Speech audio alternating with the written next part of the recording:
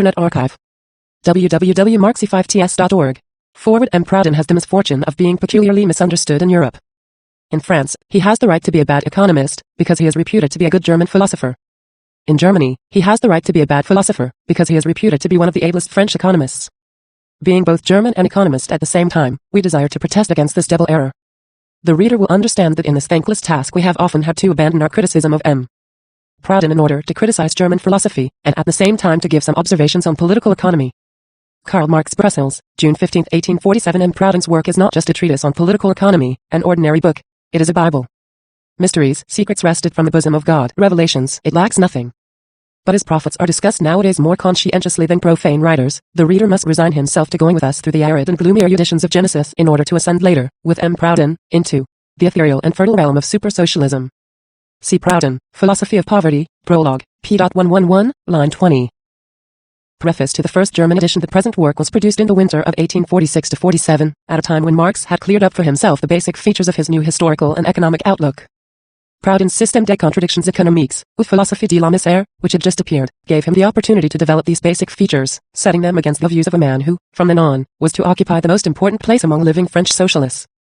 Since the time in Paris when the two of them had often spent whole nights discussing economic questions, their paths had increasingly diverged. Proudhon's book proved that there was already an unbridgeable gulf between them. To ignore it was at that time impossible, and so Marx put on record the irreparable rupture in this reply of his. Marx's general opinion of Proudhon is to be found in the article which appeared in the Berlin Social Democrat Nos 16, 17 and 18 for 1865. It was the only article Marx wrote for that paper. Herr von Schweitzer's attempts to guide it along feudal and government lines, which became evident soon afterwards, compelled us to publicly terminate our collaboration after only a few weeks. For Germany, the present work has at this precise moment a significance which Marx himself never imagined. How could he have known that, in trouncing Proudhon, he was heading Rodbertus, the idol of the careers of today, who was unknown to him even by name at that time?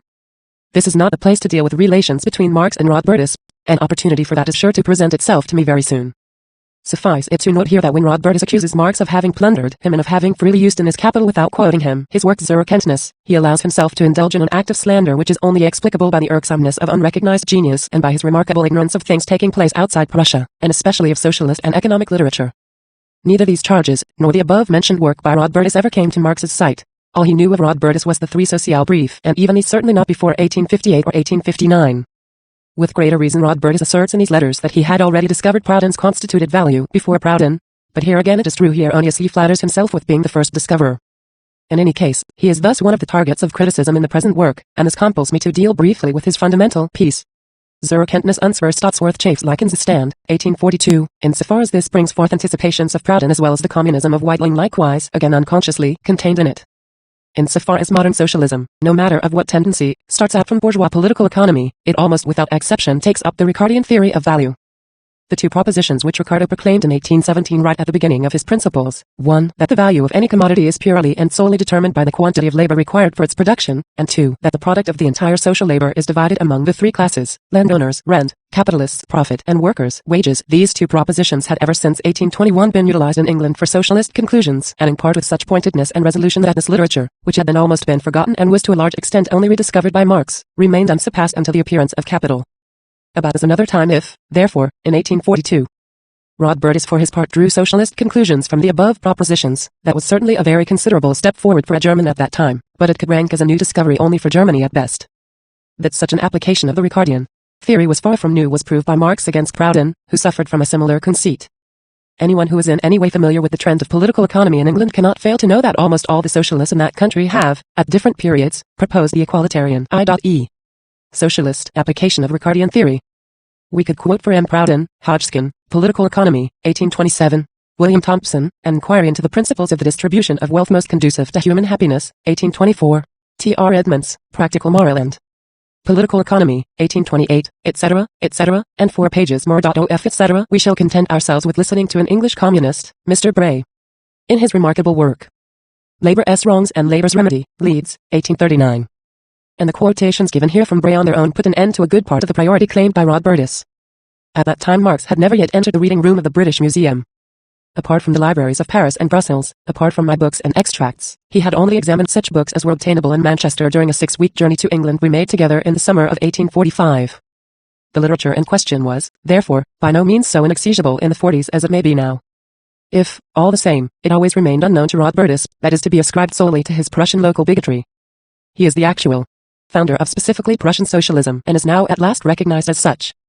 However, even in his beloved Prussia, Rodbertus was not to remain undisturbed. In 1859, Marx's A Contribution to the Critique of Political Economy, Part 1, was published in Berlin. Therein, among the economists' objections to Ricardo, the following was put forward as the second objection. If the exchange value of a product equals the labor time contained in the product, then the exchange value of a working day is equal to the product it yields. In other words, wages must be equal to the product of labor. But in fact the opposite is true. On this there was the following note: this objection, which was advanced against Ricardo by economists, was later taken up by socialists. Assuming that the formula was theoretically sound, they alleged that practice stood in conflict with the theory and demanded that bourgeois society should draw the practical conclusions supposedly arising from its theoretical principles. In this way at least English socialists turned Ricardo's formula of exchange value against political economy. In the same note there was a reference to Marx's Mystère de la Philosophie, which was then obtainable in all the bookshops.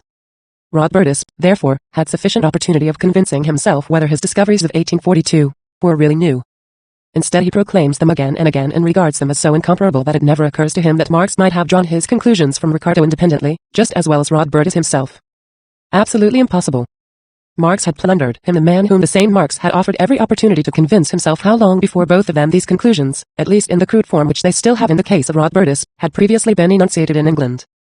The simplest socialist application of the Ricardian theory is indeed that given above. It has led in many cases to insights into the origin and nature of surplus value which go far beyond Ricardo, as in the case of Rodbertus among others. Quite apart from the fact that on this matter he nowhere presents anything which has not already been said at least as well before him, his presentation suffers like those of his predecessors from the fact that he adopts, uncritically and without examining their content, economic categories, labor, capital, value, etc. in the crude form, clinging to their external appearance, in which they were handed down to him by the economists. He thereby not only cuts himself off from all further development, in contrast to Marx who was the first to make something of these propositions so often repeated for the last 64 years, but, as will be shown, he opens for himself the road leading straight to utopia. The above application of the Ricardian theory that the entire social product belongs to the workers as their product, because they are the sole real producers, leads directly to communism. But, as Marx indeed indicates in the above quoted passage, it is incorrect in formal economic terms, for it is simply an application of morality to economics. According to the laws of bourgeois economics, the greatest part of the product does not belong to the workers who have produced it. If we now say, that is unjust, that ought not to be so, then that has nothing immediately to do with economics. We are merely saying that this economic fact is in contradiction to our sense of morality. Marx, therefore, never based his communist demands upon this, but upon the inevitable collapse of the capitalist mode of production which is daily taking place before our eyes to an ever-growing degree. He says only that surplus value consists of unpaid labor, which is a simple fact. But what in economic terms may be formally incorrect, may all the same be correct from the point of view of world history. If mass moral consciousness declares an economic fact to be unjust, as it did at one time in the case of slavery and statute labor, that is proof that the fact itself has outlived its day, that other economic facts have made their appearance due to which the former has become unbearable and untenable. Therefore, a very true economic content may be concealed behind the formal economic incorrectness. This is not the place to deal more closely with the significance and history of the theory of surplus value. At the same time other conclusions can be drawn, and have been drawn, from the Ricardian theory of value. The value of commodities is determined by the labor required for their production. But now it turns out that in this imperfect world commodities are sold sometimes above, sometimes below their value, and indeed not only as a result of ups and downs in competition. The rate of profit tends just as much to balance out at the same level for all capitalists as the price of commodities does to become reduced to the labor value by agency of supply and demand. But the rate of profit is calculated on the total capital invested in an industrial business. Since now the annual products in two different branches of industry may incorporate equal quantities of labor, and, consequently, may represent equal values, and also wages may be at an equal level in both, while the capital advanced in one branch may be, and often is, twice or three times as great as in the other, consequently the Ricardian law of value, as Ricardo himself discovered, comes into contradiction here with the law of the equal rate of profit. If the products of both branches of industry are sold at their values, the rates of profit cannot be equal. If, however, the rates of profit are equal, then the products of the two branches of industry cannot always be sold at their values. Thus, we have here a contradiction, the antinomy of two economic laws, the practical resolution of which takes place according to Ricardo as a rule in favor of the rate of profit at the cost of value. But the Ricardian definition of value, in spite of its ominous characteristics, has a feature which makes it dear to the heart of the honest bourgeois. It appeals with irresistible force to his sense of justice. Justice and equality of rights are the cornerstones on which the bourgeois of the 18th and 19th centuries would like to erect his social edifice over the ruins of feudal injustice, inequality and privilege.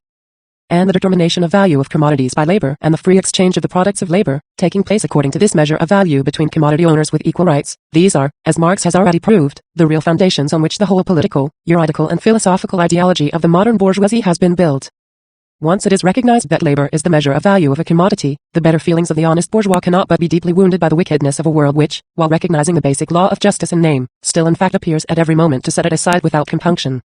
And the petty bourgeois especially, whose honest labor, even if it is only that of his workmen and apprentices, is daily more and more depreciated in value by the competition of large-scale production and machinery, this small-scale producer especially must long for a society in which the exchange of products according to their labor value is at last a complete and invariable truth.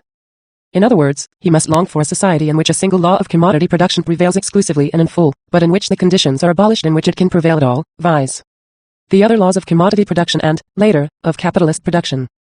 How deeply this utopia has struck roots in the way of thinking of the modern petty bourgeois, real or ideal, is proved by the fact that it was systematically developed by John Gray back in 1831, that it was tried in practice and theoretically propagated in England in the 30s, that it was proclaimed as the latest truth by Rodbertus in Germany in 1842 and by Proudhon in France in 1846, that it was again proclaimed by Rodbertus as late as 1871 as the solution to the social question and, as, so to say, his social testament, and that in 1884 it again finds adherence among the horde of careerists who in the name of Rodbertus set out to exploit Prussian state socialism.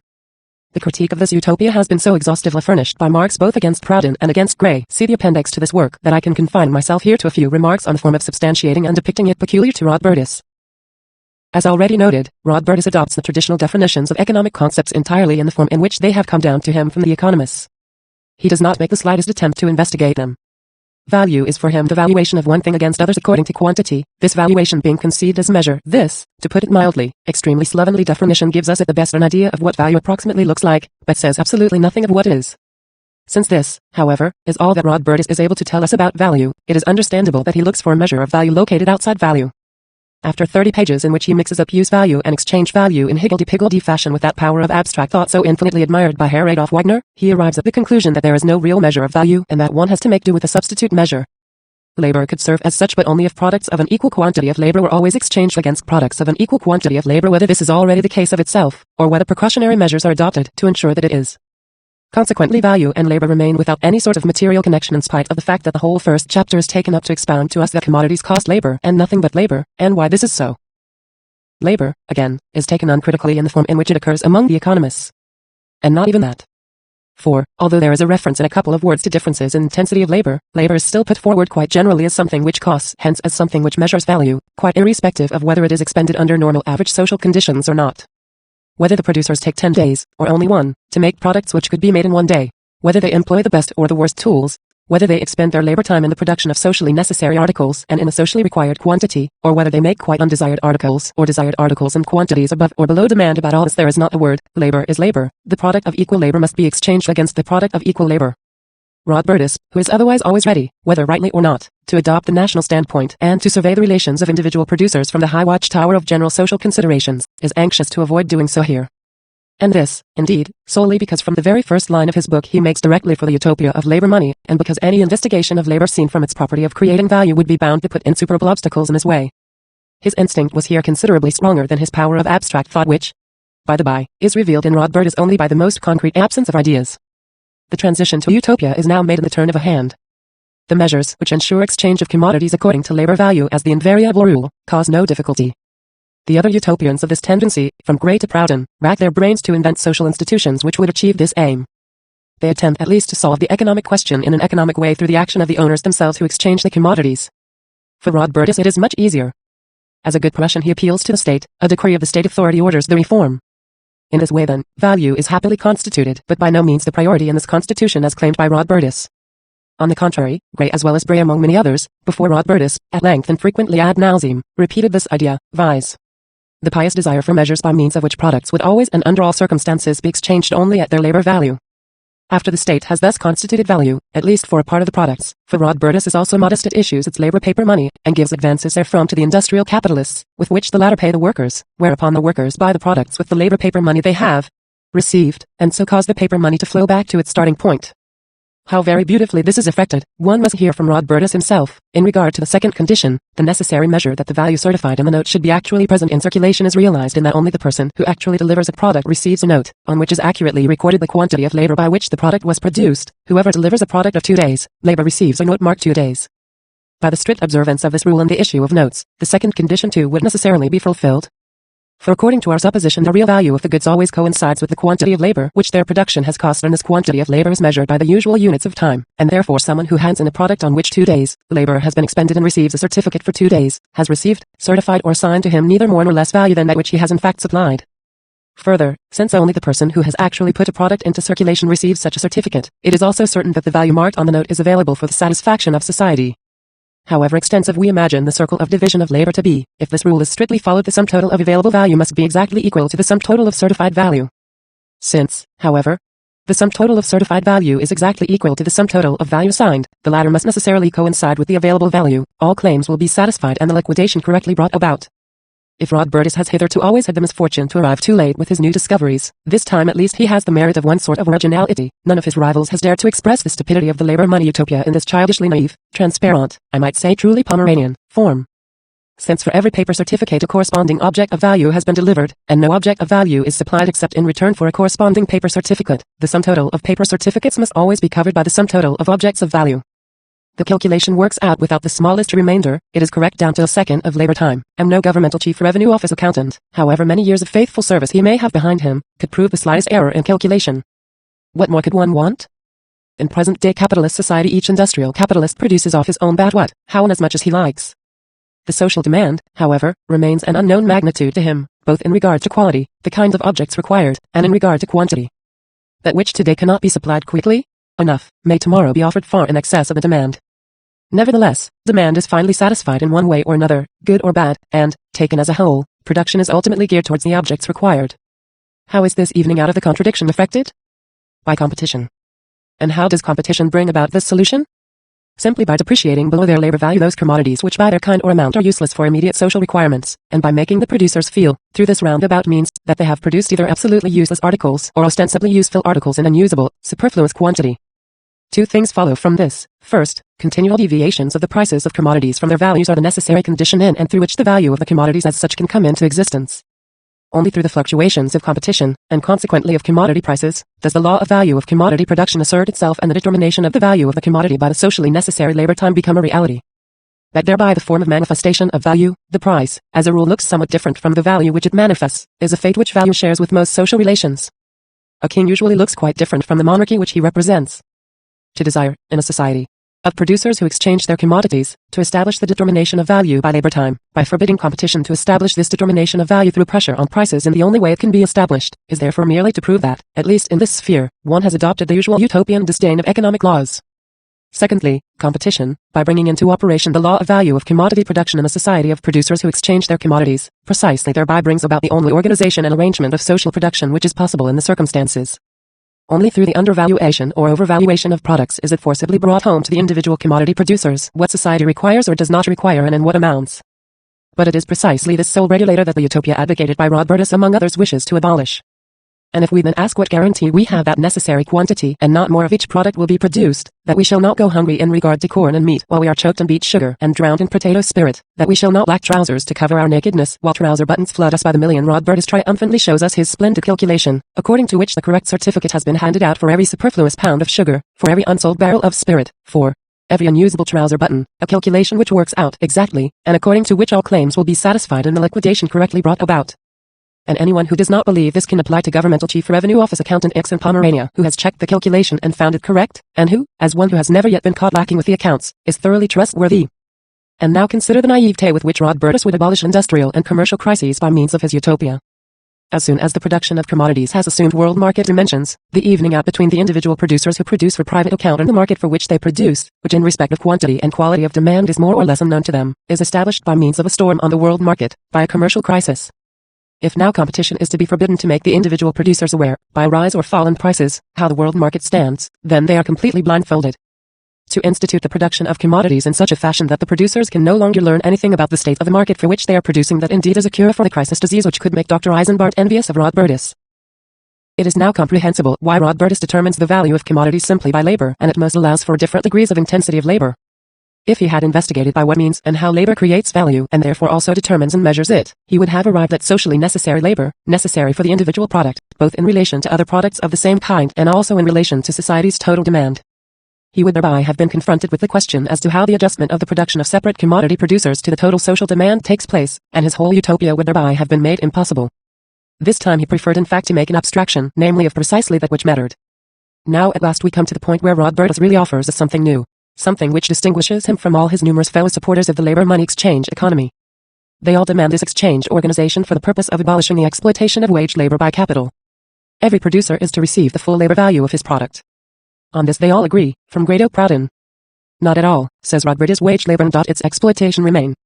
In the first place, in no conceivable condition of society can the worker receive the full value of his product for consumption. A series of economically unproductive but necessary functions have to be met from the fund produced, and consequently also the persons connected with them maintained. This is only correct so long as the present-day division of labor applies. In a society in which general productive labor is obligatory, which is also conceivable, after all, this ceases to apply.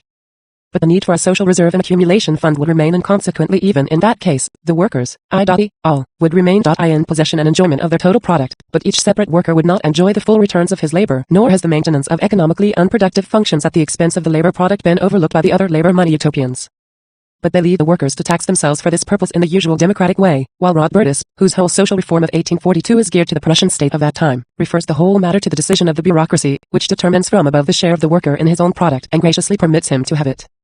In the second place, however, rent and profit are also to continue undiminished. For the landowners and industrial capitalists also exercise certain socially useful or even necessary functions, even if economically unproductive ones, and they receive in the shape of rent and profit a sort of pay on that account, a conception which was, it will be recalled, not new even in 1842. Actually they get at present far too much for the little that they do, and badly at that, but Rodbertus has need, at least for the next 500 years, of a privileged class, and so the present rate of surplus value, to express myself correctly, is to remain in existence, but is not to be allowed to be increased. This present rate of surplus value Rodbertus takes to be 200%, that is to say, for 12 hours of labor daily the worker is to receive a certificate not for 12 hours but only for 4, and the value produced in the remaining 8 hours is to be divided between landowner and capitalist. Rodbertus, labor certificates, therefore, are direct lie. Again, one must be a Pomeranian manor owner in order to imagine that a working class would put up with working 12 hours in order to receive a certificate for 4 hours of labor. If the hocus-pocus of capitalist production is translated into this naive language, in which it appears as naked robbery, it is made impossible.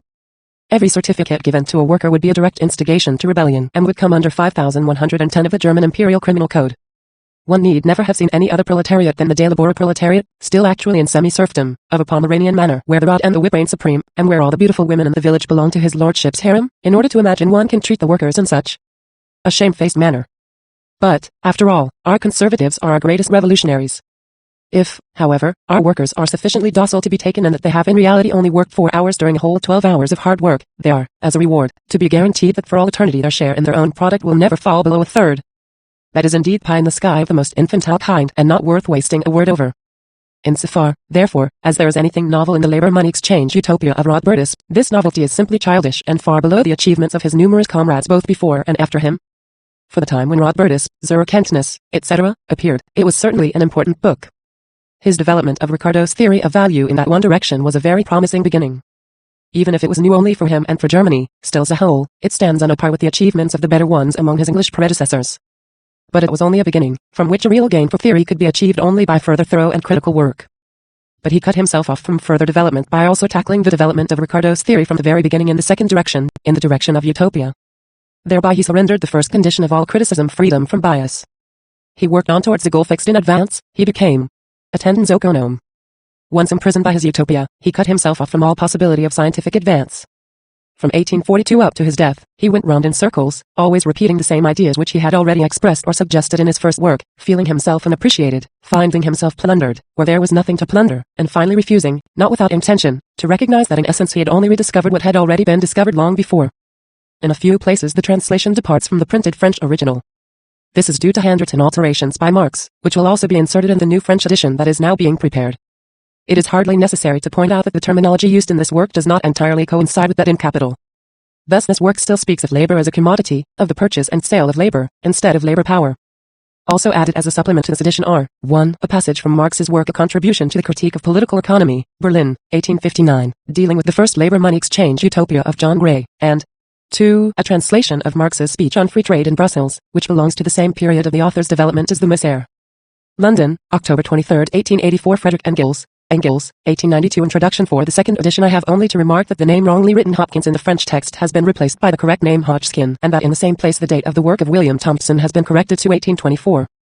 It is to be hoped that this will appease the bibliographical conscience of Professor Anton Menger. Frederick Engels, London, March 29, 1892. Chapter 1, A Scientific Discovery. 1.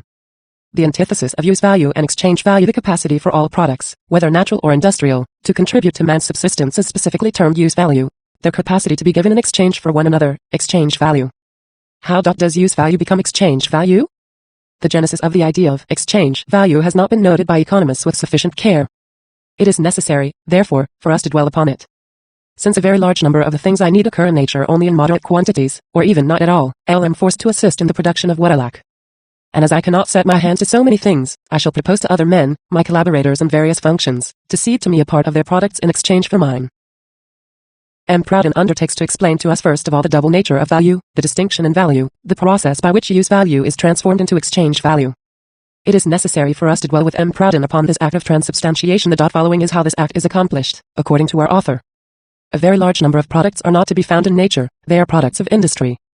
If man's needs go beyond nature's spontaneous production, he is forced to have recourse to industrial production. What is this industry in M. Proudhon's view? What is its origin? A single individual, feeling the need for a very great number of things, cannot set his hand to so many things.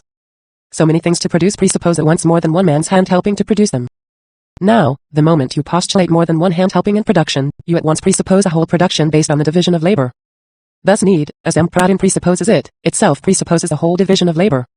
In presupposing the division of labor, you get exchange, and, consequently, exchange value. One might as well have presupposed exchange value from the very beginning. But M. Proudhon prefers to go the roundabout way. Let us follow him in all his detours, which always bring him back to his starting point. In order to emerge from the condition in which everyone produces in isolation and to arrive at exchange, I turn to my collaborators in various functions, says M. Proudhon. I, myself, then, have collaborators, all with different function. And yet, for all that, L and all the others, always according to M. Proudhon's supposition, have got no farther than the solitary and hardly social position of the Robinsons. The collaborators and the various functions, the division of labor and the exchange it implies, are already at hand. To sum up, I have certain needs which are founded on the division of labor and on exchange. In presupposing these needs, M. Proudhon has thus presupposed exchange value, the very thing of which he purposes to note the genesis with more care than other economists. M. Proudhon might just as well have inverted the order of things, without in any way affecting the accuracy of his conclusions. To explain exchange value, we must have exchange. To explain exchange, we must have a division of labor. To explain the division of labor, we must have needs which render necessary the division of labor. To explain these needs, we must presuppose them, which is not to deny them, contrary to the first axiom in M. Proudhon's prologue, to presuppose God is to deny him. How does M. Proudhon, who assumes the division of labor as the known, manage to explain exchange value, which for him is always the unknown? A man sets out to propose to other men, his collaborators in various functions, that they establish exchange, and make a distinction between ordinary value and exchange value. In accepting this proposed distinction, the collaborators have left M. Proudhon no other care than that of recording the fact, or marking, of noting in his treatise on political economy the genesis of the idea of value. But he has still to explain to us the genesis of this proposal, to tell us finally how this single individual, this Robinson Crusoe, suddenly had the idea of making to his collaborators a proposal of the type known and how these collaborators accepted it without the slightest protest. M. Proudhon does not enter into these genealogical details. He merely places a sort of historical stamp upon the fact of exchange, by presenting it in the form of a motion, made by a third party, that exchange be established. That is a sample of the historical and descriptive method of M. Proudhon, who professes a superb disdain for the historical and descriptive methods of the Adam Smiths and Ricardos. Exchange has a history of its own. It has passed through different phases. There was a time, as in the Middle Ages, when only the superfluous, the excess of production over consumption, was exchanged. There was again a time, when not only the superfluous, but all products, all industrial existence, had passed into commerce, when the whole of production depended on exchange. How are we to explain the second phase of exchange marketable value at its second power? M. Proudhon would have a reply ready-made, assume that a man has proposed to other men, his collaborators in various functions, to raise marketable value to its second power. Finally, there came a time when everything that men had considered as inalienable became an object of exchange, of traffic and could be alienated. This is the time when the very things which till then had been communicated, but never exchanged, given, but never sold, acquired, but never bought virtue, love, conviction, knowledge, conscience, etc. When everything, in short, passed into commerce. It is the time of general corruption, of universal venality, or, to speak in terms of political economy, the time when everything, moral or physical, having become a marketable value, is brought to the market to be assessed at its truest value. How, again, can we explain this new and last phase of exchange marketable value at its third power?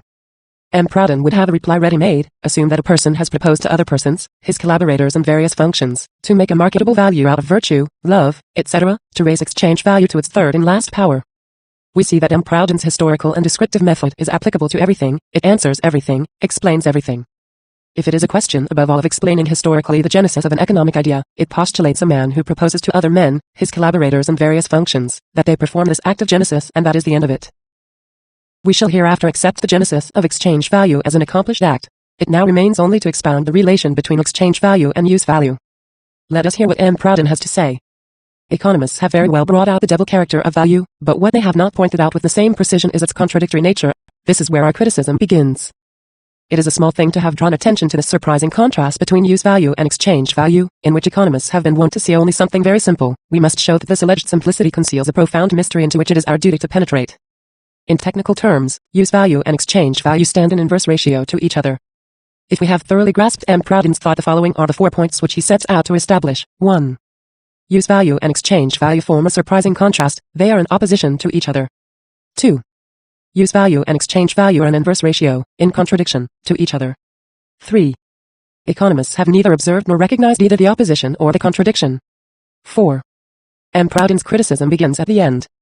We, too, shall begin at the end, and, in order to clear the economists from M. Proudhon's accusations, we shall let 2 sufficiently well-known economists speak for themselves. Sismondi, it is the opposition between use value and exchange value to which commerce has reduced everything, etc. Audiobooks, Volume 11, p.162, Russell's edition, Lauderdale. In proportion as the riches of individuals are increased by an augmentation of the value of any commodity, the wealth of the society is generally diminished. And in proportion as the mass of individual riches is diminished, by the diminution of the value of any commodity, its opulence is generally increased. Sismondi founded on the opposition between use value and exchange value his principal doctrine, according to which diminution in revenue proportional to the increase in production. Lauderdale founded his system on the inverse ratio of the 2 kinds of value, and his doctrine was indeed so popular in Ricardo's time that the latter could speak of it as of something generally known. It is through confounding the ideas of value and wealth, or riches, that it has been asserted, that by diminishing the quantity of commodities, that is to say, of the necessaries, conveniences, and enjoyments of human life, riches may be increased. Ricardo, Principles de l'Économie Politique, translated by Constantio, annotations by J. B. Say. Paris 1835. Volume 11, Chapter sur la valeur et les richesses. We have just seen that the economists before M. Proudhon had drawn attention to the profound mystery of opposition and contradiction. Let us now see how M. Proudhon explains this mystery after the economists. The exchange value of a product falls as the supply increases, the demand remaining the same. In other words, the more abundant a product is relatively to the demand, the lower is its exchange value, or price. Vice versa, the weaker the supply relatively to the demand, the higher rises the exchange value or the price of the product supplied. In other words, the greater the scarcity in the product supplied, relatively to the demand, the higher the prices. The exchange value of a product depends upon its abundance or its scarcity, but always in relation to the demand. Take a product that is more than scarce, unique of its kind if you will. This unique product will be more than abundant. It will be superfluous if there is no demand for it. On the other hand, take a product multiplied into millions, it will always be scarce if it does not satisfy the demand, that is, if there is too great a demand for it. These are what we should almost call truisms, yet we have had to repeat them here in order to render M. Proudhon's mysteries comprehensible. So that, following up the principle to its ultimate consequences, one would come to the conclusion, the most logical in the world, that the things whose use is indispensable and whose quantity is unlimited should be had for nothing, and those whose utility is nil and whose scarcity is extreme should be of incalculable worth. To cap the difficulty, these extremes are impossible in practice. On the one hand, no human product could ever be unlimited in magnitude. On the other, even the scarcest things must perforce be useful to a certain degree, otherwise they would be quite valueless. Use value and exchange value are thus inexorably bound up with each other, although by their nature they continually tend to be mutually exclusive. Volume I. What caps M. Proudhon's difficulty? That he has simply forgotten about demand, and that a thing can be scarce or abundant only in so far as it is in demand. The moment he leaves out demand, he identifies exchange value with scarcity and use value with abundance. In reality, in saying that things whose utility is nil and scarcity extreme are of incalculable worth, he is simply declaring that exchange value is merely scarcity. Scarcity extreme and utility nil means pure scarcity. Incalculable worth is the maximum of exchange value, it is pure exchange value. He equates these two terms. Therefore exchange value and scarcity are equivalent terms. In arriving at these alleged extreme consequences, M. Proudhon has in fact carried to the extreme, not the things, but the terms which express them, and, in so doing, he shows proficiency in rhetoric rather than in logic. He merely rediscovers his first hypotheses in all their nakedness, when he thinks he has discovered new consequences. Thanks to the same procedure he succeeds in identifying use value with pure abundance. After having equated exchange value and scarcity, use value and abundance, M. Proudhon is quite astonished not to find use value in scarcity and exchange value, nor exchange value in abundance and use value. And seeing that these extremes are impossible in practice, he can do nothing but believe in mystery.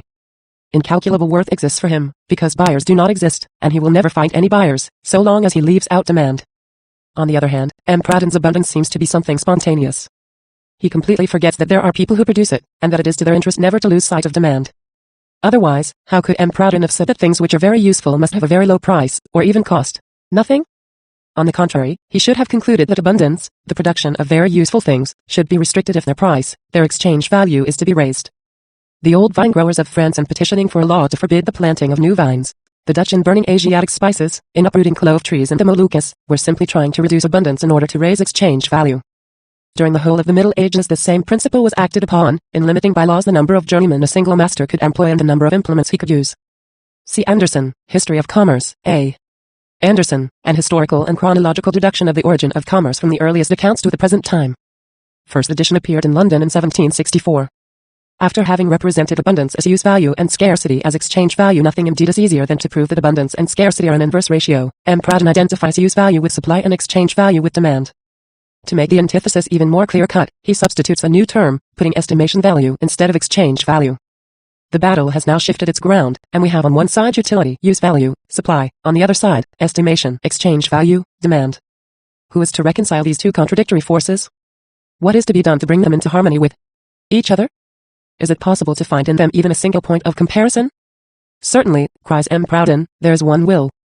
The price resulting from this battle between supply and demand, between utility and estimation, will not be the expression of eternal justice. M. Proudhon goes on to develop this antithesis. In my capacity as a free buyer, L am judge of my needs, judge of the desirability of an object, judge of the price L am willing to pay for it. On the other hand, in your capacity as a free producer, you are master of the means of execution, and in consequence, you have the power to reduce your expenses. Volume I, and as demand, or exchange value, is identical with estimation, M. Proudhon is led to say, it is proved that it is man's free will that gives rise to the opposition between use value and exchange value. How can this opposition be removed, so long as free will exists? And how can the latter be sacrificed without free sacrificing mankind? Volume I, thus there is no possible way out. There is a struggle between two, as it were, incommensurable powers, between utility and estimation, between the free buyer and the free producer. Let us look at things a little more closely. Supply does not represent exclusively utility. Demand does not represent exclusively estimation. Does not the demander also supply a certain product, or the token representing all products viz. money, and as supplier, does he not represent, according to M. Proudhon, utility or use value? Again, does not the supplier also demand a certain product, or the token representing all product viz. money? And does he not thus become the representative of estimation value, or of exchange value? Demand is at the same time a supply is at the same time a demand. Thus M. Proudhon's antithesis. In simply identifying supply and demand, the one with utility, the other with estimation, is based only on a futile abstraction. What M. Proudhon calls use value is called estimation value by other economists, and with just as much right. We shall quote only Stork. According to him, needs are the things for which we feel the need, values are things to which we attribute value. Most things have value only because they satisfy needs engendered by estimation. The estimation of our needs may change. Therefore the utility of things, which expresses only the relation of these things to our needs, may also change. Natural needs themselves are continually changing. Indeed, what could be more varied than the objects which form the staple food of different peoples? The conflict does not take place between utility and estimation, it takes place between the marketable value demanded by the supplier and the marketable value supplied by the demander. The exchange value of the product is each time the resultant of these contradictory appreciations. In final analysis, supply and demand bring together production and consumption, but production and consumption based on individual exchanges. The product supplied is not useful in itself. It is the consumer who determines its utility. And even when its quality of being useful is admitted, it does not exclusively represent utility. In the course of production, it has been exchanged for all the costs of production, such as raw materials, wages of workers, etc., all of which are marketable values. The product, therefore, represents, in the eyes of the producer, a sum total of marketable values. What he supplies is not only a useful object, but also and above all a marketable value. As to demand, it will only be effective on condition that it has means of exchange at its disposal. These means are themselves products, marketable value. In supply and demand, then, we find on the one hand a product which has cost marketable values, and the need to sell; on the other, means which have cost marketable values, and the desire to buy. M. Proudhon opposes the free buyer to the free producer. To the one and to the other he attributes purely metaphysical qualities. It is this that makes him say, it is proved that it is man's free will that gives rise to the opposition between use value and exchange value. Volume I. The producer, the moment he produces in a society founded on the division of labor and on exchange, and that is M. Proudhon's hypothesis, is forced to sell M. Proudhon makes the producer master of the means of production, but he will agree with us that his means of production do not depend on free will.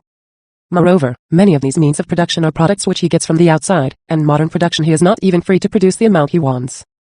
The actual degree of development of the productive forces compels him to produce on such or such a scale. The consumer is no freer than the producer. His judgment depends on his means and his needs. Both of these are determined by his social position, which itself depends on the whole social organization.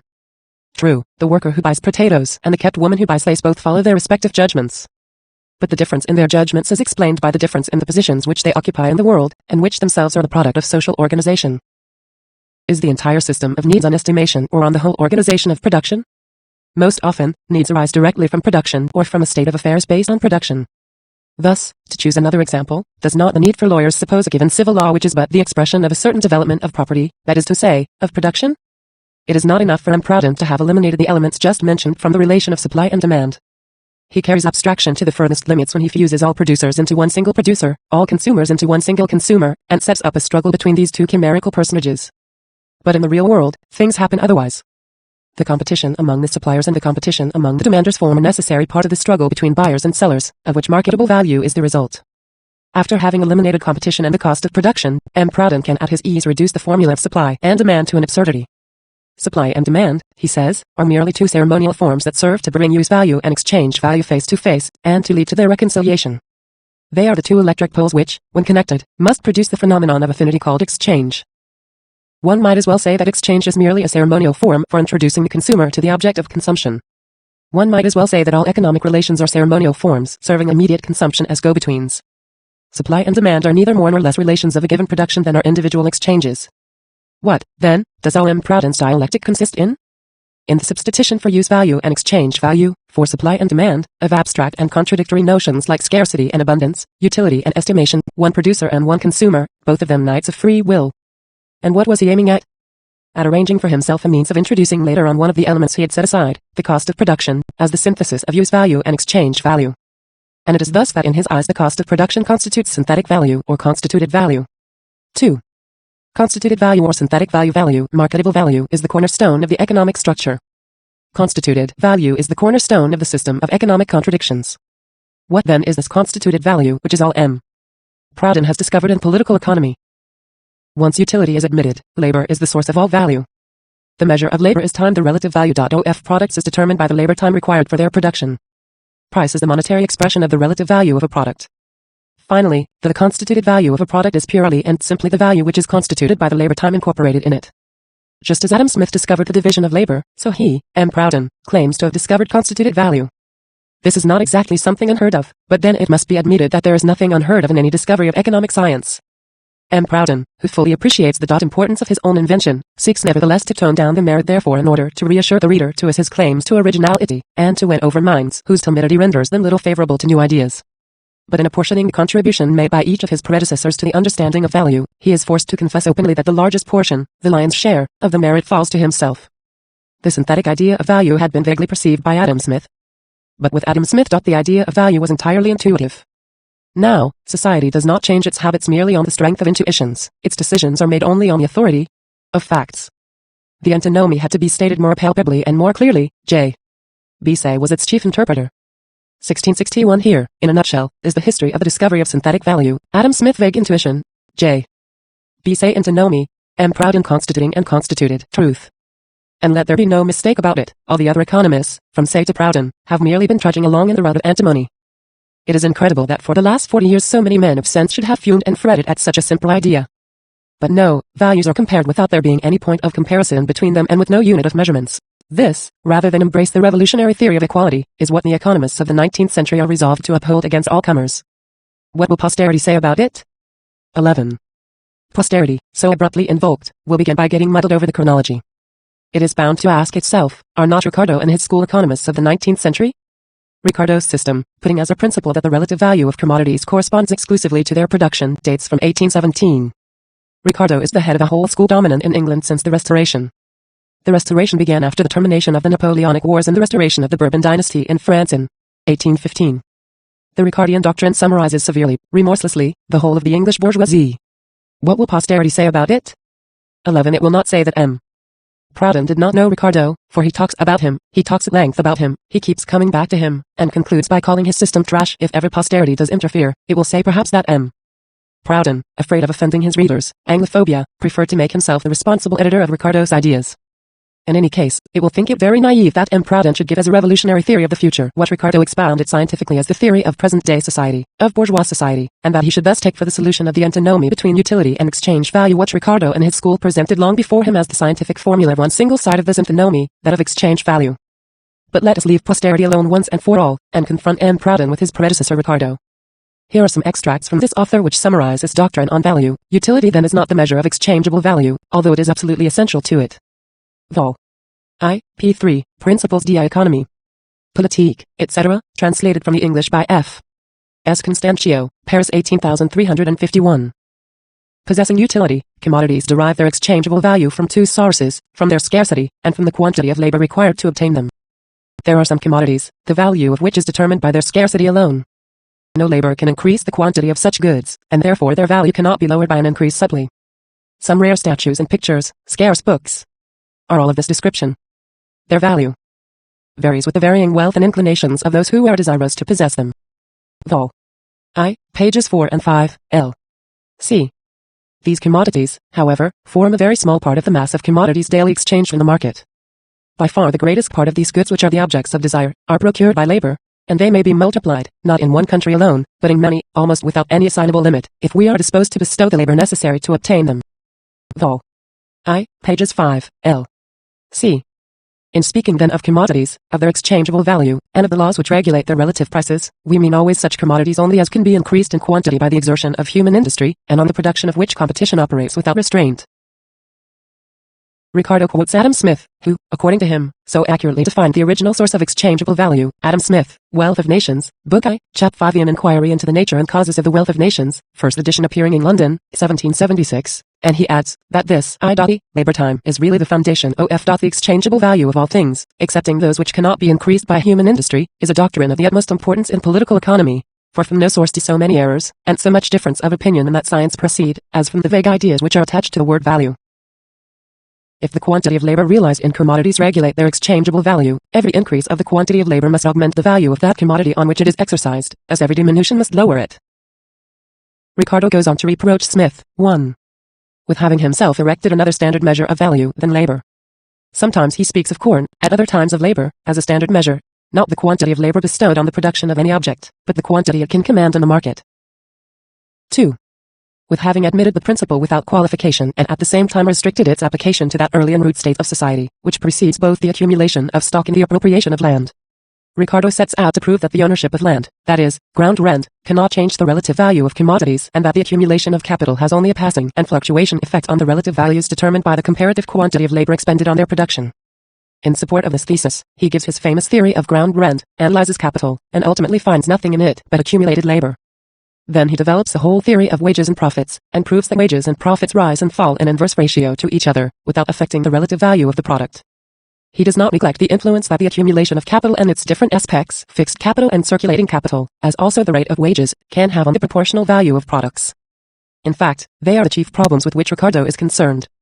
Economy in the use of labor never fails to reduce the relative value of a commodity, whether the saving be in the labor necessary to the manufacture of the commodity itself, or in that necessary to the formation of the capital, by the aid of which it is produced.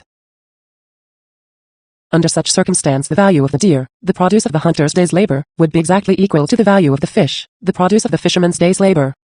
The comparative value of the fish and the game would be entirely regulated by the quantity of labor realized in each, whatever might be the quantity of production, or however high or low general wages or profits might be. In making labor the foundation of the value of commodities and the comparative quantity of labor which is necessary to their production, the rule which determines the respective quantities of goods which shall be given in exchange for each other, we must not be supposed to deny the accidental and temporary deviations of the actual or market price of commodities from this, their primary and natural price. Vol. I, p. 105, L. C. It is the cost of production which must ultimately regulate the price of commodities, and not, as has been often said, the proportion between supply and demand. Lord Lauderdale had developed the variations of exchange value according to the law of supply and demand, or of scarcity and abundance relatively to demand. In his opinion, the value of a thing can increase when its quantity decreases or when the demand for it increases. It can decrease owing to an increase of its quantity or owing to the decrease in demand.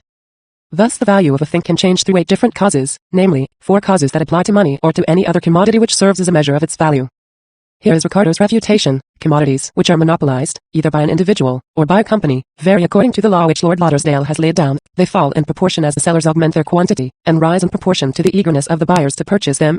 Their price has no necessary connection with their natural value, but the prices of commodities, which are subject to competition, and whose quantity may be increased in any moderate degree, will ultimately depend, not on the state of demand and supply, but on the increased or diminished cost of their production. We shall leave it to the reader to make the comparison between this simple, clear, precise language of Ricardo's and M. Proudhon's rhetorical attempts to arrive at the determination of relative value by labor time. Ricardo shows us the real movement of bourgeois production, which constitutes value. M. Proudhon, leaving the real movement out of account, fumes and efforts in order to invent new processes and to achieve the reorganization of the world on a would-be new formula, which formula is no more than the theoretical expression of the real movement which exists and which is so well described by Ricardo. Ricardo takes his starting point from present-day society to demonstrate to us how it constitutes value. M. Proudhon takes constituted value as his starting point to construct a new social world with the aid of this value. For him, M. Proudhon, constituted value must move around and become once more the constituting factor in a world already completely constituted according to this mode of evaluation. The determination of value by labor time is, for Ricardo, the law of exchange value. For M. Proudhon, it is the synthesis of use value and exchange value. Ricardo's theory of values is the scientific interpretation of actual economic life. M. Proudhon's theory of values is the utopian interpretation of Ricardo's theory. Ricardo establishes the truth of his formula by deriving it from all economic relations, and by explaining in this way all phenomena, even those like ground rent, accumulation of capital and the relation of wages to profits, which at first sight seems to contradict it. It is precisely that which makes his doctrine a scientific system. M. Proudhon, who has rediscovered this formula of Ricardo's by means of quite arbitrary hypotheses, is forced thereafter to seek out isolated economic facts which he twists and falsifies to pass them off as examples, already existing applications. Beginning of realization of his regenerating idea. See Aristotle 3 Application of constituted value. Now let us pass on to the conclusions M. Proudhon draws from value constituted by labor time. A certain quantity of labor is equivalent to the product created by the same quantity of labor. Each day's labor is worth as much as another day's labor. That is to say, if the quantities are equal, one man's labor is worth as much as another man's labor, there is no qualitative difference. With the same quantity of work, one man's product can be given in exchange for another man's product.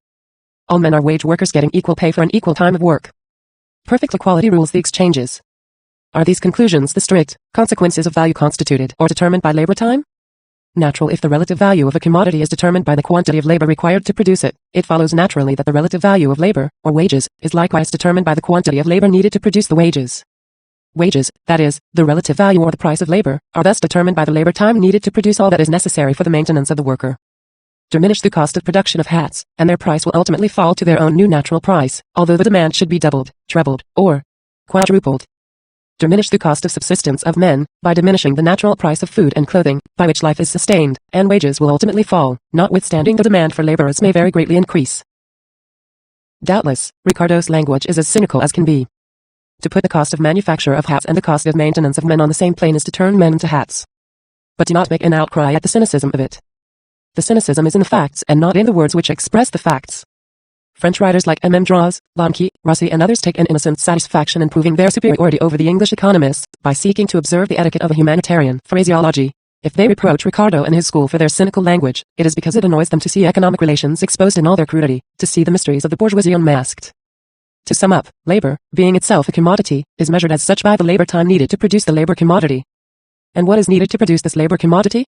Just enough labor time to produce the objects indispensable to the constant maintenance of labor, that is, to keep the worker alive and in a condition to propagate his race. The natural price of labor is no other than the wage minimum. If the current rate of wages rises above this natural price, it is precisely because the law of value put as a principle by M. Proudhon happens to be counterbalanced by the consequences of the varying relations of supply and demand. But the minimum wage is nonetheless the center towards which the current rates of wages gravitate. Thus relative value, measured by labor time, is inevitably the formula of the present enslavement of the worker, instead of being, as M. Proudhon would have it, the revolutionary theory of the emancipation of the proletariat. Let us now see to what extent the application of labor time as a measure of value is incompatible with the existing class antagonism and the unequal distribution of the product between the immediate worker and the owner of accumulated labor. Let us take a particular product, broadcloth, which has required the same quantity of labor as the linen. If there is an exchange of these two products, there is an exchange of equal quantities of labor. In exchanging these equal quantities of labor time, one does not change the reciprocal position of the producers, any more than one changes anything in the situation of the workers and manufacturers among themselves. To say that this exchange of products measured by labor time results in an equality of payment for all the producers is to suppose that equality of participation in the product existed before the exchange. When the exchange of broadcloth for linen has been accomplished, the producers of broadcloth will share in the linen in a proportion equal to that in which they previously shared in the broadcloth. M. Pradhan's illusion is brought about by his taking for a consequence what could be at most but a gratuitous supposition. Let us go further. Does labor time, as the measure of value, suppose at least that the days are equivalent, and that one man's day is worth as much as another's? No. Let us suppose for a moment that a jeweler's day is equivalent to 3 days of a weaver. The fact remains that any change in the value of jewels relative to that of woven materials, unless it be the transitory result of the fluctuations of supply and demand, must have as its cause a reduction or an increase in the labor time expended in the production of one or the other. If 3 working days of different workers be related to one another in the ratio of 1, 2, 3, then every change in the relative value of their products will be a change in the same proportion of 1, 2, 3. Thus values can be measured by labor time, in spite of the inequality of value of different working days. But to apply such a measure we must have a comparative scale of the different working days. It is competition that sets up this scale. Is your hour's labor worth mine? That is a question which is decided by competition. Competition, according to an American economist, determines how many days of simple labor are contained in one day's compound labor. Does not this reduction of days of compound labor to days of simple labor suppose that simple labor is itself taken as a measure of value? If the mere quantity of labor functions as a measure of value regardless of quality, it presupposes that simple labor has become the pivot of industry. It presupposes that labor has been equalized by the subordination of man to the machine or by the extreme division of labor, that men are effaced by their labor, that the pendulum of the clock has become as accurate a measure of the relative activity of 2 workers as it is of the speed of 2 locomotives. Therefore, we should not say that one man's hour is worth another man's hour, but rather that one man during an hour is worth just as much as another man during an hour. Time is everything, man is nothing, he is, at the most, time's carcase. Quality no longer matters. Quantity alone decides everything, hour for hour, day for day. But this equalizing of labor is not by any means the work of M. Pradhan's eternal justice, it is purely and simply a fact of modern industry. In the automatic workshop, one worker's labor is scarcely distinguishable in any way from another worker's labor. Workers can only be distinguished one from another by the length of time they take for their work. Nevertheless, this quantitative difference becomes, from a certain point of view, qualitative, in that the time they take for their work depends partly on purely material causes, such as physical constitution, age and sex, partly on purely negative moral causes, such as patience, imperturbability, diligence. In short, if there is a difference of quality in the labor of different workers, it is at most a quality of the last kind, which is far from being a distinctive speciality. This is what the state of affairs in modern industry amounts to in the last analysis. It is upon this equality, already realized in automatic labor, that M. Pradhan wields his smoothing plane of equalization, which he means to establish universally in time to come. 11. All the equalitarian consequences which M. Pradhan deduces from Ricardo's doctrine are based on a fundamental error. He confounds the value of commodities measured by the quantity of labor embodied in them with the value of commodities measured by the value of labor. If these 2 ways of measuring the value of commodities were equivalent, it could be said indifferently that the relative value of any commodity is measured by the quantity of labor embodied in it, or that it is measured by the quantity of labor it can buy, or again that it is measured by the quantity of labor which can acquire it. But this is far from being so. The value of labor can no more serve as a measure of value than the value of any other commodity. A few examples will suffice to explain still better what we have just stated. If a quarter of corn cost 2 days' labor instead of 1, it would have twice its original value, but it would not set in operation double the quantity of labor, because it would contain no more nutritive matter than before. Thus the value of the corn, measured by the quantity of labor used to produce it, would have doubled, but measured either by the quantity of labor it can buy or the quantity of labor with which it can be bought, it would be far from having doubled. On the other hand, if the same labor produced twice as many clothes as before, their relative value would fall by half. But, nevertheless, this double quantity of clothing would not thereby be reduced to disposing over only half the quantity of labor, nor could the same labor command the double quantity of clothing, for half the clothes would still go on rendering the worker the same service as before. Thus it is going against economic facts to determine the relative value of commodities by the value of labor.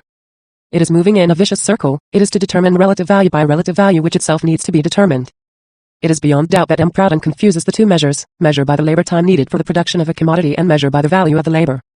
Any man's labor, he says, can buy the value it represents. Thus, according to him, a certain quantity of labor embodied in a product is equivalent to the worker's payment, that is, to the value of labor.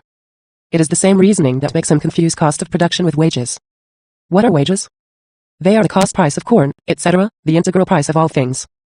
Let us go still further. Wages are the proportionality of the elements which compose wealth. What are wages? They are the value of labor.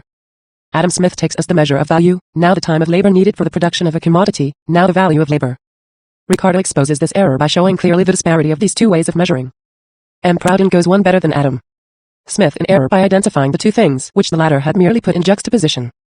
It is in order to find the proper proportion in which workers should share in the products, or, in other words, to determine the relative value of labor, that M. Proudhon seeks a measure for the relative value of commodities. To find out the measure for the relative value of commodities, he can think of nothing better than to give as the equivalent of a certain quantity of labor the sum total of the products it has created, which is as good as supposing that the whole of society consists merely of workers who receive their own produce as wages. In the second place, he takes for granted the equivalence of the working days of different workers. In short, he seeks a measure of the relative value of commodities in order to arrive at equal payment for the workers, and he takes the equality of wages as an already established fact, in order to go off on the search for the relative value of commodities. What admirable dialectics! Say, and the economists after him have observed that labor being itself subject to valuation, being a commodity like any other commodity, it is moving in a vicious circle to treat it as the principal and the determining cause of value. In so doing, these economists, if they will allow me to say so, show a prodigious carelessness. Labor is said to have value not as a commodity itself, but in view of the values which it is supposed potentially to contain. The value of labor is a figurative expression, an anticipation of the cause for the effect. It is a fiction of the same stamp as the productivity of capital. Labor produces, capital has value. By a sort of ellipsis one speaks of the value of labor. Labor, like liberty, is a thing vague and indeterminate by nature, but defined qualitatively by its object, that is to say, it becomes a reality by the product. But is there any need to dwell on this? The moment the economist, read M. Proudhon, changes the name of things, vera rerum vocabula, the true name of things, he is implicitly confessing his impotence and proclaiming himself not privy to the cause. We have seen that M. Proudhon makes the value of labor the determining cause of the value of products to such an extent that for him wages, the official name for the value of labor, form the integral price of all things. That is why say subjection troubles him. In labor as a commodity, which is a grim reality, he sees nothing but a grammatical ellipsis. Thus the whole of existing society, founded on labor as a commodity, is henceforth founded on a poetic license, a figurative expression. If society wants to eliminate all the drawbacks that assail it, well, let it eliminate all the ill-sounding terms, change the language, and to this end it has only to apply to the Academy for a new edition of its dictionary. After all that we have just seen, it is easy for us to understand why M. Proudhon, in a work on political economy, has to enter upon long dissertations on etymology and other parts of grammar. Thus he is still learnedly discussing the antiquated derivation of service, a slave, servant, from servare, to preserve. These philological dissertations have a deep meaning, an esoteric meaning. They form an essential part of M. Proudhon's argument. Labor, inasmuch as it is bought and sold, is a commodity like any other commodity, and has, in consequence, an exchange value. But the value of labor, or labor as a commodity, produces as little as the value of wheat, or wheat as a commodity, serves as food. Labor is worth more or less, according to whether food commodities are more or less dear, whether the supply and demand of hands exist to such or such a degree, etc., etc. Labor is not a vague thing. It is always some definite labor. It is never labor in general that is bought and sold. It is not only labor that is qualitatively defined by the object, but also the object which is determined by the specific quality of labor. Labor, in so far as it is bought and sold, is itself a commodity. Why is it bought? 41. Because of the values it is supposed potentially to contain. But if a certain thing is said to be a commodity, there is no longer any question as to the reason why it is bought, that is, as to the utility to be derived from it, the application to be made of it. It is a commodity as an object of traffic. All M. Proudhon's arguments are limited to this: labor is not bought as an immediate object of consumption. No, it is bought as an instrument of production, as a machine would be bought. As a commodity, labor has no value and does not produce. M. Proudhon might just as well have said that there is no such thing as a commodity, since every commodity is obtained merely for some utilitarian purpose, and never as a commodity in itself. In measuring the value of commodities by labor, M. Proudhon vaguely glimpses the impossibility of excluding labor from this same measure, in so far as labor has a value, as labor is a commodity. He has a misgiving that it is turning the wage minimum into the natural and normal price of immediate labor, that it is accepting the existing state of society. So, to get away from this fatal consequence, he faces about and asserts that labor is not a commodity, that it cannot have value. He forgets that he himself has taken the value of labor as a measure. He forgets that his whole system rests on labor as a commodity, on labor which is bartered, bought, sold, exchanged for produce, etc., on labor, in fact, which is an immediate source of income for the worker. He forgets everything. To save his system, he consents to sacrifice its basis. Et propter vitam vivendi perder causis. We now come to a new definition of constituted value. Value is the proportional relation of the products which constitute wealth. Let us note in the first place that the single phrase relative or exchange value implies the idea of some relation in which products are exchanged reciprocally. By giving the name proportional relation to this relation, no change is made in the relative value, except in the expression. Neither the depreciation nor the enhancement of the value of a product destroys its quality of being in some proportional relation with the other products which constitute wealth. Why then this new term, which introduces no new idea? Proportional relation suggests many other economic relations, such as proportionality in production, the true proportion between supply and demand, etc., and M. Proudhon is thinking of all that when he formulates this didactic paraphrase of marketable value. In the first place, the relative value of products being determined by the comparative amount of labor used in the production of each of them, proportional relations, applied to this special case, stand for the respective quota of products which can be manufactured in a given time, and which in consequence are given in exchange for one another. Let us see what advantage M. Proudhon draws from this proportional relation. Everyone knows that when supply and demand are evenly balanced, the relative value of any product is accurately determined by the quantity of labor embodied in it. That is to say, that this relative value expresses the proportional relation precisely in the sense we have just attached to it. M. Proudhon inverts the order of things. Begin, he says, by measuring the relative value of a product by the quantity of labor embodied in it, and supply and demand will infallibly balance one another. Production will correspond to consumption. The product will always be exchangeable. Its current price will express exactly its true value. Instead of saying like everyone else, when the weather is fine, a lot of people are to be seen going out for a walk. M. Proudhon makes his people go out for a walk. In order to be able to ensure them fine weather. What M. Proudhon gives is the consequence of marketable value determined a priori by labor time could be justified only by a law couched more or less in the following terms. Products will in future be exchanged in the exact ratio of the labor time they have cost. Whatever may be the proportion of supply to demand, the exchange of commodities will always be made as if they had been produced proportionately to the demand. Let M.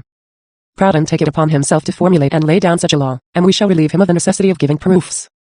If, on the other hand, he insists on justifying his theory, not as a legislator, but as an economist, he will have to prove that the time needed to create a commodity indicates exactly the degree of its utility and marks its proportional relation to the demand, and in consequence, to the total amount of wealth.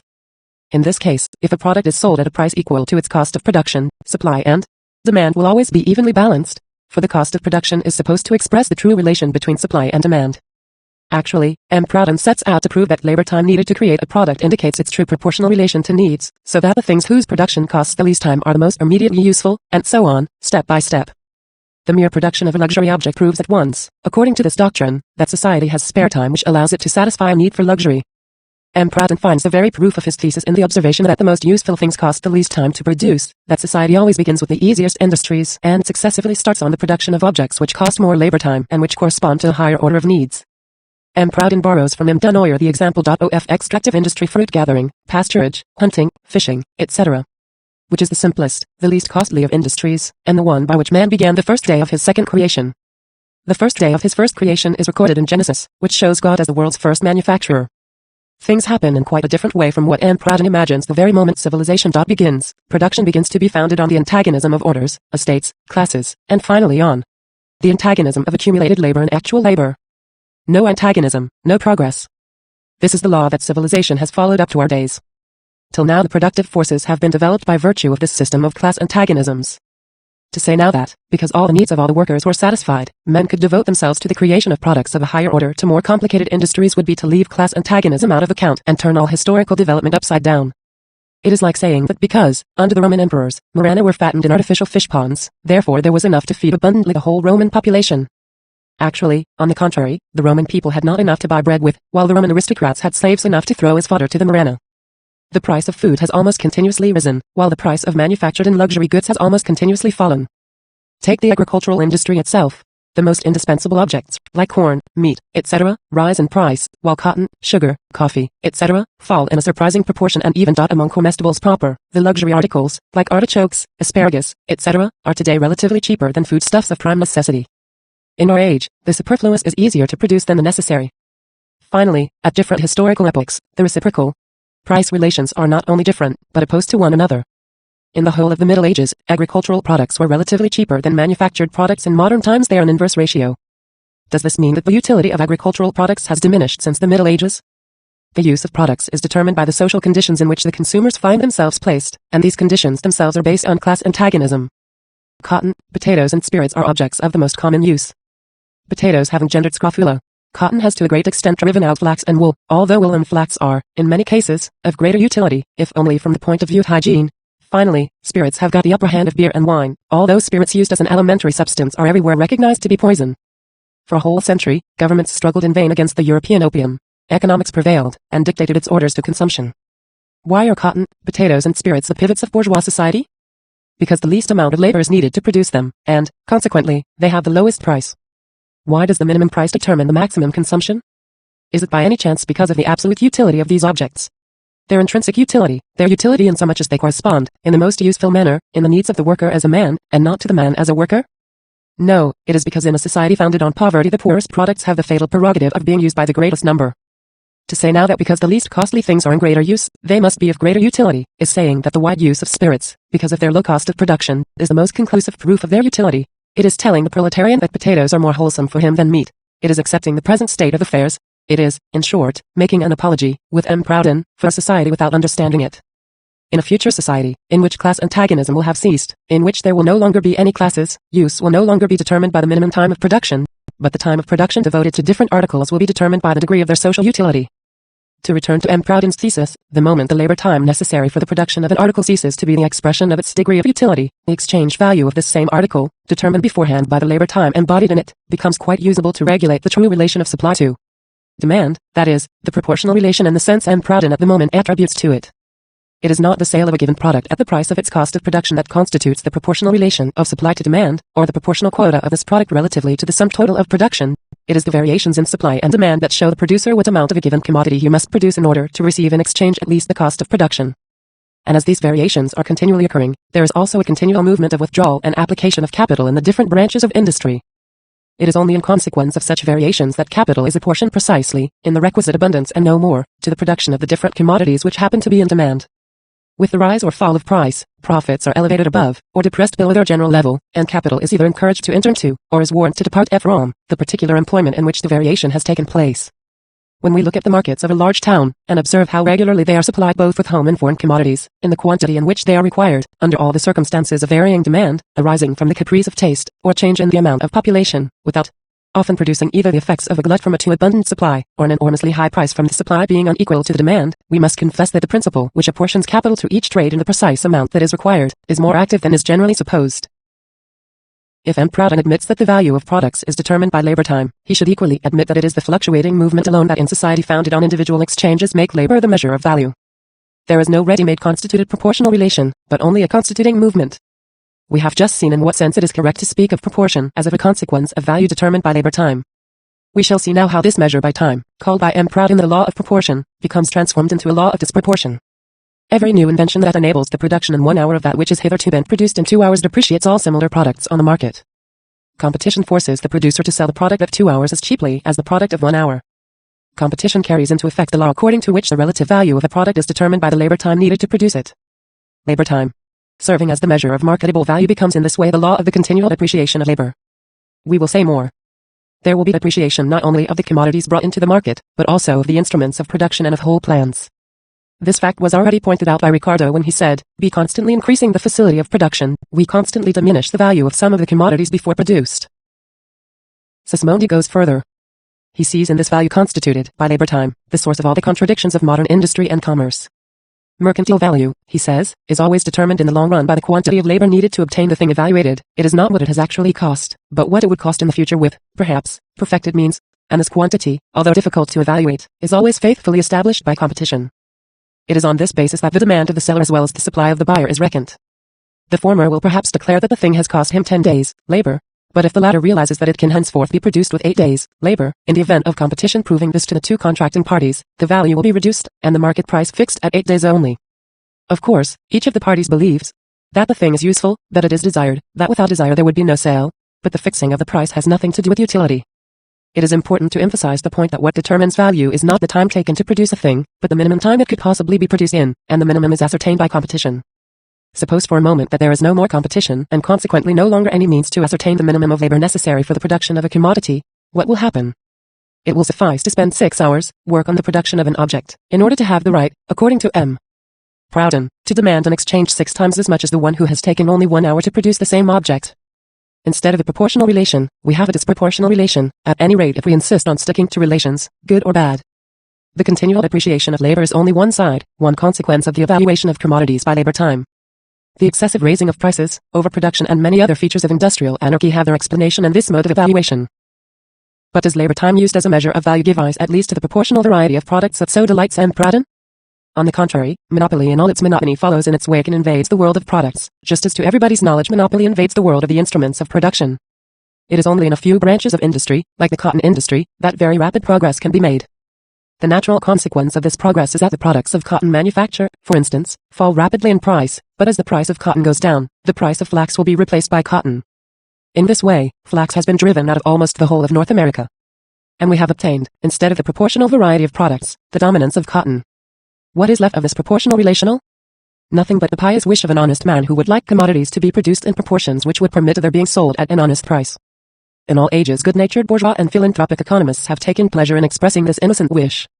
Let us hear what old boy Schoolbert says. The price of commodities, he says, must always be proportionate, for it is such mutual understanding alone that can enable them to exist together so as to give themselves to one another at any moment. Here's M. Proudhon's continual exchangeability and reciprocally give birth to one another. As wealth, then, is nothing but this continual intercourse between man and man, craft and craft, etc., it is a frightful blindness to go looking for the cause of misery elsewhere than in the cessation of such traffic brought about by a disturbance of proportion in prices. Boy Schoolbert's work is quoted from the Symposium Economistes Financiers du 18 siècle. Prefaced by a historical sketch on each author and accompanied by commentaries and explanatory notes by Eugene Dare. Paris 1843.1. Let us listen also to a modern economist. The great law is necessary to be affixed to production, that is, the law of proportion, which alone can preserve the continuity of value. The equivalent must be guaranteed. All nations have attempted, at various periods of their history, by instituting numerous commercial regulations and restrictions, to effect, in some degree, the object here explained. But the natural and inherent selfishness of man has urged him to break down all such regulations. Proportionate production is the realization of the entire truth of the science of social economy. For Troya. Troy is no more. This true proportion between supply and demand, which is beginning once more to be the object of so many wishes, ceased long ago to exist. It has passed into the stage of senility. It was possible only at a time when the means of production were limited, when the movement of exchange took place within very restricted bounds. With the birth of large-scale industry, this true proportion had to come to an end, and production is inevitably compelled to pass in continuous succession through vicissitudes of prosperity, depression, crisis, stagnation, renewed prosperity, and so on. Those who, like Sismondi, wish to return to the true proportion of production, while preserving the present basis of society, are reactionary, since, to be consistent, they must also wish to bring back all the other conditions of industry of former times. What kept production in true, or more or less true, proportions? It was demand that dominated supply, that preceded it. Production followed close on the heels of consumption. Large-scale industry, forced by the very instruments at its disposal to produce on an ever-increasing scale, can no longer wait for demand. Production precedes consumption, supply compels demands. In existing society, in industry based on individual exchange, anarchy of production, which is the source of so much misery, is at the same time the source of all progress. Thus, one or the other, either you want the true proportions of past centuries with present-day means of production, in which case you are both reactionary and utopian. Or you want progress without anarchy, in which case, in order to preserve the productive forces, you must abandon individual exchange. Individual exchange is suited only to the small-scale industry of past centuries with its corollary of true proportion, or else to large-scale industry with all its train of misery and anarchy. After all, the determination of value by labor time, the formula M. Proudhon gives us as the regenerating formula of the future is therefore merely the scientific expression of the economic relations of present-day society, as was clearly and precisely demonstrated by Ricardo long before M. Proudhon. But does the equalitarian application of this formula at least belong to M. Proudhon? Was he the first to think of reforming society by transforming all men into actual workers exchanging equal amounts of labor? Is it really for him to reproach the communists, these people devoid of all knowledge of political economy, these obstinately foolish men, these paradise dreamers, with not having found, before him, this solution of the problem of the proletariat? Anyone who is in any way familiar with the trend of political economy in England cannot fail to know that almost all the socialists in that country have, at different periods, proposed the equalitarian application of the Ricardian theory. We quote for M. Proudhon. Hodgkin, Political Economy, 1827. William Thompson, An Inquiry into the Principles of the Distribution of Wealth Most Conducive to Human Happiness, 1824. Tr. Edmonds, Practical Moral and Political Economy, 1828, etc., etc., and 4 pages more of etc. We shall content ourselves with listening to an English communist, Mr. Bray. We shall give the decisive passages in his remarkable work, Labor's Wrongs and Labor's Remedy, Leeds, 1839, and we shall dwell some time upon it, firstly, because Mr. Bray is still little known in France, and secondly, because we think that we have discovered in him the key to the past, present and future works of M. Proudhon. The only way to arrive at truth is to go at once to first principles. Let us go at once to the source from whence governments themselves have arisen. Thus going to the origin of the thing, we shall find that every form of government, and every social and governmental wrong, owes its rise to the existing social system, to the institution of property as it at present exists, and that, therefore, if we would end our wrongs and our miseries at once and forever, the present arrangements of society must be totally subverted.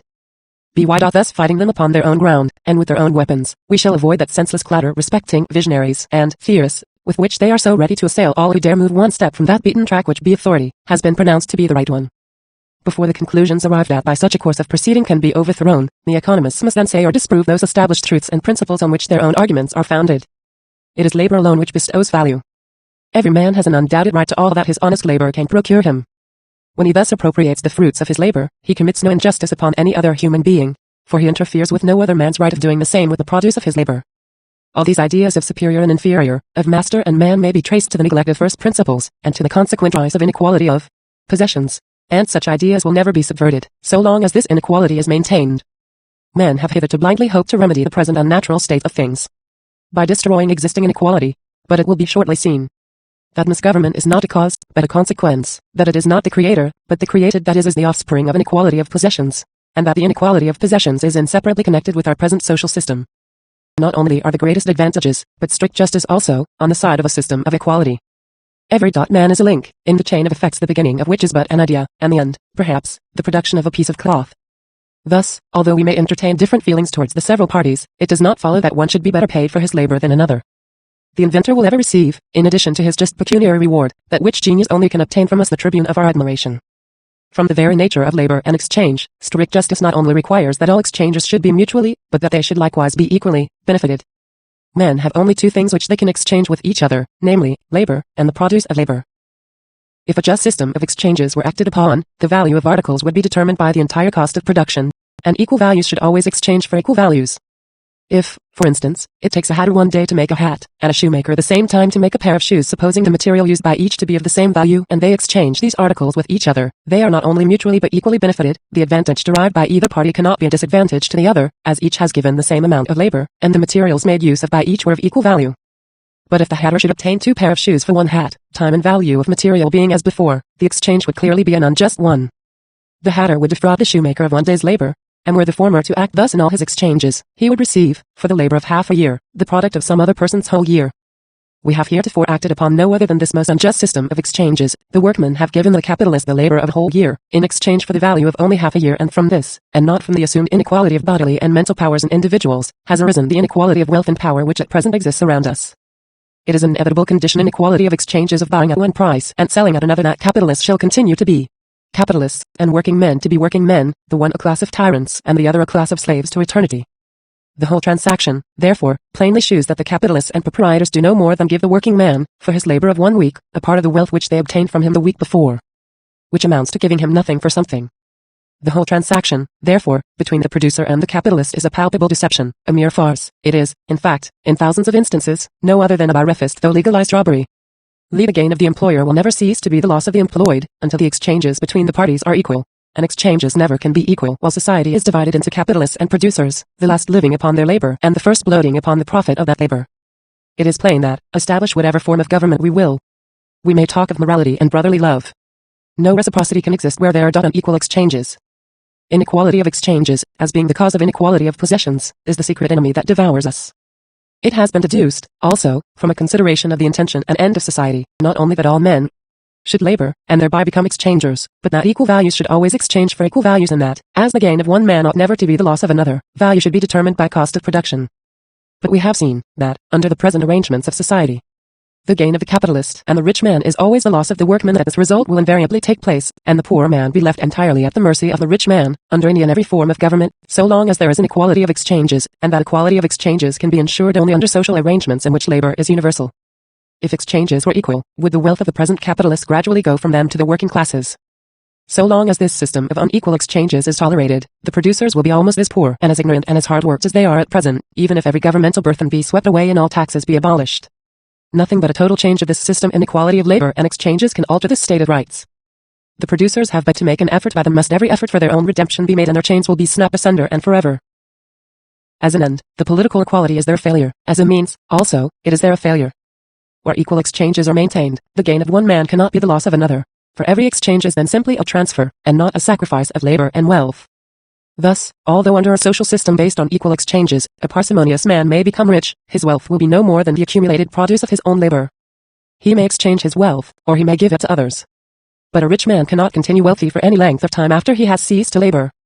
Under equality of exchanges, wealth cannot have, as it now has, a procreative and apparently self-generating power, such as replenishes all waste from consumption. For, unless it be renewed by labor, wealth, when once consumed, is given up forever. That which is now called profit and interest cannot exist as such in connection with equality of exchanges, for producer and distributor would be alike remunerated, and the sum total of their labor would determine the value of the article created and brought to the hands of the consumer. The principle of equal exchanges, therefore, must from its very nature ensure universal labor. After having refuted the objections of the economists to communism, Mr. Bray goes on to say, if, then, a changed character be essential to the success of the social system of community in its most perfect form, and if, likewise, the present system affords no circumstances and no facilities for effecting the requisite change of character and preparing man for the higher and better state desired, it is evident that these things must necessarily remain as they are. Or else some preparatory step must be discovered and made use of some movement partaking partly of the present and partly of the desired system, some intermediate resting place, to which society may go with all its faults and its follies, and from which it may move forward, imbued with those qualities and attributes without which the system of community and equality cannot as such have existence. The whole movement would require only cooperation in its simplest form. Cost of production would in every instance determine value, and equal values would always exchange for equal values. If one person worked a whole week, and another worked only half a week, the first would receive double the remuneration of the last. But this extra pay of the one would not be at the expense of the other, nor would the loss incurred by the last man fall in any way upon the first. Each person would exchange the wages he individually received for commodities of the same value as his respective wages, and in no case could the gain of one man or one trade be a loss to another man or another trade. The labor of every individual would alone determine his gains of his losses, by means of general and local boards of trade. The quantities of the various commodities required for consumption, the relative value of each in regard to each other, the number of hands required in various trades and descriptions of labor, and all other matters connected with production and distribution, could in a short time be as easily determined for a nation as for an individual company under the present arrangements. As individuals compose families, and families towns, under the existing system, so likewise would they after the joint stock change had been effected.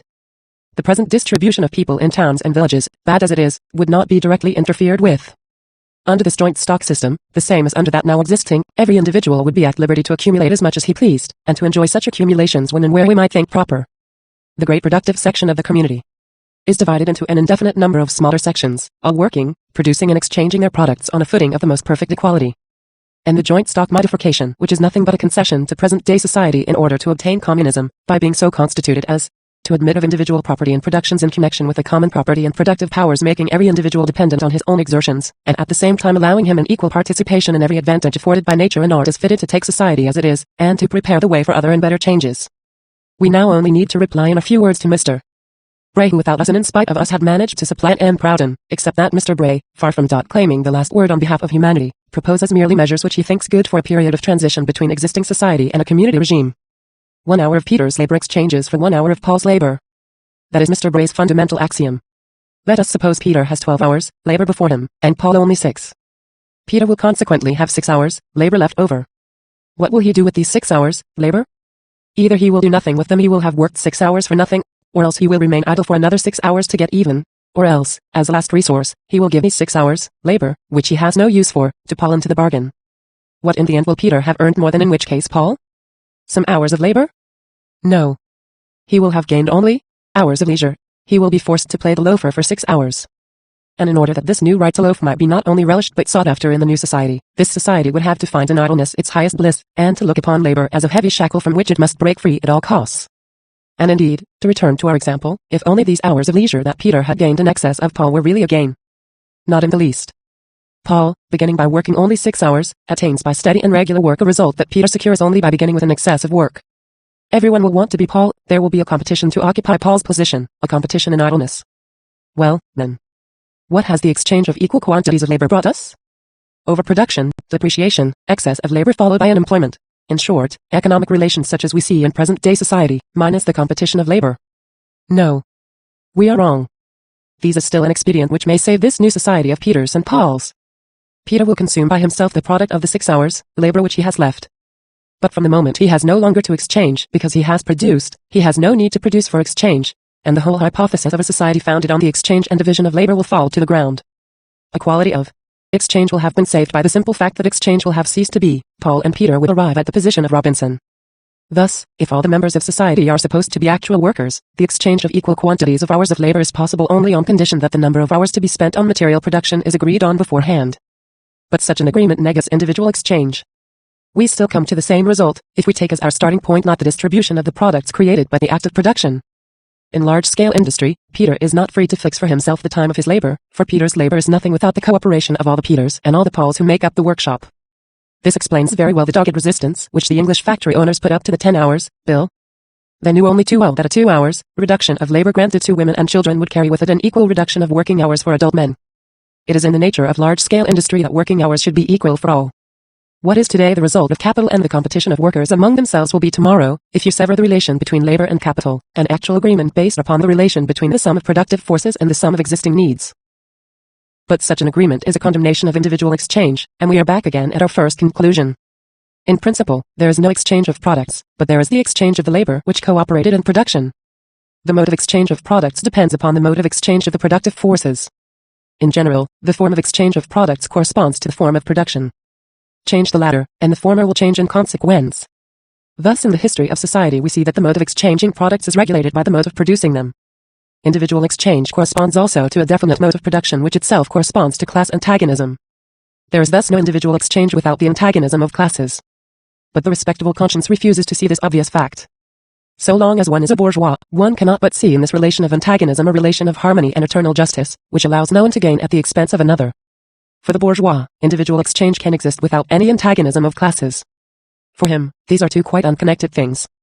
Individual exchange, as the bourgeois conceives it, is far from resembling individual exchange as it actually exists in practice. Mr. Bray turns the illusion of the respectable bourgeois into an ideal he would like to attain. In a purified individual exchange, freed from all the elements of antagonism he finds in it, he sees an equalitarian relation which he would like society to adopt generally. Mr. Bray does not see that this equalitarian relation, this corrective ideal that he would like to apply to the world, is itself nothing but the reflection of the actual world, and that therefore it is totally impossible to reconstitute society on the basis of what is merely an embellished shadow of it. In proportion as this shadow takes on substance again, we perceive that this substance, far from being the transfiguration dreamt of, is the actual body of existing society. 3. Application of the law of the proportionality of value. Money, gold, and silver were the first commodities to have their value constituted.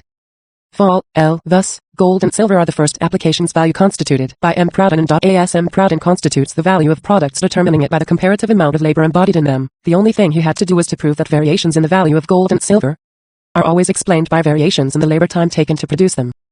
M. Proudhon has no intention of doing so. He speaks of gold and silver not as commodities, but as money. His only logic, if logic it be, consists in juggling with the capacity of gold and silver to be used as money for the benefit of all the commodities which have the property of being evaluated by labor time. Decidedly there is more naivete than malice in this jugglery. A useful product, once it has been evaluated by the labor time needed to produce it, is always acceptable in exchange. Weakness, cries M. Proudhon, gold and silver, which exist in my desired conditions of exchangeability. Gold and silver, then, are value which has reached a state of constitution. They are the incorporation of M. Proudhon's idea. He could not have been happier in his choice of an example. Gold and silver, apart from their capacity of being commodities, evaluated like other commodities, in labor time, have also the capacity of being the universal agents of exchange, of being money. By now considering gold and silver as an application of value constituted by labor time, nothing is easier than to prove that all commodities whose value is constituted by labor time will always be exchangeable, will be money. A very simple question occurs to M. Proudhon. Why have gold and silver the privilege of typifying constituted value?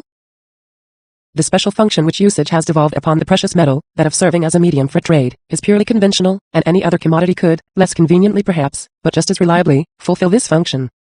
Economists recognize this, and cite more than one example. What then is the reason for this universal preference for metals as money? And what is the explanation of this specialization of the function of money, which is no analogy in political economy? Is it possible to reconstruct the series from which money seems to have broken away, and hence to trace it back to its true principle? 11. Volume I, p. 691. Straight away, by formulating the question in these terms, M. Proudhon has presupposed the existence of money. The first question he should have asked himself was, why, in exchanges as they are actually constituted, it has been necessary to individualize exchangeable value, so to speak, by the creation of a special agent of exchange. Money is not a thing, it is a social relation. Why is the money relation a production relation like any other economic relation, such as the division of labor, etc.? If M. Proudhon had properly taken account of this relation, he would not have seen in money an exception, an element detached from a series unknown or needing reconstruction. He would have realized, on the contrary, that this relation is a link, and, as such, closely connected with a whole chain of other economic relations. That this relation corresponds to a definite mode of production, neither more nor less than does individual exchange. What does he do? He starts off by detaching money from the actual mode of production as a whole, and then makes it the first member of an imaginary series, of a series to be reconstructed.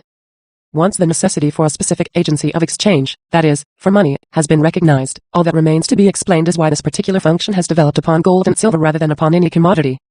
This is a secondary question, which is explained not by the chain of production relations, but by the specific qualities inherent in gold and silver as substances. If all this has made economists for once go outside the domains of their own science, to dabble in physics, mechanics, history and so on, as M. Proudhon reproaches them with doing, they have merely done what they were compelled to do. The question was no longer within the domain of political economy. What no economist, says M. Proudhon, has either seen or understood is the economic reason which is determined, in favor of the precious metals, the favor they enjoy. Volume I. This economic reason, which nobody with good ground indeed, has seen or understood, M. Proudhon has seen, understood and bequeathed to posterity. What nobody else has noticed is that, of all commodities, gold and silver were the first to have their value attain constitution. In the patriarchal period, gold and silver were still bartered and exchanged in ingots, but even then they showed a visible tendency to become dominant and received a marked degree of preference. Little by little the sovereigns took possession of them and affixed their seal to them, and of this sovereign consecration was born money, that is, the commodity par excellence, which, notwithstanding all the shocks of commerce, retains a definite proportional value and makes itself accepted for all payments. The distinguishing character of gold and silver is due, I repeat, to the fact that, thanks to their metallic properties, to the difficulties of their production, and above all to the intervention of state authority, they early won stability and authenticity as commodities. To say that, of all commodities, gold and silver were the first to have their value constituted, is to say, after all that has gone before, that gold and silver were the first to attain the status of money. This is M. Proudhon's great revelation. This is the truth that none had discovered before him. If, by these words, M. Proudhon means that of all commodities, gold and silver are the ones whose time of production was known the earliest, this would be yet another of the suppositions with which he is so ready to regale his readers. If we wish to harp on this patriarchal erudition, we would inform M. Proudhon that it was the time needed to produce objects of prime necessity, such as iron, etc., which was the first to be known. We shall spare him Adam Smith's classic bow. But, after all that, how can M. Proudhon go on talking about the constitution of a value, since a value is never constituted by itself? It is constituted, not by the time needed to produce it by itself, but in relation to the quota of each and every other product which can be created at the same time. Thus the constitution of the value of gold and silver presupposes an already completed constitution of a number of other products.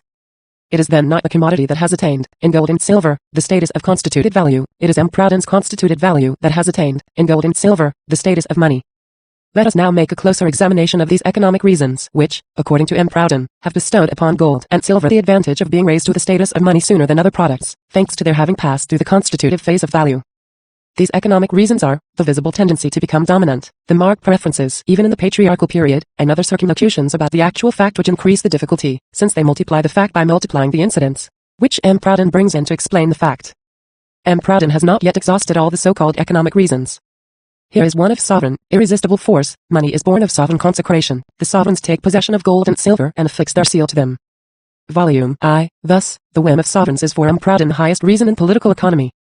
Truly, one must be destitute of all historical knowledge not to know that it is the sovereigns who in all ages have been subject to economic conditions, but they have never dictated laws to them. Legislation, whether political or civil, never does more than proclaim, express in words, the will of economic relations. Was it the sovereign who took possession of gold and silver to make them the universal agents of exchange by fixing his seal to them? Or was it not, rather, these universal agents of exchange which took possession of the sovereign and forced him to affix his seal to them and thus give them a political consecration? The impress which was and is still given to money is not that of its value but of its weight. The stability and authenticity M. Proudhon speaks of apply only to the standard of the money, and this standard indicates how much metallic matter there is in a coined piece of money. The sole intrinsic value of a silver mark, says Voltaire, with his habitual good sense, is a mark of silver, half a pound weighing 8 ounces. The weight and the standard alone form this intrinsic value. Voltaire, Système de Law. Marx quotes a chapter from Voltaire's History du Parlement. It is entitled France in the period of the Regency and Laws system. But the question, how much is an ounce of gold or silver worth, remains nonetheless. If a cashmere from the Grand Colbert stores bore the trademark pure wool, this trademark would not tell you the value of the cashmere. There would still remain the question, how much is wool worth? Philip I, King of France, says M. Proudhon, mixes with Charlemagne's gold pound a third of alloy, imagining that, having the monopoly of the manufacture of money, he could do what is done by every tradesman who has the monopoly of a product. What was actually this debasement of the currency from which Philip and his successors have been so much blamed? It was perfectly sound reasoning from the point of view of commercial practice, but very unsound economic science, viz. To suppose that, as supply and demand regulate value, it is possible, either by producing an artificial scarcity or by monopolizing manufacture, to increase the estimation and consequently the value of things, and that this is true of gold and silver as of corn, wine, oil or tobacco. But Philip's fraud was no sooner suspected than his money was reduced to its true value, and he himself lost what he had thought to gain from his subjects. The same thing has happened as a result of every similar attempt. It has been proved times without number that, if a prince takes into his head to debase the currency, it is he who loses. What he gains once at the first issue he loses every time the falsified coinage returns to him in the form of taxes, etc. But Philip and his successors were able to protect themselves more or less against this loss, for, once the debased coinage was put into circulation, they hastened to order a general reminting of money on the old footing. And besides, if Philip I had really reasoned like M. Proudhon, he would not have reasoned well from the commercial point of view. Neither Philip I nor M. Proudhon displays any mercantile genius in imagining that it is possible to alter the value of gold as well as that of every other commodity merely because their value is determined by the relation between supply and demand. If King Philip had decreed that 1/4 of corn was in future to be called 2/4 of wheat, he would have been a swindler. He would have deceived all the rentiers, all the people who were entitled to receive 100 quarters of corn. He would have been the cause of all these people receiving only 50 quarters of corn. He would have had to pay only 50. But in commerce 100 such quarters would never have been worth more than 50. By changing the name we do not change the thing. The quantity of corn, whether supplied or demanded, will be neither decreased nor increased by this mere change of name. Thus, the relation between supply and demand being just the same in spite of this change of name, the price of corn will undergo no real change. When we speak of the supply and demand of things, we do not speak of the supply and demand of the name of things. Philip I was not a maker of gold and silver, as M. Proudhon says. He was a maker of names for coins. Pass off your French cashmeres as Asiatic cashmeres, and you may deceive a buyer or two. But once the fraud becomes known, your so-called Asiatic cashmeres will drop to the price of French cashmeres. When he put a false label on gold and silver, King Philip could deceive only so long as the fraud was not known. Like any other shopkeeper, he deceived his customers by a false description of his wares, which could not last for long. He was bound sooner or later to suffer the rigor of commercial laws. Is this what M. Proudhon wanted to prove? No. According to him, it is from the sovereign and not from commerce that money gets its value. And what has he really proved? That commerce is more sovereign than the sovereign. Let the sovereign decree that 1 mark shall in future be 2 marks, commerce will keep on saying that these 2 marks are worth no more than 1 mark was formerly. But, for all that, the question of value determined by the quantity of labor has not been advanced a step. It still remains to be decided whether the value of these 2 marks, which have become what 1 mark was once, is determined by the cost of production or by the law of supply and demand. M. Proudhon continues, it should even be borne in mind that if, instead of debasing the currency, it had been in the king's power to double its bulk, the exchange value of gold and silver would immediately have dropped by half, always from reasons of proportion and equilibrium. Volume I. If this opinion, which M. Proudhon shares with the other economists, is valid, it argues in favor of the latter's doctrine of supply and demand, and in no way in favor of M. Proudhon's proportionality for, whatever the quantity of labor embodied in the doubled bulk of gold and silver, its value would have dropped by half, the demand having remained the same and the supply having doubled. Or can it be, by any chance, that the law of proportionality would have become confused this time with the so much disdained law of supply and demand? This true proportion of M. Proudhon's is indeed so elastic, is capable of so many variations, combinations and permutations, that it might well coincide for once with the relation between supply and demand. To make every commodity acceptable in exchange, if not in practice then at least by right, on the basis of the role of gold and silver is, then, to misunderstand this role. Gold and silver are acceptable by law only because they are acceptable in practice, and they are acceptable in practice because the present organization of production needs a universal medium of exchange. Law is only the official recognition of fact. We have seen that the example of money as an application of value which is attained constitution was chosen by M. Proudhon only to smuggle through his whole doctrine of exchangeability, that is to say, to prove that every commodity assessed by its cost of production must attain the status of money.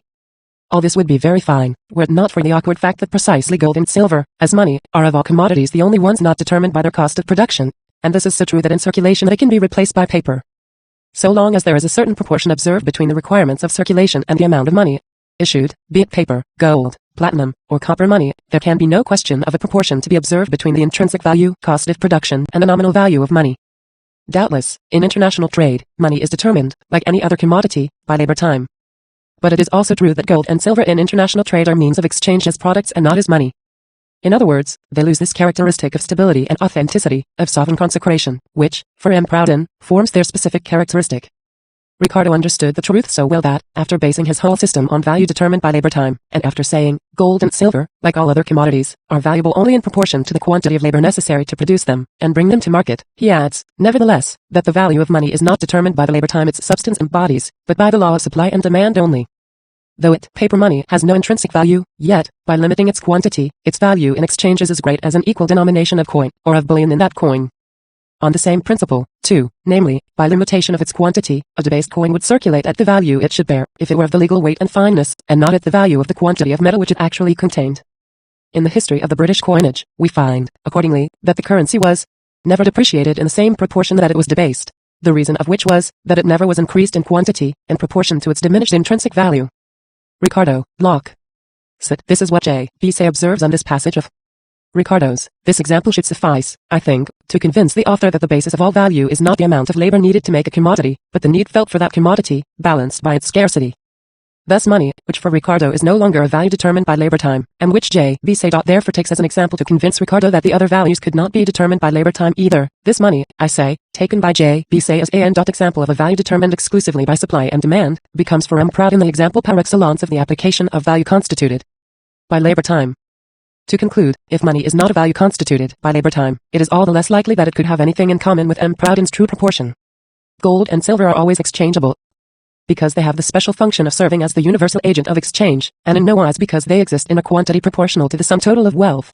Or, to put it still better, they are always proportional because, alone of all commodities, they serve as money, the universal agent of exchange, whatever their quantity in relation to the sum total of wealth. A circulation can never be so abundant as to overflow, for by diminishing its value, in the same proportion you will increase its quantity, and by increasing its value, diminish its quantity. Ricardo, vol.11, what an imbroglio this political economy is. 11 cries M. Proudhon, Volume I, Cursed Gold. Cries a communist flippantly through the mouth of M. Proudhon, you might as well say. Cursed wheat, cursed vines, cursed sheep. Underscore for just like gold and silver, every commercial value must attain its strictly exact determination. Vol I. The idea of making sheep and vines attain the status of money is not new. In France, it belongs to the age of Louis XIV. At that period, money having begun to establish its omnipotence, the depreciation of all other commodities was being complained of, and the time when every commercial value might attain its strictly exact determination, the status of money, was being eagerly invoked. Even in the writings of Boisguilbert, one of the oldest of French economists, we find money, then, by the arrival of innumerable competitors in the form of commodities themselves, re-established in their true values, will be thrust back again within its natural limits. One sees that the first illusions of the bourgeoisie are also their last. B. Surplus labor and works on political economy. We read this absurd hypothesis, if the price of everything were doubled. As if the price of everything were not the proportion of things, and one could double a proportion, a relation. Economists have fallen into this error through not knowing how to apply the law of proportionality and of constituted value. Unfortunately, in the very same work by M. Proudhon, Volume I, p.110, we read the absurd hypothesis that, if wages rose generally, the price of everything else would rise. Furthermore, if we find the phrase in question and works on political economy, we also find an explanation of it. When one speaks of the price of all commodities going up or down, one always excludes some one commodity going up or down. The excluded commodity is, in general, money or labor. Encyclopedia Metropolitana or Universal Dictionary of Knowledge, vol.iv, article Political Economy by N. W. Senior, London, 1836. Regarding the phrase under discussion, see also J. St. Mill, Essays on Some Unsettled Questions. Of Political Economy, London 1844, and Took, A History Prices, etc., London 1838, full reference is Th.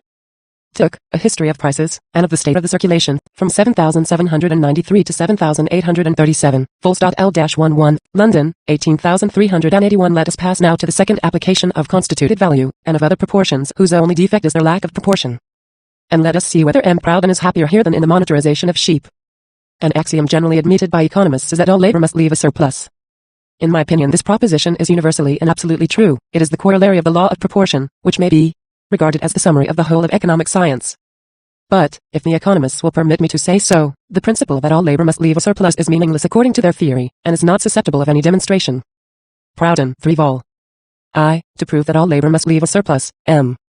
Proudhon personifies society. He turns it into a person, society, a society which is not by any means a society of persons, since it has its law apart, which have nothing in common with the persons of which society is composed, and its own intelligence, which is not the intelligence of common men, but an intelligence devoid of common sense. M. Proudhon reproaches the economists with not having understood the personality of his collective being. We have pleasure in confronting him with the following passage from an American economist, who accuses the economists of just the opposite. The moral entity, the grammatical being called a nation, has been clothed in attributes that have no real existence except in the imagination of those who metamorphose a word into a thing. This has given rise to many difficulties and to some deplorable misunderstanding in political economy. The first edition of the book was published in Columbia in 1826. A second, enlarged edition appeared in London in 1831. This principle of surplus labor, continues M. Proudhon, is true of individuals only because it emanates from society, which thus confers on them the benefit of its own laws. Volume I. Does M. Proudhon mean thereby merely that the production of the social individual exceeds that of the isolated individual? Is M. Proudhon referring to this excess of the production of associated individuals over that of non-associated individuals? If so, we could quote for him 100 economists who have expressed this simple truth without any of the mysticism with which M. Proudhon surrounds himself. This, for example, is what Mr. Sadler says: combined labor produces results which individual exertion could never accomplish. As mankind, therefore, multiply in number, the products of their united industry would greatly exceed the amount of any mere arithmetical addition calculated on such an increase. In the mechanical arts, as well as in pursuits of science, a man may achieve more in a day than a solitary individual could perform in his whole life. Geometry says that the whole is only equal to the sum of all its parts, as applied to the subject before us. This axiom would be false. Regarding labor, the great pillar of human existence, it may be said that the entire product of combined exertion almost infinitely exceeds all which individual and disconnected efforts could possibly accomplish. To return to M. Proudhon, surplus labor, he says, is explained by the person, society. The life of this person is guided by laws, the opposite of those which govern the activities of man as an individual. He desires to prove this by facts. The discovery of an economic process can never provide the inventor with a profit equal to that which he procures for society. It has been remarked that railway enterprises are much less a source of wealth for the contractors than for the state. The average cost of transporting commodities by road is 18 centimes per ton per kilometer, from the collection of the goods to their delivery. It has been calculated that at this rate an ordinary railway enterprise would not obtain 10% net profit, a result approximately equal to that of a road transport enterprise. But let us suppose that the speed of rail transport compared with that of road transport is as 4:1. Since in society time is value itself, the railway would, prices being equal, present an advantage of 400% over road transport. Yet this enormous advantage, very real for society, is far from being realized in the same proportion for the carrier, who, while bestowing upon society an extra value of 400%, does not for his own part draw 10%. To bring the matter home still more pointedly, let us suppose, in fact, that the railway puts up its rate to 25 centimes, the cost of road transport remaining at 18, it would instantly lose all its consignments. Senders, receivers, everybody would return to the van, to the primitive wagon if necessary. The locomotive would be abandoned. A social advantage of 400% would be sacrificed to a private loss of 35%. The reason for this is easily grasped. The advantage resulting from the speed of the railway is entirely social, and each individual participates in it only in a minute proportion. It must be remembered that at the moment we are dealing only with the transport of goods, while the loss strikes the consumer directly and personally. A social profit equal to 400 represents for the individual, if society is composed only of 1,000,000 men, 4 10,000ths, while a loss of 33% for the consumer would suppose a social deficit of 33 million. Now, we may even overlook the fact that M. Proudhon expresses a quadrupled speed as 400% of the original speed, but that he should bring into relation the percentage of speed and the percentage of profit and establish a proportion between two relations which, although measured separately by percentages, are nevertheless incommensurate with each other, is to establish a proportion between the percentages without reference to denominations. Percentages are always percentages, 10% and 400% are commensurable. They are to each other as 10 is to 400. Therefore, concludes M. Proudhon, a profit of 10% is worth 40 times less than a quadrupled speed. To save appearances, he says that, for society, time is money. This error arises from his recollecting vaguely that there is a connection between labor value and labor time, and he hastens to identify labor time with transport time. That is, he identifies the few firemen, drivers and others, whose labor time is actually transport time, with the whole of society. Thus in one blow, speed has become capital, and in this case he is fully right in saying, a profit of 400% will be sacrificed to a loss of 35%. After establishing this strange proposition as a mathematician, he gives us the explanation of it as an economist. A social profit equal to 400 represents for the individual, in a society of only 1,000,000 men, 4 10,000ths. Agreed. But we are dealing not with 400, but with 400%, and a profit of 400% represents for the individual 400%, neither more nor less. Whatever be the capital, the dividends will always be in the ratio of 400%. What does M. Proudhon do? He takes percentages for capital, and, as if he were afraid of his confusion not being manifest enough, pointed enough, he continues, a loss of 33% for the consumer would suppose a social deficit of 33 million. A loss of 33% for the consumer remains a loss of 33% for 1,000,000 consumers. How then can M. Proudhon say pertinently that the social deficit in the case of a 33% loss amounts to 33 million, when he knows neither the social capital nor even the capital of a single one of the persons concerned? Thus it was not enough for M. Proudhon to have confused capital with percentage. He surpasses himself by identifying the capital sunk in an enterprise with the number of interested parties. To bring the matter home still more pointedly, let us suppose in fact a given capital. A social profit of 400% divided among 1,000,000 participants, each of them interested to the extent of 1 franc, would give 4 francs profit per head and not 0.0004, as M. Proudhon alleges. Likewise a loss of 33% for each of the participants represents a social deficit of 330,000 francs and not of 33 million. M. Proudhon, preoccupied with his theory of the person, society, forgets to divide by 100, which entails a loss of 330,000 francs, but 4 francs profit per head. Make 4 million francs profit for society. There remains for society a net profit of 3,670,000 francs. This accurate calculation proves precisely the contrary of what M. Proudhon wanted to prove, namely, that the profits and losses of society are not in inverse ratio to the profits and losses of individuals. Having rectified these simple errors of pure calculation, let us take a look at the consequences which we would arrive at if we admitted this relation between speed and capital in the case of railways, as M. Proudhon gives it, minus the mistakes in calculation. Let us suppose that a transport 4 times as rapid costs 4 times as much. This transport would not yield less profit than cartage, which is 4 times slower and costs a quarter the amount. Thus, if cartage takes 18 centimes, rail transport could take 72 centimes. This would be, according to the rigor of mathematics, the consequence of Proudhon's suppositions always minus his mistakes in calculation. But here he is all of a sudden telling us that if, instead of 72 centimes, rail transport takes only 25, it would instantly lose all its consignments. Decidedly we should have to go back to the van, to the primitive wagon even. Only, if we have any advice to give Proudhon, it is not to forget, in his program of the Progressive Association, to divide by 100.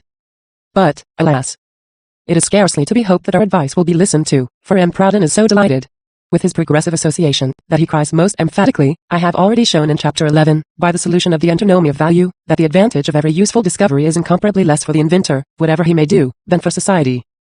I have carried the demonstration in regard to this point in the rigor of mathematics. 11. Let us return to the fiction of the person, society, a fiction which is no other aim than that of proving this simple truth, that a new invention which enables a given amount of labor to produce a greater number of commodities, lowers the marketable value of the product. Society, then, makes a profit, not by obtaining more exchange values, but by obtaining more commodities for the same value. As for the inventor, competition makes his profit fall successively to the general level of profits. Has Proudhon proved this proposition as he wanted to? No. This does not prevent him from reproaching the economists with failure to prove it. To prove to him on the contrary that they have proved it, we shall cite only Ricardo and Lauderdale. Ricardo, the head of the school which determines value by labor time, and Lauderdale, one of the most uncompromising defenders of the determination of value by supply and demand. Both have expounded the same proposition. By constantly increasing the facility of production, we constantly diminish the value of some of the commodities before produced, though by the same means we not only add to the national riches, but also to the power of future production. As soon as by the aid of machinery, or by the knowledge of natural philosophy, you oblige natural agents to do the work which was before done by man, the exchangeable value of such work falls accordingly.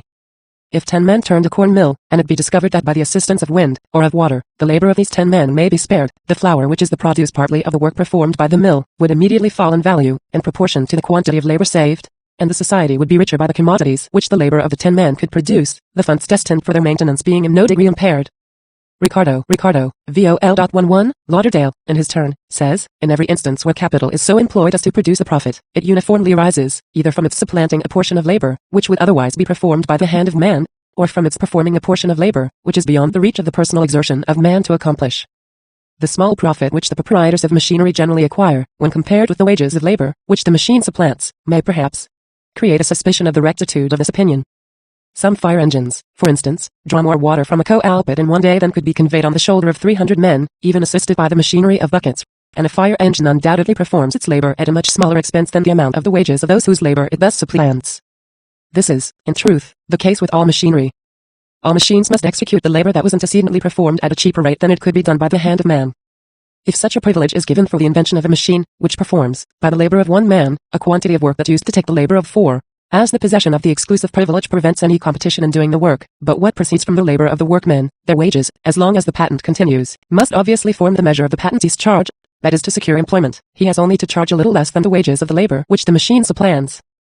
But when the patent expires, other machines of the same nature are brought into competition, and then his charge must be regulated on the same principle as every other, according to the abundance of machines.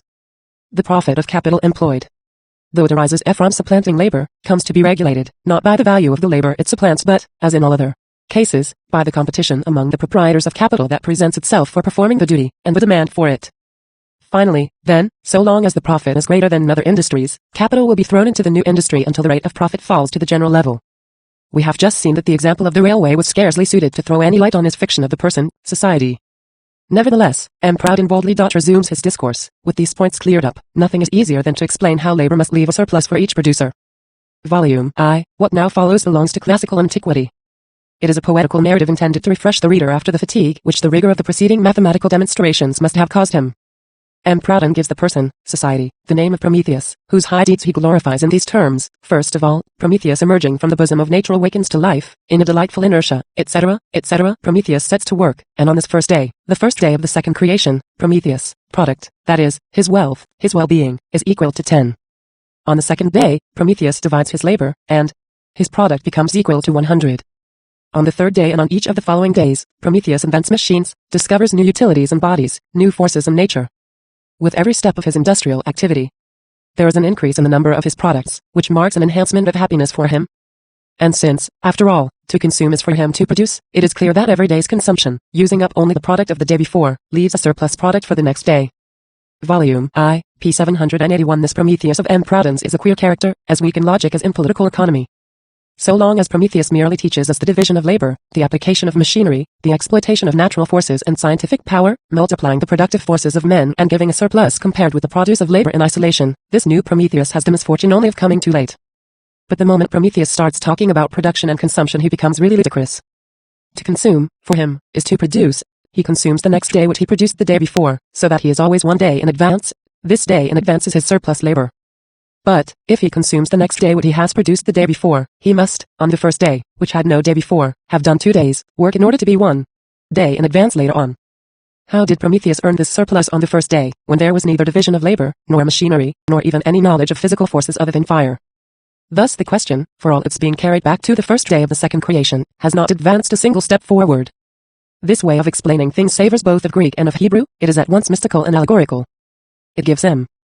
Proudhon a perfect right to say, I have proved by theory and by facts the principle that all labor must have a surplus. The facts are the famous progressive calculation. The theory is the myth of Prometheus.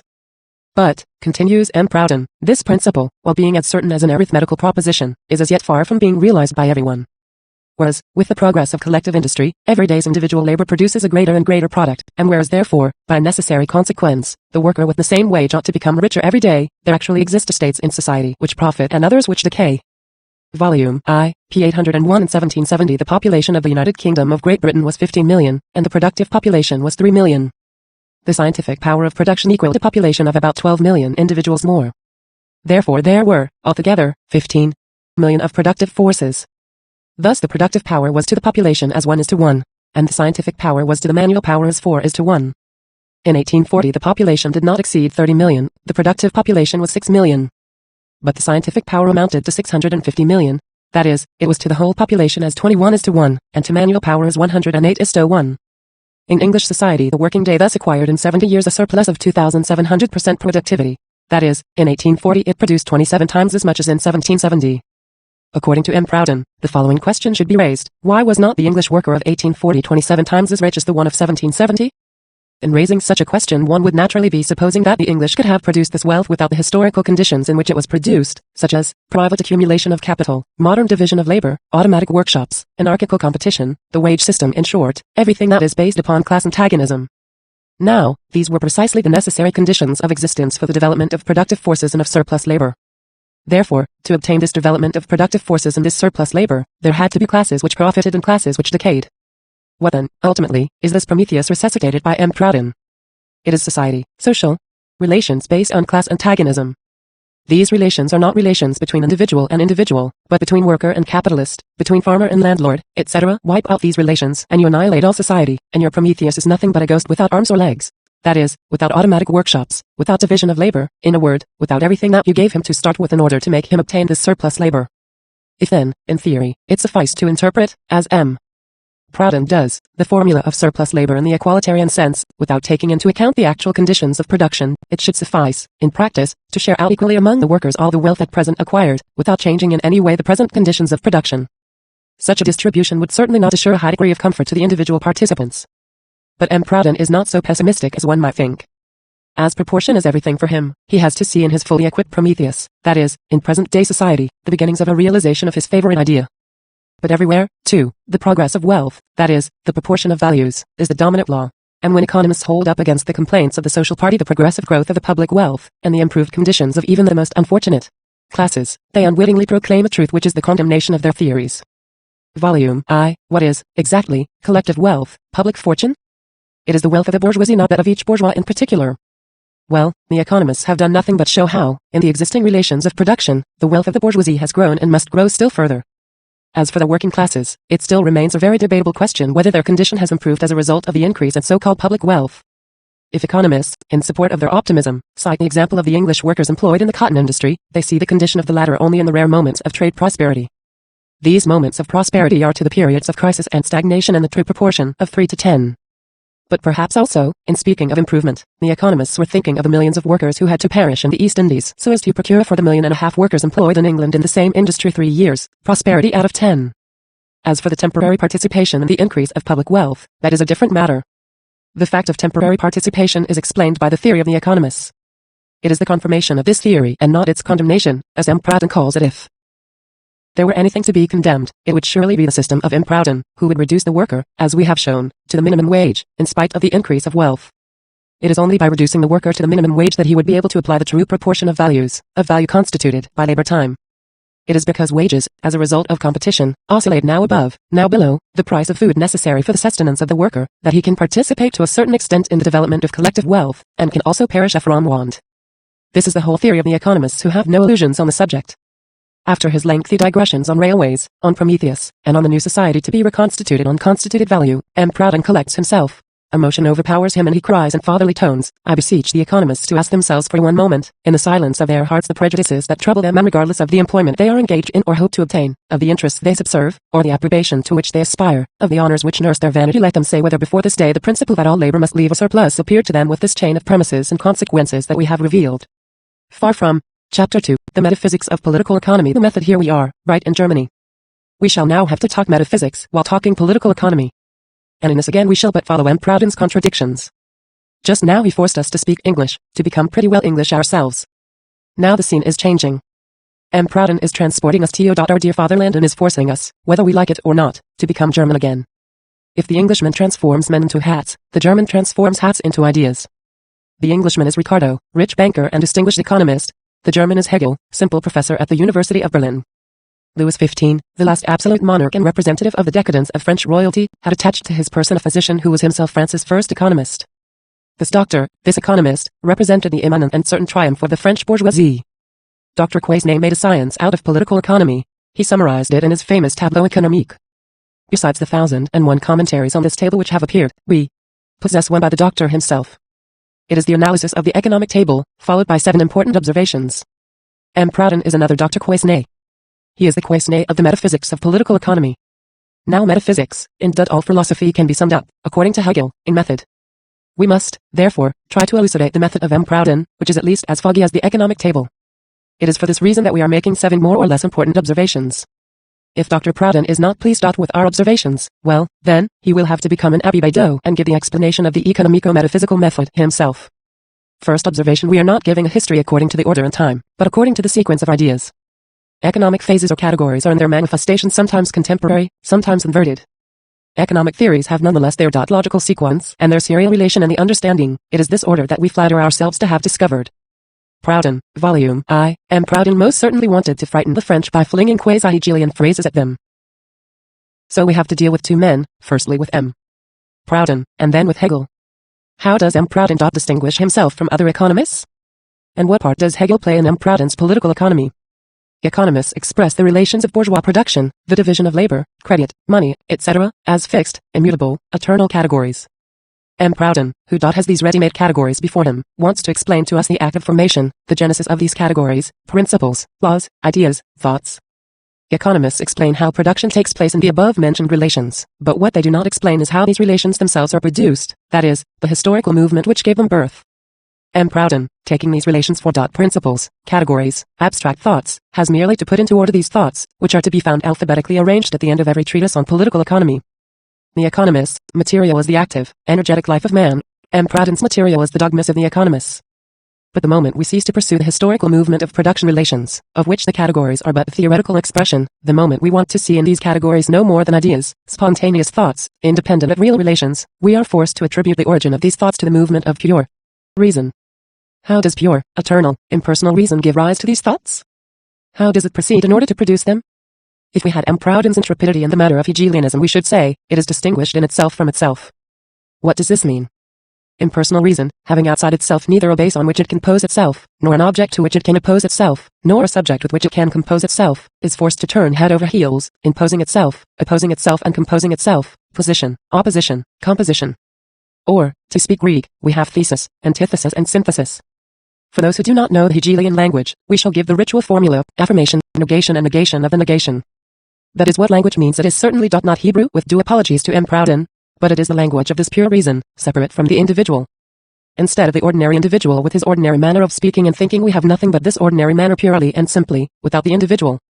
Is it surprising that everything, in the final abstraction, for we have here an abstraction, and not an analysis, presents itself as a logical category? Is it surprising that, if you let drop little by little all that constitutes the individuality of a house, leaving out first of all the materials of which it is composed, then the form that distinguishes it, you end up with nothing but a body, that, if you leave out of account the limits of this body, you soon have nothing but a space that if, finally, you leave out of the account the dimensions of this space, there is absolutely nothing left but pure quantity, the logical category. If we abstract thus from every subject all the alleged accidents, animate or inanimate, men or things, we are right in saying that in the final abstraction, the only substance left is the logical category. Thus the metaphysicians who, in making these abstractions, think they are making analyses, and who, the more they detach themselves from things, imagine themselves to be getting all the nearer to the point of penetrating to their core, these metaphysicians in turn are right in saying that things here below are embroideries of which the logical categories constitute the canvas. This is what distinguishes the philosopher from the Christian. The Christian, in spite of logic, has only one incarnation of the logos. The philosopher has never finished with incarnations. If all that exists, all that lives on land and underwater, can be reduced by abstraction to a logical category, if the whole real world can be drowned thus in a world of abstractions, in the world of logical categories, who need be astonished at it? All that exists, all that lives on land and underwater, exists and lives only by some kind of movement. Thus, the movement of history produces social relations, industrial movement gives us industrial products, etc. Just as by means of abstraction we have transformed everything into a logical category, so one has only to make an abstraction of every characteristic distinctive of different movements to attain movement in its abstract condition, purely formula movement, the purely logical formula of movement.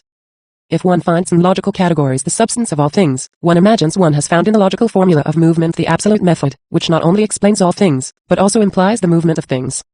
It is of this absolute method that Hegel speaks in these terms. Method is the absolute, unique, supreme, infinite force, which no object can resist.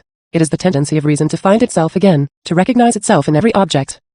All things being reduced to a logical category, and every movement, every act of production, to method, it follows naturally that every aggregate of products and production, of objects and of movement, can be reduced to a form of applied metaphysics. What Hegel has done for religion, law, etc., M. Proudhon seeks to do for political economy. So what is this absolute method? The abstraction of movement. What is the abstraction of movement? Movement in abstract condition. What is movement in abstract condition? The purely logical formula of movement, or the movement of pure reason. Wherein does the movement of pure reason consist? In posing itself, opposing itself, composing itself, in formulating itself as thesis, antithesis, synthesis, or, yet, in affirming itself, negating itself, and negating its negation. How does reason manage to affirm itself, to pose itself in a definite category? That is the business of reason itself and of its apologists. But once it has managed to pose itself as a thesis, this thought, opposed to itself, splits up into two contradictory thoughts, the positive and the negative, the yes and no. The struggle between these two antagonistic elements comprised in the antithesis constitutes the dialectical movement. The yes becoming no, the no becoming yes, the yes becoming both yes and no, the no becoming both no and yes, the contraries balance, neutralize, paralyze each other. The fusion of these two contradictory thoughts constitutes a new thought, which is the synthesis of them. This thought splits up once again into two contradictory thoughts, which in turn fuse into a new synthesis. Of this travail is born a group of thoughts. This group of thoughts follows the same dialectic movement as the simple category, and has a contradictory group as antithesis. Of these two groups of thoughts is born a new group of thoughts, which is the antithesis of them. Just as from the dialectic movement of the simple categories is born the group, so from the dialectic movement of the groups is born the series, and from the dialectic movement of the series is born the entire system. Apply this method to the categories of political economy and you have the logic and metaphysics of political economy, or, in other words, you have the economic categories that everybody knows, translated into a little-known language which makes them look as if they had never blossomed forth in an intellect of pure reason. So much do these categories seem to engender one another, to be linked up and intertwined with one another by the very working of the dialectic movement. The reader must not get alarmed at these metaphysics with all their scaffolding of categories, groups, series, and systems. M. Proudhon, in spite of all the trouble he has taken to scale the heights of the system of contradictions, has never been able to raise himself above the first two rungs of simple thesis and antithesis, and even these he has mounted only twice, and on one of these two occasions he fell over backwards. Up to now we have expounded only the dialectics of Hegel. We shall see later how M. Proudhon has succeeded in reducing it to the meanest proportions. Thus, for Hegel, all that has happened and is still happening is only just what is happening in his own mind. Thus the philosophy of history is nothing but the history of philosophy, of his own philosophy. There is no longer a history according to the order and time, there is only the sequence of ideas in the understanding. He thinks he is constructing the world by the movement of thought, whereas he is merely reconstructing systematically and classifying by the absolute method of thoughts which are in the minds of all. Second observation: economic categories are only the theoretical expressions, the abstractions of the social relations of production. M. Proudhon, holding this upside down like a true philosopher, sees in actual relations nothing but the incarnation of the principles of these categories, which were slumbering. So M. Proudhon the philosopher tells us in the bosom of the impersonal reason of humanity. M. Proudhon the economist understands very well that men make cloth, linen, or silk materials in definite relations of production. But what he has not understood is that these definite social relations are just as much produced by men as linen, flax, etc. Social relations are closely bound up with productive forces. In acquiring new productive forces, men change their mode of production, and in changing their mode of production, in changing the way of earning their living, they change all their social relations. The hand mill gives you society with the feudal lord, the steam mill, society with the industrial capitalist. The same men who establish their social relations in conformity with the material productivity, produce also principles, ideas, and categories, in conformity with their social relations. Thus the ideas, these categories, are as little eternal as the relations they express.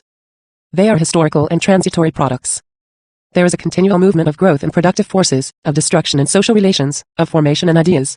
The only immutable thing is the abstraction of movement mers immortalis. Marx quotes these words from the following passage of Lucretius's poem on the nature of things, mortal vitam mers cum immortalis adimit, when mortal life has been taken away by immortal death. Third observation: the production relations of every society form a whole. M. Proudhon considers economic relations as so many social phases, engendering one another, resulting one from the other like the antithesis from the thesis, and realizing in their logical sequence the impersonal reason of humanity. The only drawback to this method is that when he comes to examine a single one of these phases, M. Proudhon cannot explain it without having recourse to all the other relations of society, which relations, however, he has not yet made his dialectic movement engender. When, after that, M. Proudhon, by means of pure reason, proceeds to give birth to these other phases, he treats them as if they were newborn babes. He forgets that they are of the same age as the first. Thus, to arrive at the constitution of value, which for him is the basis of all economic evolutions, he could not do without division of labor, competition, etc. Yet in the series, in the understanding of M. Proudhon, in the logical sequence, these relations did not yet exist. In constructing the edifice of an ideological system by means of the categories of political economy, the limbs of the social system are dislocated. The different limbs of society are converted into so many separate societies, following one upon the other. How, indeed, could the single logical formula of movement, of sequence, of time, explain the structure of society, in which all relations coexist simultaneously and support one another? Fourth observation. Let us see now to what modifications M. Proudhon subjects Hegel's dialectics when he applies it to political economy. For him, M. Proudhon, every economic category has two sides, one good, the other bad. He looks upon these categories as the petty bourgeois looks upon the great men of history. Napoleon was a great man. He did a lot of good. He also did a lot of harm. The good side and the bad side, the advantages and drawbacks, taken together form for M. Proudhon the contradiction in every economic category. The problem to be solved, to keep the good side, while eliminating the bad. Slavery is an economic category like any other. Thus it also has its two sides. Let us leave alone the bad side and talk about the good side of slavery. Needless to say, we are dealing only with direct slavery, with Negro slavery in Suriname, in Brazil, in the southern states of North America. Direct slavery is just as much the pivot of bourgeois industry as machinery, credits, etc. Without slavery you have no cotton. Without cotton you have no modern industry. It is slavery that gave the colonies their value. It is the colonies that created world trade, and it is world trade that is the precondition of large-scale industry. Thus slavery is an economic category of the greatest importance. Without slavery North America, the most progressive of countries, would be transformed into a patriarchal country. Wipe North America off the map of the world, and you will have anarchy, the complete decay of modern commerce and civilization. Cause slavery to disappear and you will have wiped America off the map of nations. Thus slavery, because it is an economic category, has always existed among the institutions of the peoples. Modern nations have been able only to disguise slavery in their own countries, but they have imposed it without disguise upon the New World. What would M. Proudhon do to save slavery? He would formulate the problem thus: preserve the good side of this economic category, eliminate the bad. Hegel has no problems to formulate. He has only dialectics. M. Proudhon has nothing of Hegel's dialectics but the language.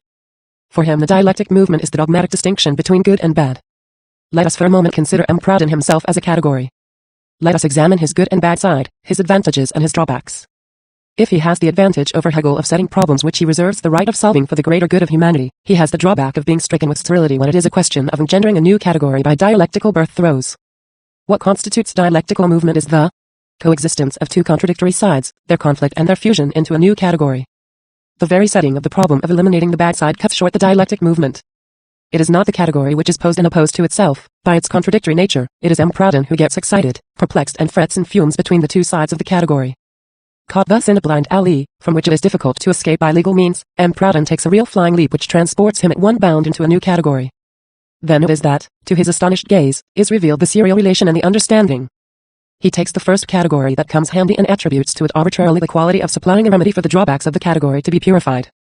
Thus, if we are to believe M. Proudhon, taxes remedy the drawbacks of monopoly, the balance of trade, the drawbacks of taxes, landed property, the drawbacks of credit.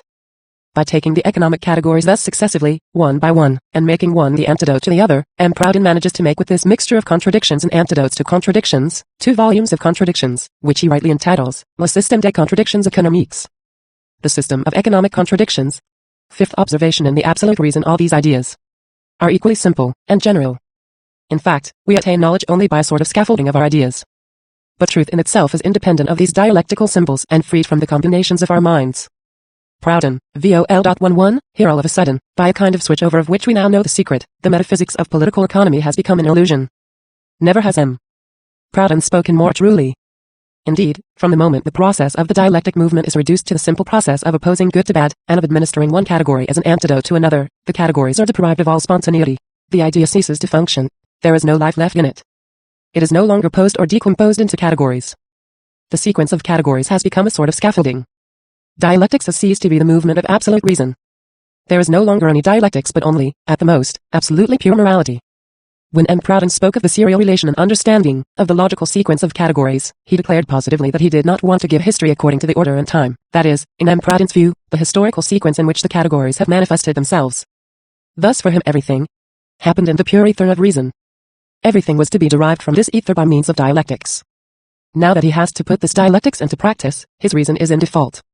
M. Proudhon's dialectics runs counter to Hegel's dialectics, and now we have M. Proudhon reduced to saying that the order in which he gives the economic categories is no longer the order in which they engender one another.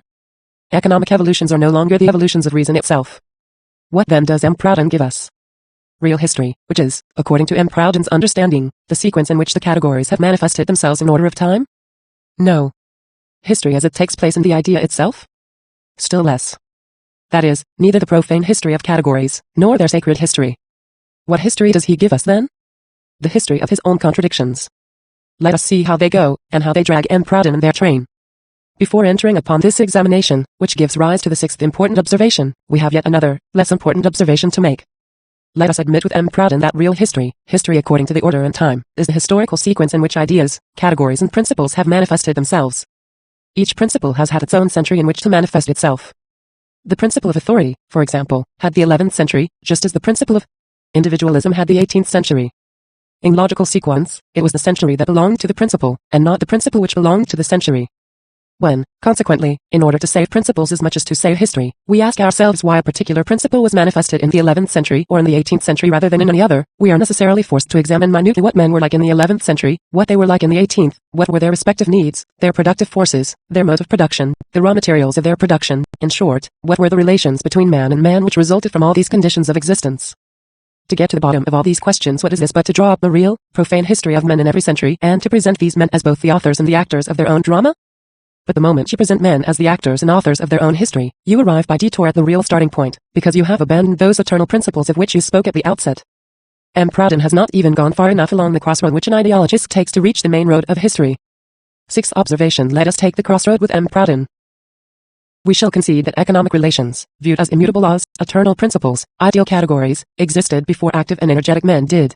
We shall concede further that these laws, principles and categories had, since the beginning of time, slumbered in the impersonal reason of humanity. We have already seen that, with all these changeless and motionless eternities, there is no history left. There is at most history in the idea, that is, history reflected in the dialectic movement of pure reason. M. Proudhon, by saying that, in the dialectic movement ideas are no longer differentiated, has done away with both the shadow of movement and the movement of shadows, by means of which one could still have created at least a semblance of history. Instead of that, he imputes to history his own impotence. He lays the blame on everything, even the French language. It is not correct then, says M. Proudhon, the philosopher, to say that something appears, that something is produced, in civilization as in the universe, everything has existed, has acted, from eternity. This applies to the whole of social economy. VOL.11, so great is the productive force of the contradictions which function and which made M. Proudhon function, that, in trying to explain history, he is forced to deny it. In trying to explain the successive appearance of social relations, he denies that anything can appear. In trying to explain production, with all its phases, he questions whether anything can be produced. Thus, for M. Proudhon, there is no longer any history, no longer any sequence of ideas. And yet his book still exists, and it is precisely that book which is, to use his own expression, history according to the sequence of ideas. How shall we find a formula for M. Proudhon? Is a man of formulas, to help him to clear all these contradictions in one leap. To this end he has invented a new reason, which is neither the pure and virgin absolute reason, nor the common reason of men living and acting in different periods, but a reason quite apart, the reason of the person, society of the subject, humanity, which under the pen of M. Proudhon figures at times also as social genius, general reason, or finally as human reason. This reason, decked out under so many names, betrays itself nevertheless, at every moment, as the individual reason of M. Proudhon, with its good and its bad side, its antidotes and its problems. Human reason does not create truth, hidden in the depths of absolute, eternal reason. It can only unveil it. But such truths as it has unveiled up to now are incomplete, insufficient, and consequently contradictory. Hence, economic categories, being themselves truths discovered, revealed by human reason, by social genius, are equally incomplete and contain within themselves the germ of contradictions. Before M. Proudhon, social genius saw only the antagonistic elements, and not the synthetic formula, both hidden simultaneously in absolute reason. Economic relations, which merely realize on earth these insufficient truths, these incomplete ideas, are consequently contradictory in themselves, and present two sides, one good, the other bad.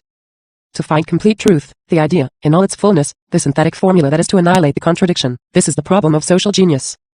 This again is why, in M. Proudhon's illusion, this same social genius has been harried from one category to another without ever having been able, despite all its battery of categories, to snatch from God or from absolute reason, a synthetic formula. At first, society, social genius, states a primary fact, puts forward a hypothesis. A veritable antinomy, whose antagonistic results develop in the social economy in the same way as its consequences could have been deduced in the mind. So that industrial movement, following in all things the deduction of ideas, splits up into two currents, one of useful effects, the other of subversive results.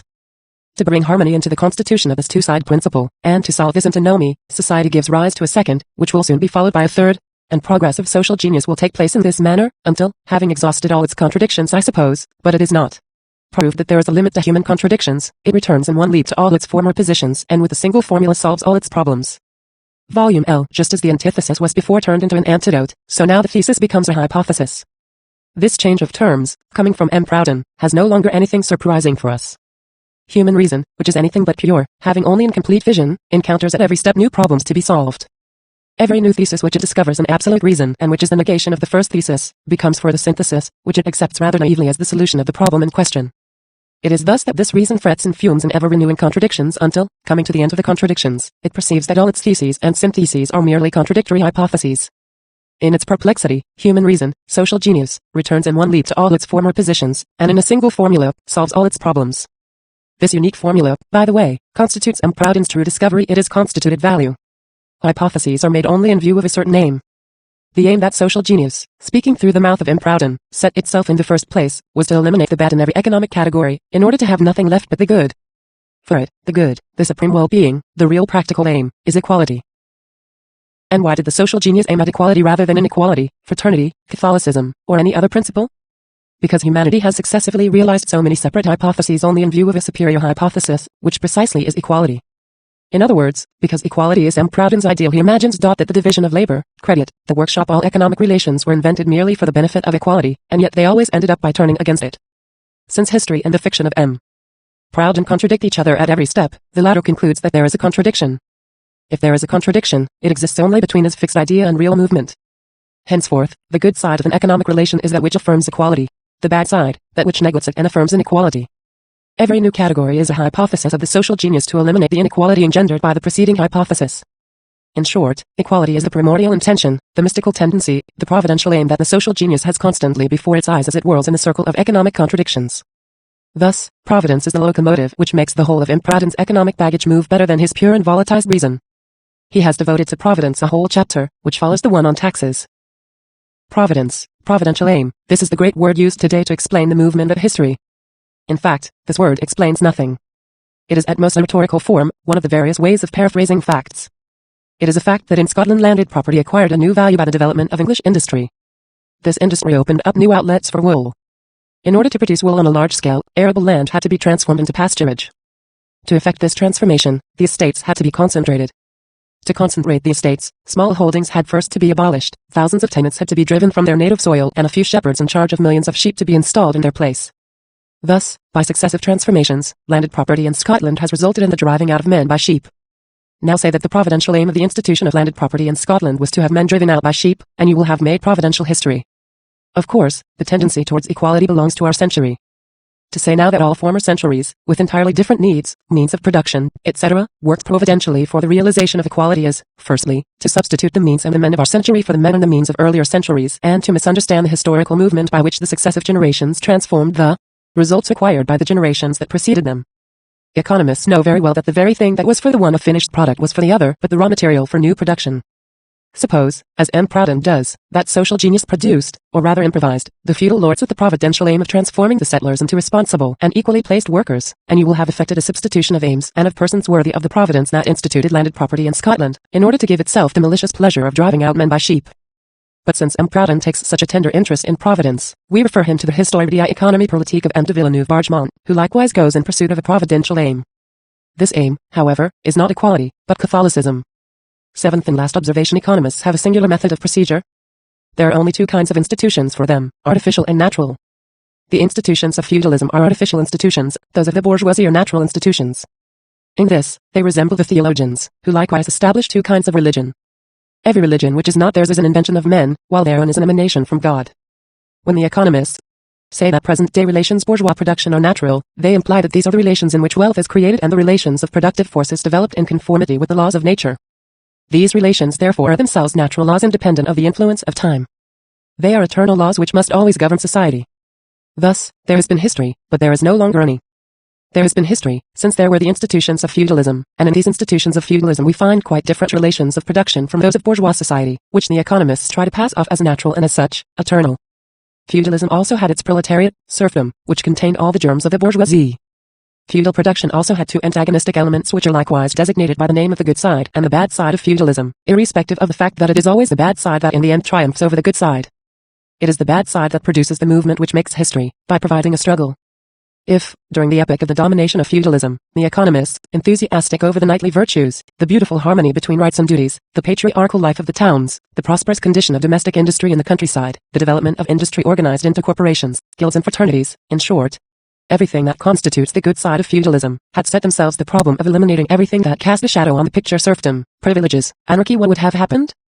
All the elements which called forth the struggle would have been destroyed, and the development of the bourgeoisie nipped in the bud. One would have set oneself the absurd problem of eliminating history. After the triumph of the bourgeoisie, there was no longer any question of the good or the bad side of feudalism. The bourgeoisie took possession of the productive forces it had developed under feudalism. All the old economic forms, the corresponding civil relations, the political state which was the official expression of the old civil society, were smashed. Thus, feudal production, to be judged properly, must be considered as a mode of production founded on antagonism. It must be shown how wealth was produced within this antagonism, how the productive forces were developed at the same time as class antagonisms, how one of the classes, the bad side, the drawback of society, went on growing until the material conditions for its emancipation had attained full maturity. Is not this as good as saying that the mode of production, the relations in which productive forces are developed, are anything but eternal laws, but that they correspond to a definite development of men and of their productive forces, and that a change in men's productive forces necessarily brings about a change in their relations of production? As the main thing is not to be deprived of the fruits of civilization, of the acquired productive forces, the traditional forms in which they were produced must be smashed. From this moment, the revolutionary class becomes conservative.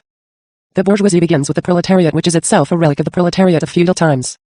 In the course of its historical development, the bourgeoisie necessarily develops its antagonistic character, which at first is more or less disguised, existing only in a latent state.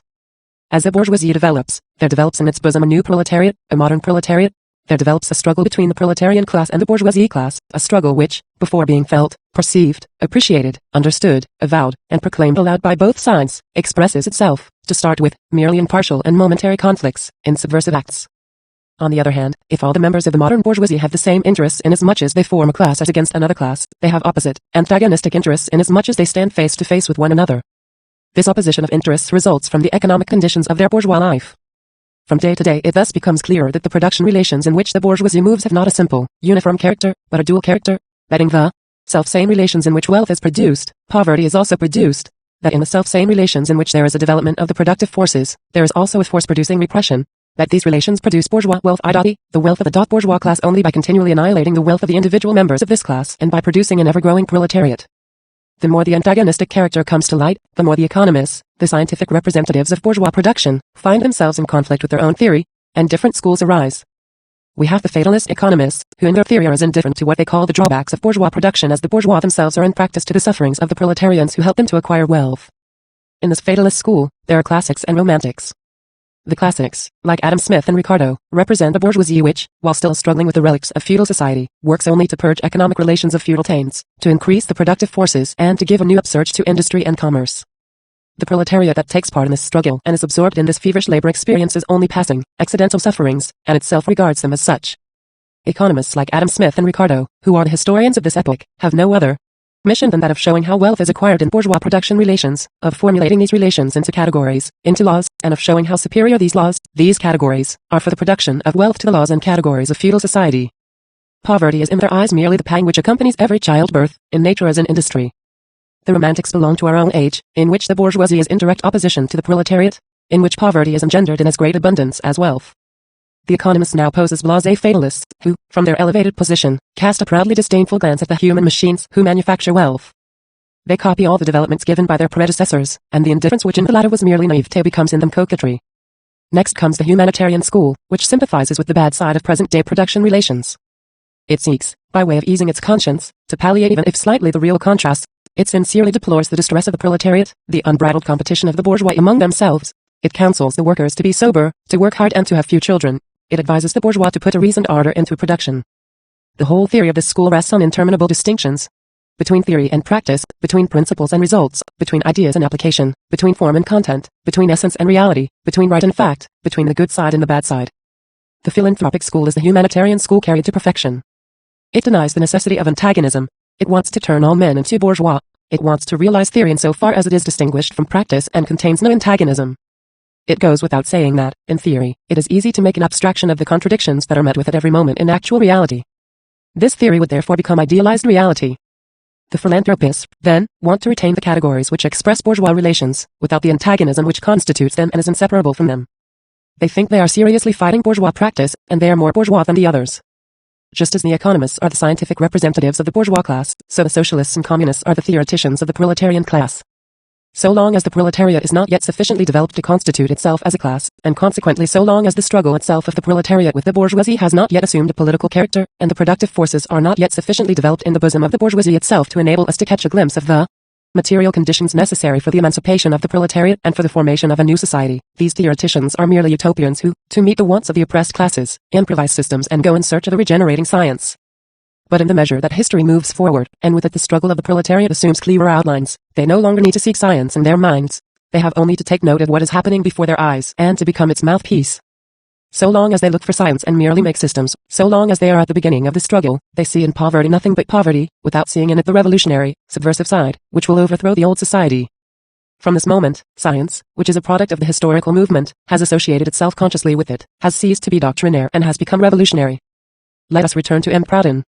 Every economic relation has a good and a bad side. It is the one point on which M. Proudhon does not give himself a lie. He sees the good side expounded by the economists, the bad side he sees announced by the socialists.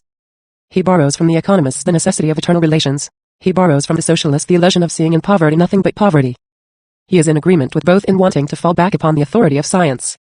Science for him reduces itself to the slender proportions of a scientific formula. He is the man in search of formulas. Thus it is that M. Proudhon flatters himself on having given a criticism of both political economy and communism. He is beneath them both. Beneath the economists, since, as a philosopher who is at his elbow a magic formula, he thought he could dispense with going into purely economic details. Beneath the socialists, because he has neither courage enough nor insight enough to rise, be it even speculatively, above the bourgeois horizon. He wants to be the synthesis, he is a composite error. He wants to soar as the man of science above the bourgeois and proletarians. He is merely the petty bourgeois, continually tossed back and forth between capital and labor, political economy and communism. Division of labor and machinery. The division of labor, according to M. Proudhon, opens the series of economic evolutions. Good side of the division of considered in its essence, the division of labor is the manner labor in which equality of conditions and intelligence is realized. Tome I. Bad side of the division of labor. Has labor become for us an instrument of poverty? Tome I. Labor, by dividing itself according to the law which is peculiar to it, and which is the primary condition of its fruitfulness, ends in the negation of its aims and destroys itself. Tome I. Problem to be solved: to find the recomposition which wipes out the drawbacks of the division, while retaining its useful effects. Tome I. The division of labor is, according to M. Proudhon, an eternal law, a simple, abstract category. Therefore the abstraction, the idea, the word must suffice for him to explain the division of labor at different historical epochs. Castes, corporations, manufacture, large-scale industry, must be explained by the single word divide.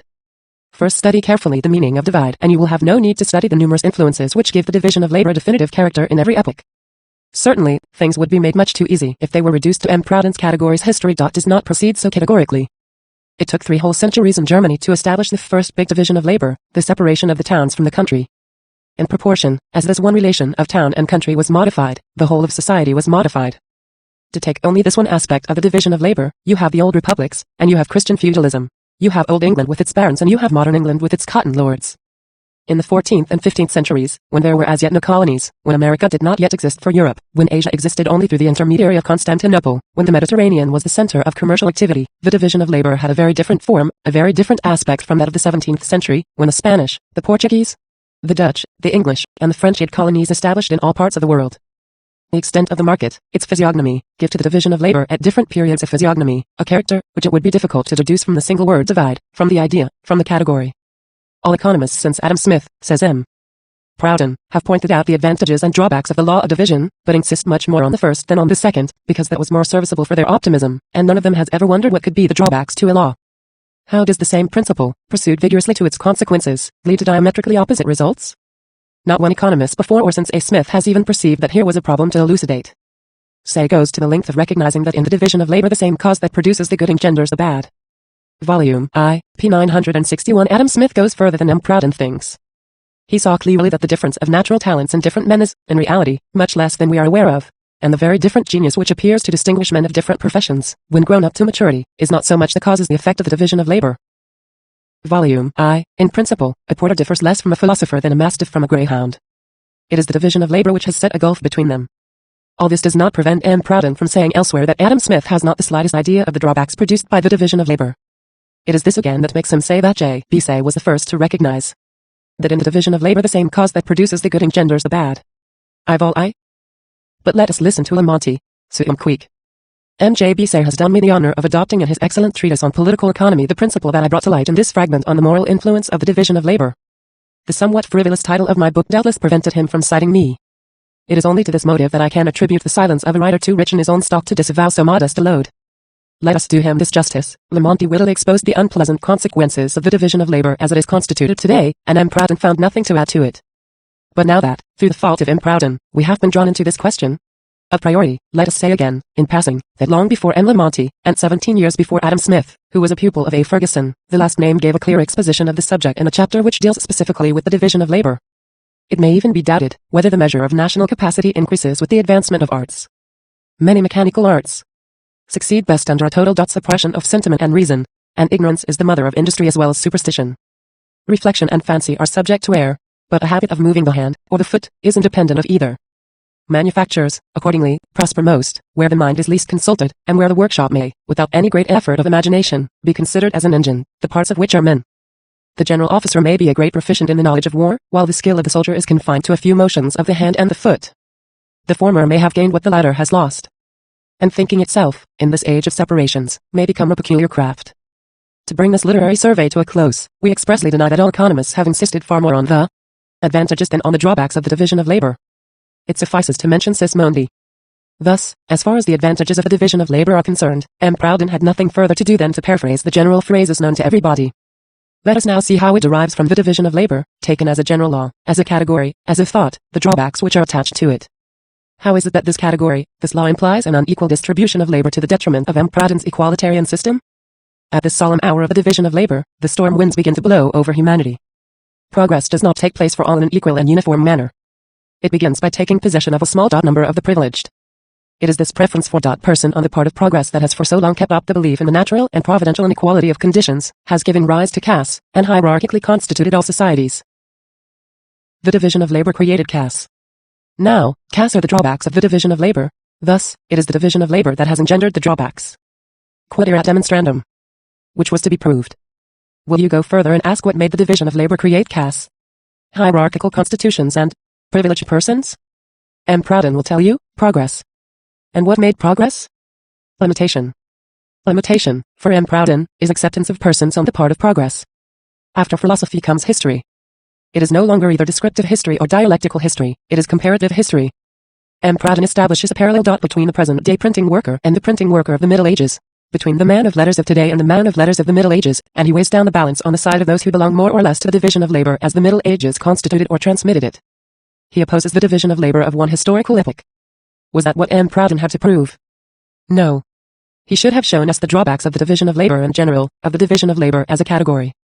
Besides, why stress this part of M. Proudhon's work, since a little later we shall see him formally retract all these alleged developments? The first effect of fractional labor, continues M.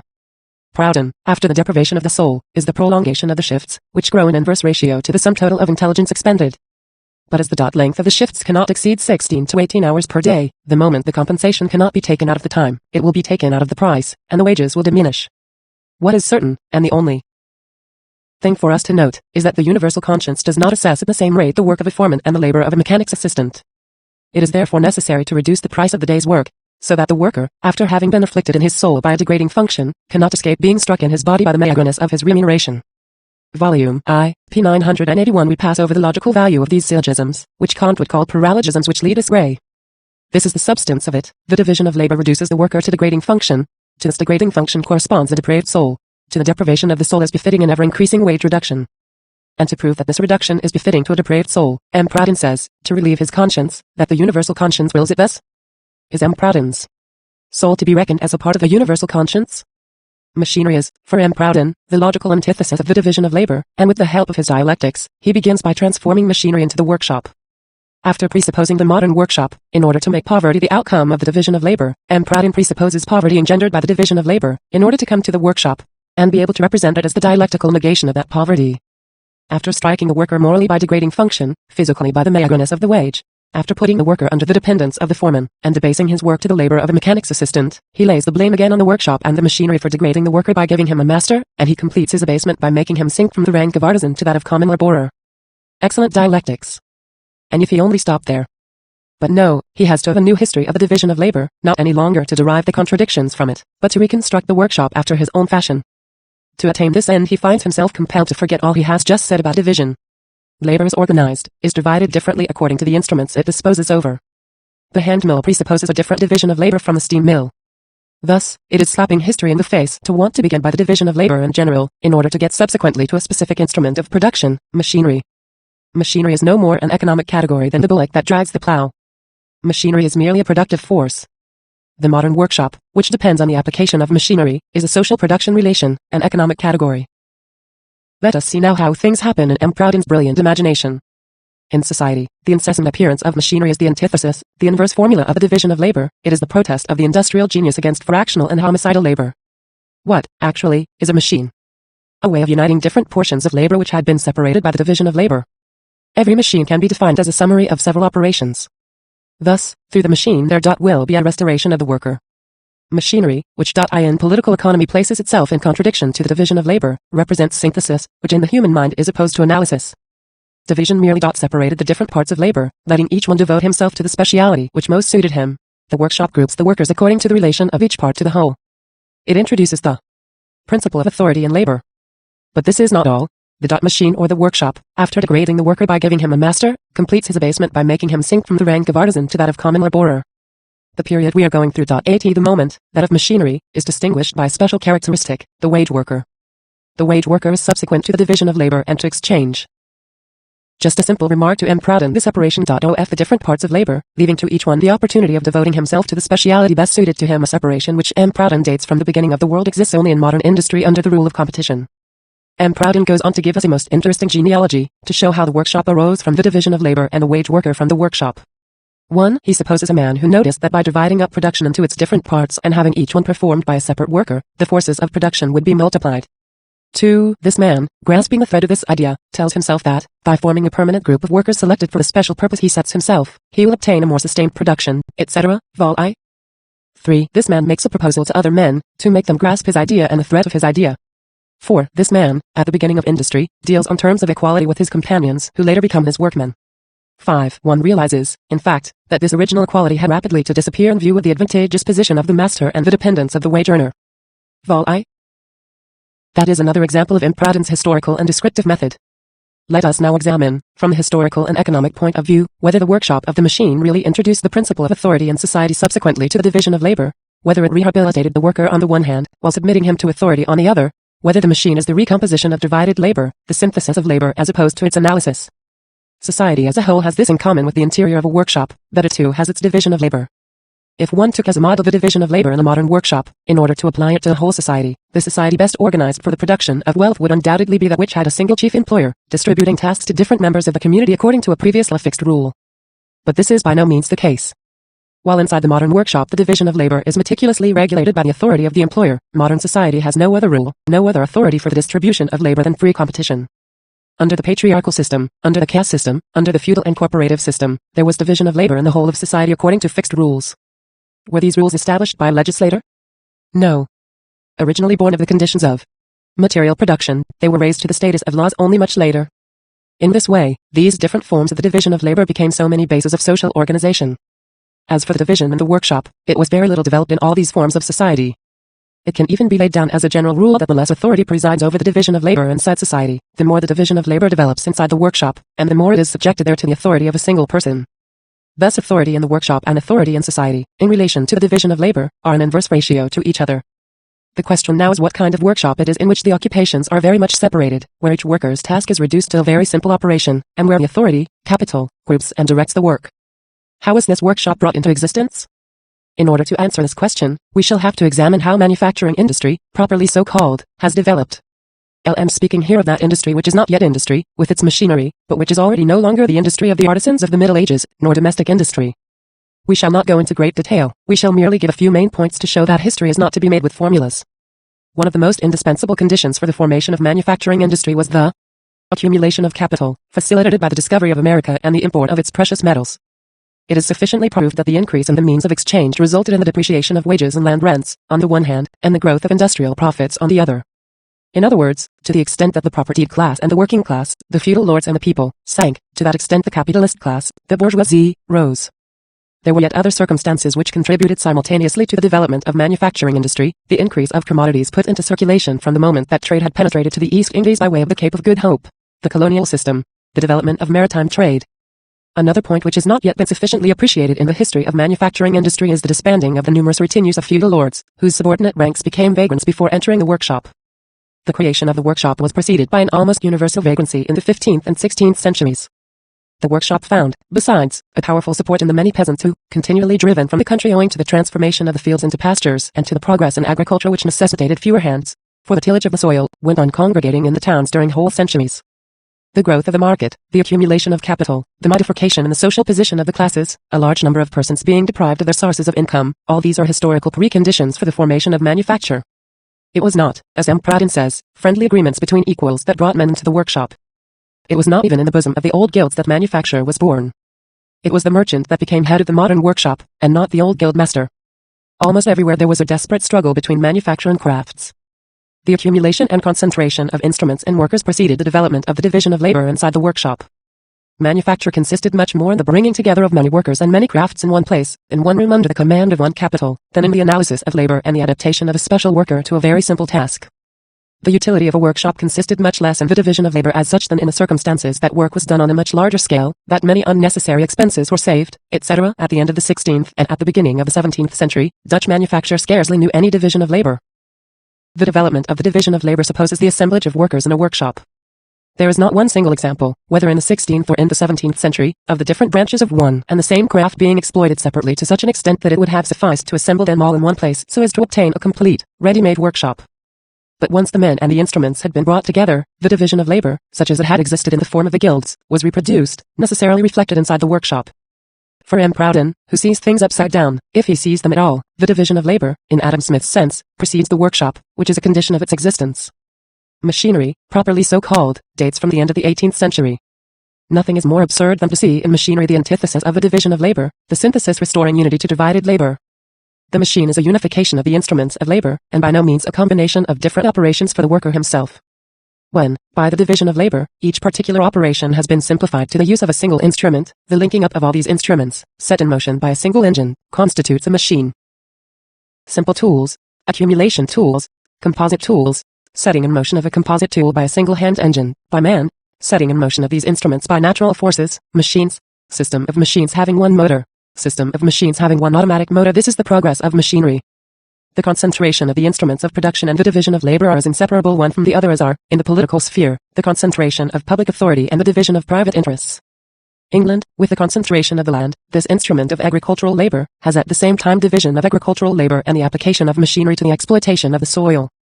France, which is the division of the instruments, the smallholding system, has, in general, neither division of agricultural labor nor application of machinery to the soil. For M. Proudhon, the concentration of the instruments of labor is the negation of the division of labor. In reality, we find again the reverse as. The concentration of instruments develops, the division develops also, and vice versa. This is why every big mechanical invention is followed by greater division of labor, and each increase in the division of labor gives rise in turn to new mechanical inventions. We need not recall the fact that the great progress of the division of labor began in England after the invention of machinery. Thus, the weavers and spinners were for the most part peasants like those one still meets in backward countries. The invention of machinery brought about the separation of manufacturing industry from agricultural industry. The weaver and the spinner, united but lately in a single family, were separated by the machine. Thanks to the machine, the spinner can live in England while the weaver resides in the East Indies. Before the invention of machinery, the industry of a country was carried on chiefly with raw materials that were the products of its own soil. In England wool, in Germany, flax, in France silks and flax, in the East Indies and the Levant cottons, etc. Thanks to the application of machinery and of steam, the division of labor was about to assume such dimensions that large-scale industry, detached from the national soil, depends entirely on the world market, on international exchange, on an international division of labor. In short, the machine has so great an influence on the division of labor, that when, in the manufacture of some object, a means has been found to produce parts of it mechanically, the manufacture splits up immediately into two works independent of each other. Need we speak of the philanthropic and providential aim that M. Proudhon discovers in the invention and first application of machinery? When in England the market had become so far developed that manual labor was no longer adequate, the need for machinery was felt. Then came the idea of the application of mechanical science, already quite developed in the 18th century. The automatic workshop opened its career with acts which were anything but philanthropic. Children were kept at work at the whip's end. They were made an object of traffic and contracts were undertaken with the orphanages. All the laws on the apprenticeship of workers were repealed, because, to use M. Proudhon's phraseology, there was no further need for synthetic workers. Finally, from 1825 onwards, almost all the new inventions were the result of collisions between the worker and the employer who sought at all costs to depreciate the worker's specialized ability. After each new strike of any importance, there appeared a new machine.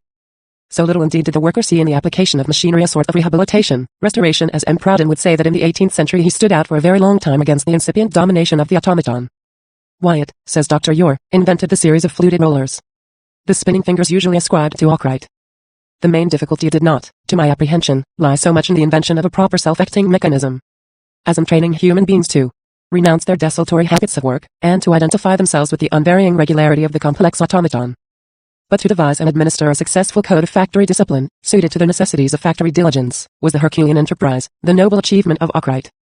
Volume I, p. 22, 231. In short, by the introduction of machinery, the division of labor inside society has grown up, the task of the worker inside the workshop has been simplified, capital has been concentrated, human beings have been further dismembered. When M. Proudhon wants to be an economist, and to abandon for a moment the evolution of ideas in serial relation and the understanding, then he goes and draws erudition from Adam Smith, from a time when the automatic workshop was only just coming into existence. Indeed, what a difference between the division of labor as it existed in Adam Smith's day and as we see it in the automatic workshop. In order to make this properly understood, we need only quote a few passages from Dr. Ure's The Philosophy of Manufactures. When Adam Smith wrote his immortal Elements of Economics, automatic machinery being hardly known, he was properly led to regard the division of labor as the grand principle of manufacturing improvement. And he showed, in the example of pen making, how each handicraftsman, being thereby enabled to perfect himself by practice in one point, became a quicker and cheaper workman. In each branch of manufacture he saw that some parts were, on that principle, of easy execution, like the cutting of pin wires into uniform lengths, and some were comparatively difficult, like the formation and fixation of their heads. And therefore he concluded that to each a workman of appropriate value and cost was naturally assigned. This appropriation forms the very essence of a division of labor. But what was in Dr. Smith's time a topic of useful illustration, cannot now be used without risk of misleading the public mind as to the right principle of manufacturing industry. In fact, the division, or rather adaptation of labor to the different talents of men, is little thought of in factory employment. On the contrary, wherever a process requires a peculiar dexterity and steadiness of hand, it is withdrawn as soon as possible from the cunning workman, who is prone to irregularities of many kinds, and it is placed in charge of a peculiar mechanism, so self-regulating, that a child may superintend it. The principle of the factory system then is, to substitute mechanical science for hand skill, and the partition of a process into its essential constituents, for the division or gradation of labor among artisans. On the handicraft plant, labor more or less skilled, was usually the most expensive element of production. But on the automatic plant, skilled labor gets progressively superseded and will, eventually, be replaced by mere overlookers of machines. by the infirmity of human nature it happens, that the more skillful the workman, the more self-willed and intractable he is apt to become, and, of course, the less fit a component of a mechanical system, in which, by occasional irregularities, he may do great damage to the whole. The grand object therefore of a modern manufacturer is, through the union of capital and science, to reduce the task of his workpeople to the exercise of vigilance and dexterity faculties, when concentrated to one process, speedily brought to perfection in the young. On the gradation system, a man must serve an apprenticeship of many years before his hand and eye become skilled enough for certain mechanical feats, but on the system of decomposing a process into its constituents, and embodying each part in an automatic machine, a person of common care and capacity may be entrusted with any of the said elementary parts after a short probation, and may be transferred from one to another, on any emergency, at the discretion of the master. Such translations are utterly at variance with the old practice of the division of labor, which fixed one man to shaping the head of a pin, another to shaping the head of a pin, and another to sharpening its point, with the most irksome and spirit-wasting uniformity, for a whole life. But on the equalization plan of self-acting machines, the operative needs to call his faculties only into agreeable exercise. As his business consists in ending the work of a well-regulated mechanism, he can learn it in a short period, and when he transfers his services from one machine to another, he varies his task and enlarges his views by thinking on those general combinations which result from his and his companions' labors. Thus, that cramping of the faculties, that narrowing of the mind, that stunting of the frame, which were ascribed, and not unjustly, by moral writers, to the division of labor, cannot, in common circumstances, occur under the equitable distribution of industry. It is, in fact, the constant aim and tendency of every improvement in machinery to supersede human labor altogether, or to diminish its cost, by substituting the industry of women and children for that of men, of that of ordinary laborers for trained artisans. This tendency to employ merely children with watchful eyes and nimble fingers, instead of journeymen of long experience, shows how the scholastic dogma of the division of labor into degrees of skill has been exploded by our enlightened manufacturers. What characterizes the division of labor inside modern society is that it engenders specialized functions, specialists, and with them crafted esse. We are struck with admiration, says Lamonti, when we see among the ancients the same person distinguishing himself to a high degree as philosopher, poet, orator, historian, priest, administrator, general of an army. Our souls are appalled at the sight of so vast a domain. Each one of us plants his hedge and shuts himself up in his enclosure. I do not know whether by this parcellation the field is enlarged, but I do know that man is belittled. What characterizes the division of labor in the automatic workshop is that labor has there completely lost its specialized character. But the moment every special development stops, the need for universality, the tendency towards an integral development of the individual begins to be felt. The automatic workshop wipes out specialists and crafted esse. M. Proudhon, not having understood even this one revolutionary side of the automatic workshop, takes a step backward and proposes to the worker that he make not only the 12th part of a pin, but successively all 12 parts of it. The worker would thus arrive at the knowledge and the consciousness of the pin. This is M. Proudhon's synthetic labor. Nobody will contest that to make a movement forward and another movement backward is to make a synthetic movement. To sum up, M. Proudhon has not gone further than the petty bourgeois ideal. And to realize this ideal, he can think of nothing better than to take us back to the journeyman or, at most, to the master craftsman of the Middle Ages. It is enough, he says somewhere in his book, to have created a masterpiece once in one's life, to have felt oneself just once to be a man. Is not this, in form as in content, the masterpiece demanded by the trade guild of the Middle Ages? 3. Competition and monopoly. Competition is as essential to labor as division. It is. Good side of competition necessary for the advent of equality. 1186, 1881. The principle is the negation of itself. Its most certain result is to ruin bad side of competition of those whom it drags in its train. 11,851. The drawbacks which general reflection follow in its wake, just as the goods it provides. Both flow logically from the principle. 1185-861. To seek the principle of accommodation, which must be derived from a law superior to liberty itself.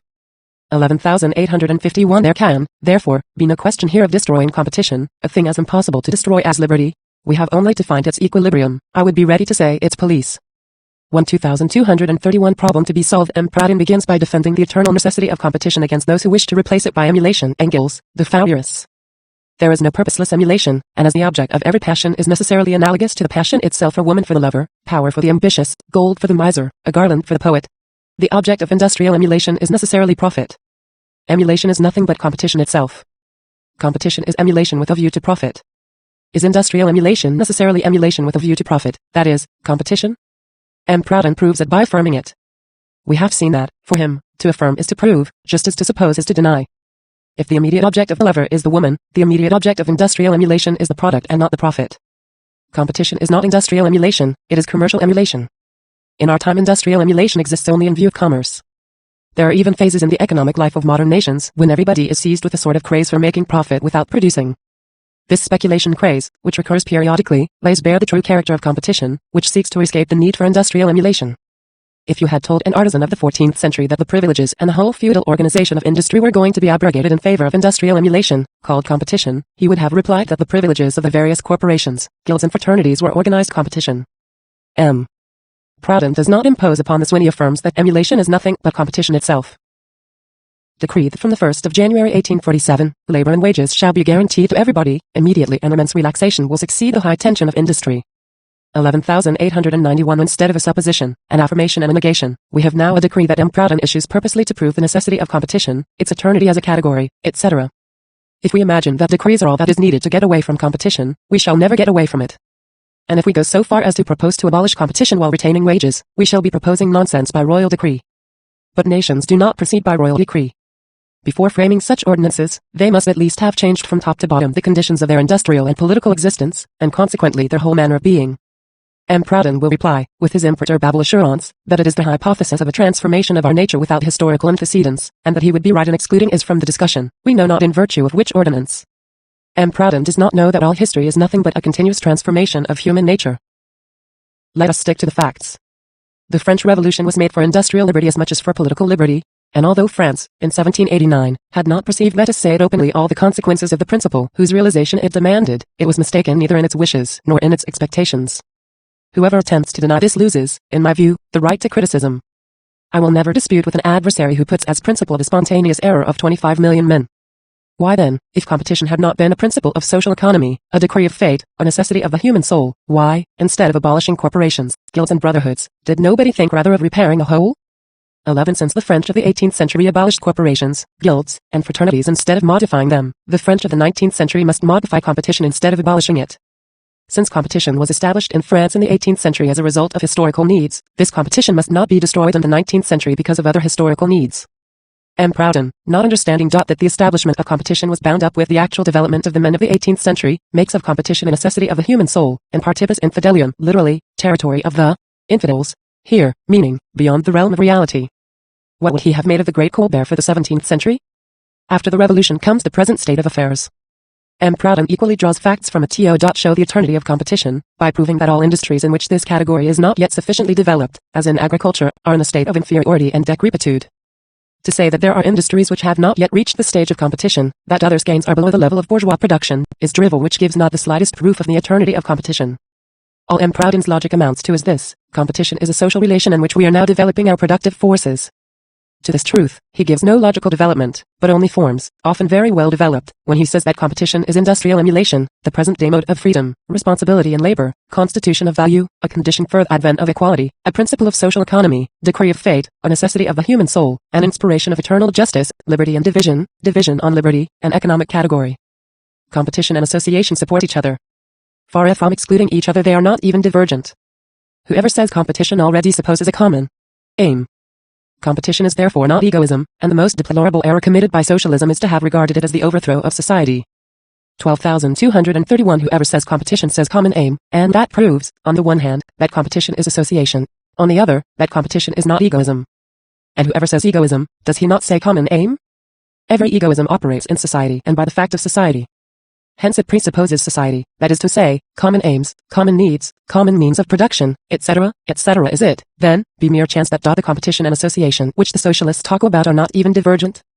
Socialists know well enough that present-day society is founded on competition. How could they accuse competition of overthrowing present-day society which they want to overthrow themselves? And how could they accuse competition of overthrowing the society to come, in which they see, on the contrary, the overthrow of competition? M. Proudhon says, later on, that competition is the opposite of monopoly, and consequently cannot be the opposite of association. Feudalism was, from its origins, opposed to patriarchal monarchy. It was thus not opposed to competition, which was not yet in existence. Does it follow that competition is not opposed to feudalism? In actual fact, society, association are denominations which can be given to every society, to feudal society as well as to bourgeois society, which is association founded on competition. How then can there be socialists, who, by the single word association, think they can refute competition? And how can M. Proudhon himself wish to defend competition against socialism by describing competition by the single word association? All we have just said makes up the beautiful side of competition as M. Proudhon sees it. Now let us pass on to the ugly side, that is the negative side, of competition, its drawbacks, its destructive, subversive elements, its injurious qualities. There is something dismal about the picture M. Proudhon draws of it. Competition engenders misery, it foments civil war, it changes natural zones, mixes up nationalities, causes trouble in families, corrupts the public conscience, subverts the notion of equity, of justice, of morality, and what is worse, it destroys free, honest trade, and does not even give in exchange synthetic value, fixed, honest price. It disillusions everyone, even economists.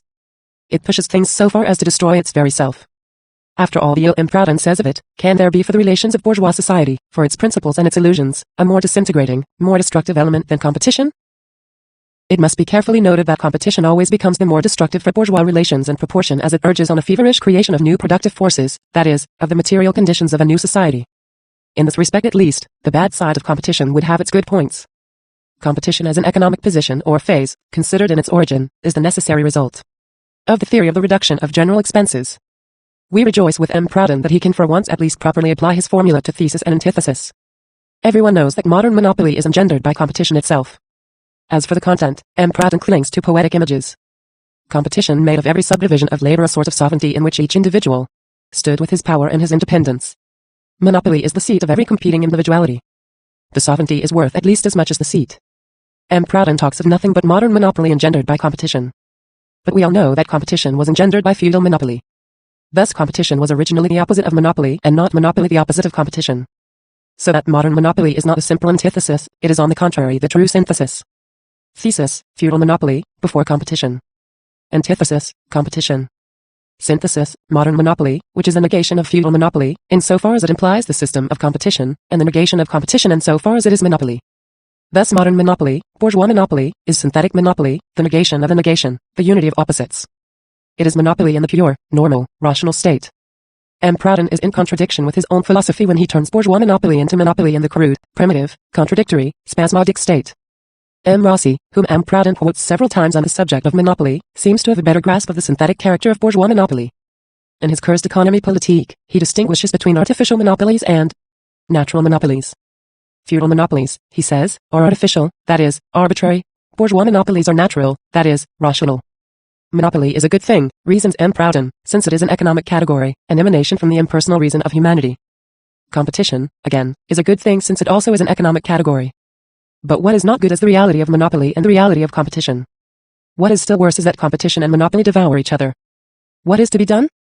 Look for the synthesis of these two eternal thoughts, wrested from the bosom of God, whereas has been deposited from time immemorial. In practical life we find not only competition, monopoly and the antagonism between them, but also the synthesis of the two, which is not a formula, but a movement. Monopoly produces competition, competition produces monopoly. Monopolists are made from competition, competitors become monopolists. If the monopolists restrict their mutual competition by means of partial associations, competition increases among the workers, and the more the mass of the proletarians grows as against the monopolists of one nation, the more desperate competition becomes between the monopolists of different nations. The synthesis is of such a character that monopoly can only maintain itself by continually entering into the struggle of competition. To make the dialectical transition to the taxes which come after monopoly, M. Proudhon talks to us about the social genius which, after zigzagging intrepidly onward, after striding with a jaunty step, without repenting and without halting, reaches the corner of monopoly, casts backward a melancholy glance, and, after profound reflection, assails all the objects of production with taxes, and creates a whole administrative organization, in order that all employments be given to the proletariat and paid by the men of monopoly.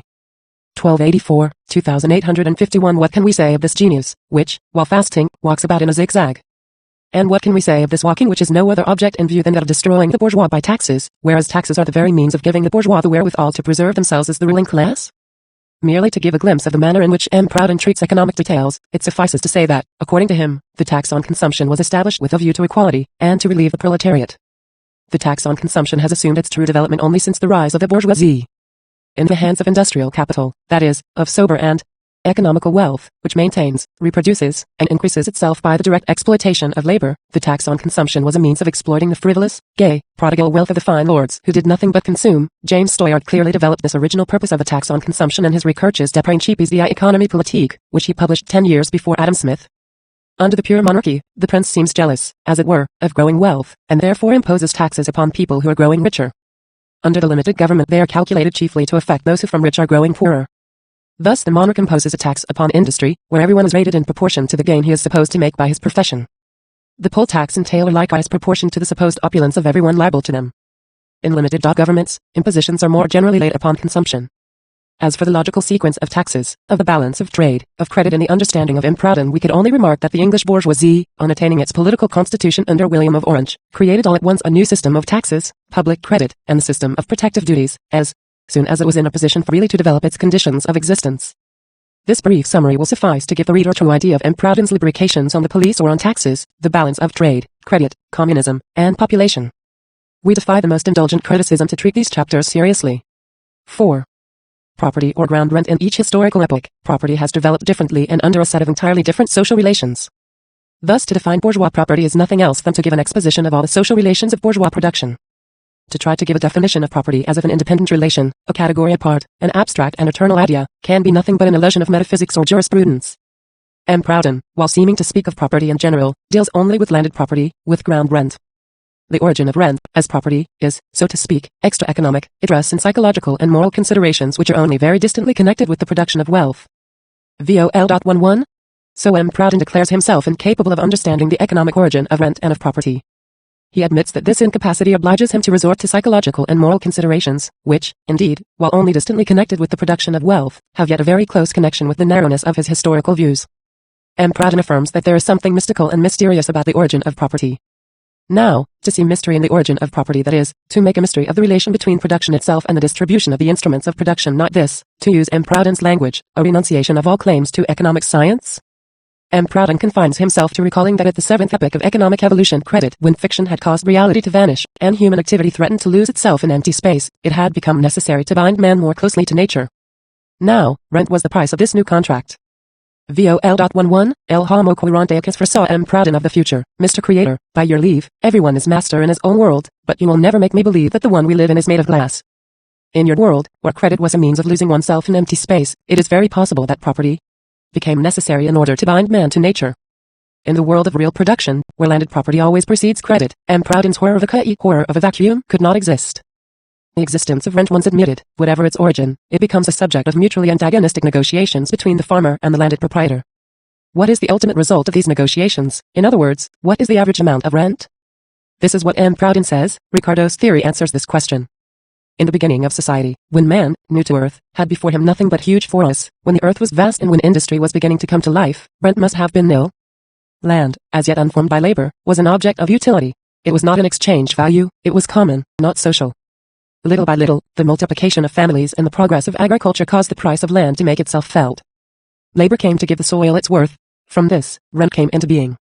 The more fruit a field yielded with the same amount of labor, the higher it was valued. Hence the tendency of proprietors was always to arrogate to themselves the whole amount of the fruits of the soil, less the wages of the farm, that is, less the costs of production.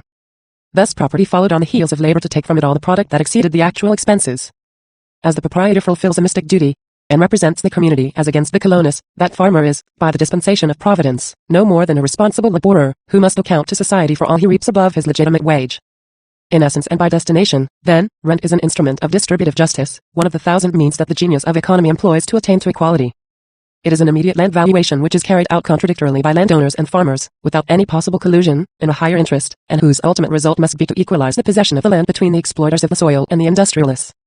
It needed no less than this magic of property to snatch from the colonist the surplus of his product which he cannot help regarding as his own, and of which he considers himself to be exclusively the author.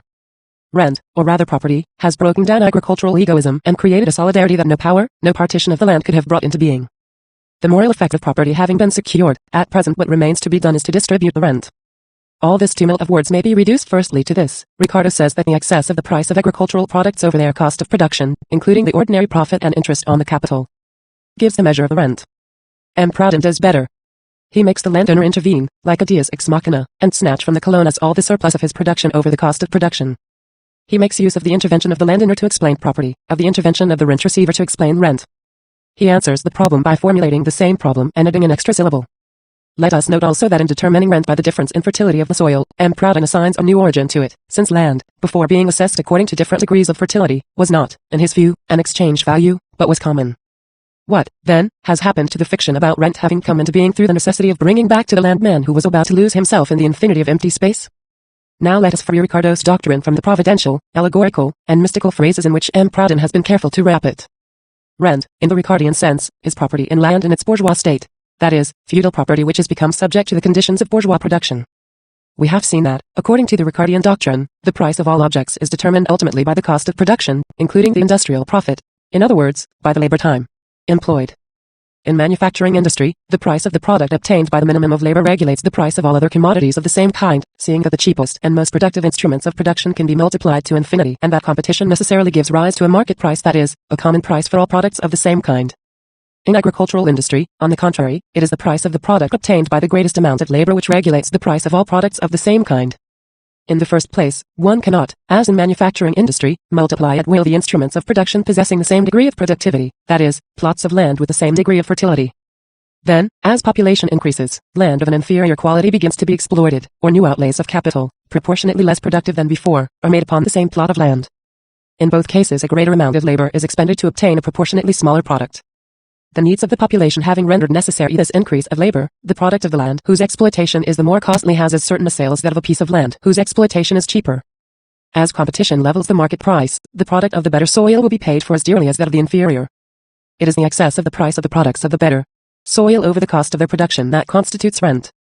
If one could always have at one's disposal plots of land of the same degree of fertility, if one could, as in manufacturing industry, have recourse continually to cheaper and more productive machines, or if the subsequent outlays of capital produced as much as the first, then the price of agricultural products would be determined by the price of commodities produced by the best instruments of production, as we have seen with the price of manufactured products. But, from this moment rent would have disappeared also. For the Ricardian doctrine, once the premise is granted underscored to be generally true, it is moreover essential that capital should be freely applicable to different branches of industry, that a strongly developed competition among the capitalists should have brought profits to an equal level, that the farmer should be no more than an industrial capitalist claiming for the use of his capital on the land, a profit equal to that which he would draw from his capital if it were applied on any kind of manufacture, that agricultural exploitation should be subjected to the regime of large-scale industry, and finally, that the landowner himself should aim at nothing beyond the money return. It may happen, as in Ireland, that rent does not yet exist, although the letting of land has reached an extreme development there. Rent being the excess not only over wages, but also over industrial profit, it cannot exist where the landowner's revenue is nothing but a mere levy on wages. Thus, far from converting the exploiter of the land, the farmer, into a simple laborer, and snatching from the cultivator the surplus of his product, which he cannot help regarding as his own, rent confronts the landowner, not with the slave, the serf, the payer of tribute, the wage laborer, but with the industrial capitalist. Once constituted as ground rent, ground property has in its possession only the surplus over production costs, which are determined not only by wages but also by industrial profit. It is therefore from the landowner that ground rent snatches a part of his income. Thus, there was a big lapse of time before the feudal farmer was replaced by the industrial capitalist. In Germany, for example, this transformation began only in the last third of the 18th century. It is in England alone that this relation between the industrial capitalist and the landed proprietor has been fully developed. So long as there was only imprudens colonus, there was no rent. The moment rent exists, the colonus is no longer the farmer, but the worker, the farmer's colonus. The abasement of the laborer, reduced to the role of a simple worker, day laborer, wage earner, working for the industrial capitalist. The invention of the industrial capitalist, exploiting the land like any other factory. The transformation of the landed proprietor from a petty sovereign into a vulgar usurer. These are the different relations expressed by rent. Rent, in the Ricardian sense, is patriarchal agriculture transformed into commercial industry, industrial capital applied to land, the town bourgeoisie transplanted into the country. Rent, instead of binding man to nature, has merely bound the exploitation of the land to competition. Once established as rent, landed property itself is the result of competition, since from that time onwards it depends on the market value of agricultural produce. As rent, landed property is mobilized and becomes an article of commerce. Rent is possible only from the moment when the development of urban industry, and the social organization resulting therefrom, force the landowner to aim solely at cash profits, at the monetary relation of his agricultural products, in fact to look upon his landed property only as a machine for coining money. Rent has so completely divorced the landed proprietor from the soil, from nature, that he has no need even to know his estates, as is to be seen in England. As for the farmer, the industrial capitalist, and the agricultural worker, they are no more bound to the land they exploit than are the employer and the worker in the factories to the cotton and wool they manufacture. They feel an attachment only for the price of their production, the monetary product. Hence the Jeremiads of the reactionary parties, who offer up all their prayers for the return of feudalism, of the good, old patriarchal life, of the simple manners and the fine virtues of our forefathers. The subjection of the soil to the laws which dominate all other industries is and always will be the subject of interested condolences. Thus it may be said that rent has become the motive power which is introduced idle into the movement of history. Ricardo, after postulating bourgeois production as necessary for determining rent, applies the conception of rent, nevertheless, to the landed property of all ages and all countries. This is an error common to all the economists, who represent the bourgeois relations of production as eternal categories. From the providential aim of rent, which is, for M. Proudhon, the transformation of the colonus into a responsible worker, he passes to the equalized reward of rent. Rent, as we have just seen, is constituted by the equal price of the products of lands of unequal fertility, so that a hectoliter of corn which is cost 10 francs is sold for 20 francs if the cost of production rises to 20 francs upon soil of inferior quality. So long as necessity forces the purchase of all the agricultural products into the market price is determined by the cost of the most expensive product. Thus it is this equalization of price, resulting from competition and not from the different fertilities of the lands, that secures to the owner of the better soil a rent of 10 francs for every hectoliter that his tenant sells. Let us suppose for a moment that the price of corn is determined by the labor time needed to produce it, and at once the hectoliter of corn obtained from the better soil will sell at 10 francs, while the hectoliter of corn obtained on the inferior soil will cost 20 francs. This being admitted, the average market price will be 15 francs, whereas, according to the law of competition, it is 20 francs. If the average price were 15 francs, there would be no occasion for any distribution, whether equalized or otherwise, for there would be no rent. Rent exists only when one can sell for 20 francs the hectoliter of corn which has cost the producer 10 francs. M. Proudhon supposes equality of the market price, with unequal costs of production, in order to arrive at an equalized sharing out of the product of inequality. We understand such economists as Mill, Trabulles, Hilditch, and others demanding that rent should be handed over to the state to serve in place of taxes. That is a frank expression of the hatred the industrial capitalist bears towards the landed proprietor, who seems to him a useless thing, an excrescence upon the general body of bourgeois production. But first to make the price of the hectoliter of corn 20 francs in order then to make a general distribution of the 10 francs overcharge levied on the consumer, is indeed enough to make the social genius pursue its zigzag course mournfully, and knock its head against some corner. Rent becomes, under M. Proudhon's pen, an immense land valuation, which is carried out contradictorily by landowners and farmers in a higher interest, and whose ultimate result must be to equalize the possession of land between exploiters of the soil and the industrialists. VOL.11, for any land valuation based upon rent to be of practical value, the conditions of present society must not be departed from. Now, we have shown that the farm rent paid by the farmer to the landlord expresses the rent with any exactitude only in the countries most advanced in industry and commerce. And even this rent often includes interest paid to the landlord on capital incorporated in the land. The location of the land, the vicinity of towns, and many other circumstances influence the farm rent and modify the ground rent. These peremptory reasons would be enough to prove the inaccuracy of a land valuation based on rent. Thus history, far from supplying, in rent, a ready-made land valuation, does nothing but change and turn topsy-turvy the land valuations already made. Finally, fertility is not so natural a quality as might be thought. It is closely bound up with the social relations of the time. A piece of land may be very fertile for corn growing, and yet the market price may decide the cultivator to turn it into an artificial pasture land and thus render it infertile. M. Proudhon has improvised his land valuation, which is not even the value of an ordinary land valuation, only to give substance to the providential equalitarian aim of rent. Rent, continues M. Proudhon, is the interest paid on a capital which never perishes, namely, land. And as the capital is capable of no increase in matter, but only of an indefinite improvement in its use, it comes about that while the interest or profit on a loan, mutum, tends to diminish continually through abundance of capital, rent tends always to increase through the perfecting of industry, from which results the improvement in the use of the land. Such, in its essence, is rent. VOL.11, this time, M. Proudhon sees in rent all the characteristics of interest, save that it is derived from capital of a specific nature. This capital is land, an eternal capital, which is capable of no increase in matter, but only an indefinite improvement in its use. In the progressive advance of civilization, interest has a continual tendency to fall, whilst rent continually tends to rise. Interest falls because of the abundance of capital. Rent rises owing to the improvements brought about an industry, which results in an ever better utilization of land. Such, in its essence, is the opinion of M. Proudhon. Let us first examine how far it is true to say that rent is interest on capital. For the landed proprietor himself, rent represents the interest on the capital that the land has cost him, or that he would draw from it if he sold it. But in buying or selling land he only buys or sells rent. The price he pays to make himself a receiver of rent is regulated by the rate of interest in general and has nothing to do with actual nature of rent. The interest on capital invested in land is in general lower than the interest on capital invested in manufacture or commerce. Thus, for those who make no distinction between the interest that the land represents to the owner and the rent itself, the interest on land capital diminishes still more than does the interest on other capital. But it is not a question of the purchase or sale price of rent, of the marketable value of rent, of capitalized rent, it is a question of rent itself. Farm rent can imply again, apart from rent proper, the interest on the capital incorporated in the land. In this instance the landlord receives this part of the farm rent, not as a landlord but as a capitalist. But this is not the rent proper that we are to deal with. Land, so long as it is not exploited as a means of production, is not capital. Land as capital can be increased just as much as all the other instruments of production. Nothing is added to its matter, to use M. Proudhon's language, but the lands which serve as instruments of production are multiplied. The very fact of applying further outlays of capital to land already transformed into means of production increases land as capital without adding anything to land as matter, that is, to the extent of the land. M. Proudhon's land as matter is the earth in its limitation. As for the eternity he attributes to land, we grant readily it has this virtue as matter. Land as capital is no more eternal than any other capital. gold and silver, which yield interest, are just as lasting and eternal as land.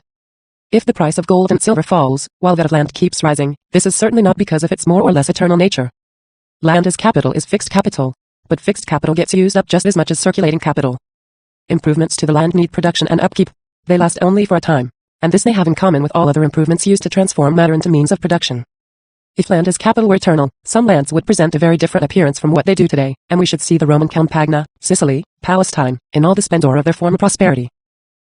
There are even instances when land as capital might disappear, even though the improvements remain incorporated in the land. In the first place, this occurs every time rent proper is wiped out by the competition of new and more fertile soils. Secondly, the improvements which might have been valuable at one time cease to be of value the moment they become universal owing to the development of agronomy. The representative of land as capital is not the landlord, but the farmer. The proceeds yielded by land as capital are interest and industrial profit, not rent. There are lands which yield such interest and profit but still yield no rent. Briefly, land insofar as it yields interest, is land capital, and as land capital yields no rent, it is not landed property. Rent results from the social relations in which the exploitation of the land takes place. It cannot be a result of the more or less solid, more or less durable nature of the soil. Rent is a product of society and not of the soil. According to M. Proudhon, improvement in the use of the land, a consequence of the perfecting of causes the continual rise in rent. On the industry, contrary, this improvement causes its periodic fall. Wherein consists, in general, any improvement, whether in agriculture or in manufacture? In producing more with the same labor, in producing as much, or even more, with less labor. Thanks to these improvements, the farmer is spared from using a greater amount of labor for a relatively smaller product. He has no need, therefore, to resort to inferior soils, and installments of capital applied successively to the same soil remain equally productive. Thus, these improvements, far from continually raising rent as M. Proudhon says, become on the contrary so many temporary obstacles preventing its rise. The English landowners of the 17th century were so well aware of this truth, that they opposed the progress of agriculture for fear of seeing their incomes diminish. C. Petty, an English economist at the time of Charles, strikes in combinations of workers every upward movement in wages can have no other effect than a rise in the price of corn, wine, etc., that is, the effect of it earth. For what are wages? They are the cost price of corn, etc., they are the integrant price of everything. We may go even further, wages are the proportion of the elements composing wealth and consumed reproductively every day by the mass of the workers. Now, to double wages is to attribute to each one of the producers a greater share than his product, which is contradictory, and if the rise extends only to a small number of industries, it brings a general disturbance in exchange, in a word, at earth. It is impossible, I declare, for strikes followed by an increase in wages not to culminate in a general rise in prices. This is as certain as that 2 and 2 make 4. We deny all these assertions, except that 2 and 2 make 4. In the first place, there is no general rise in prices. If the price of everything doubles at the same time as wages, there is no change in price, the only change is in terms. Then again, a general rise in wages can never produce a more or less general rise in the price of goods. Actually, if every industry employed the same number of workers in relation to fixed capital or to the instruments used, a general rise in wages would produce a general fall in profits and the current price of goods would undergo no alteration. But as the relation of manual labor to fixed capital is not the same in different industries, all the industries which employ a relatively greater mass of capital and fewer workers will be forced sooner or later to lower the price of their goods. In the opposite case, in which the price of their goods is not lowered, their profit will rise above the common rate of profits. Machines are not wage earners. Therefore, the general rise in wages will affect less those industries, which, compared with the others, employ more machines than workers. But as competition always tends to level the rate of profits, those profits which rise above the average rate cannot but be transitory. Thus, apart from a few fluctuations, a general rise in wages will lead, not as M. Proudhon says, to a general increase in prices, but to a partial fall, that is a fall in the current price of the goods that are made chiefly with the help of machines. The rise and fall of profits and wages expresses merely the proportion in which capitalists and workers share in the product of a day's work, without influencing in most instances the price of the product. But that strikes followed by an increase in wages culminate in a general rise in prices, in a dearth even, those are notions which can blossom only in the brain of a poet who has not been understood. In England, strikes have regularly given rise to the invention and application of new machines. Machines were, it may be said, the weapon employed by the capitalist to quell the revolt of specialized labor. The self-acting mule, the greatest invention of modern industry, put out of action the spinners who were in revolt.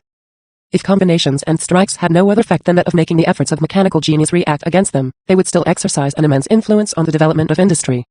L. Find, continues M. Proudhon, in an article published by M. Leon Fowker, September 1845, that for some time the British workers have got out the habit of combination, which is assuredly a progress for which one cannot but congratulate them, but this improvement in the morale of the workers comes chiefly from their economic education.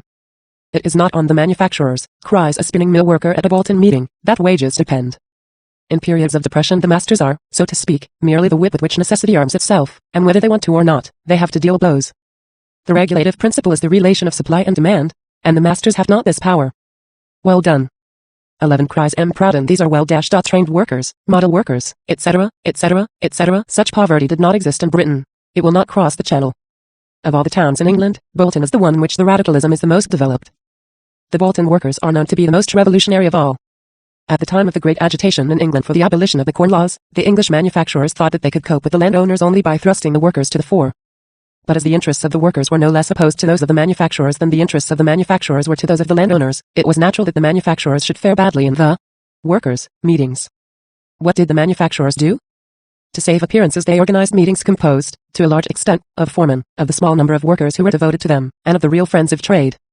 When later on the genuine workers tried, as in Bolton and Manchester, to take part in these sham demonstrations, in order to protest against them, they were forbidden admittance on the ground that it was a ticket meeting, a meeting to which only persons with entrance cards were admitted. Yet the posters placarded on the walls had announced public meetings. Every time one of these meetings was held, the manufacturers' newspapers gave a pompous and detailed account of the speech was made. It goes without saying that it was the foreman who made these speeches. The London papers reproduced them word for word. M. Proudhon has the misfortune to take foremen for ordinary workers, and enjoins them not to cross the Channel.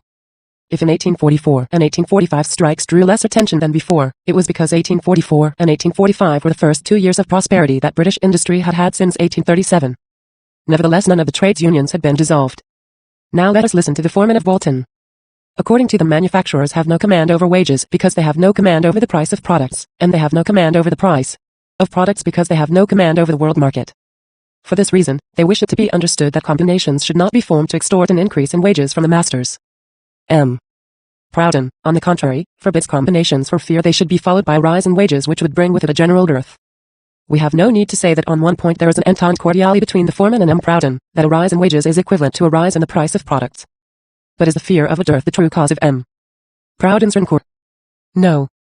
Quite simple, he is annoyed with the Bolton foremen because they determine value by supply and demand and hardly take any account of constituted value, of value which has passed into the state of constitution, of the constitution of value, including permanent exchangeability and all the other proportionalities of relations and relations of proportionality, with providence at their side.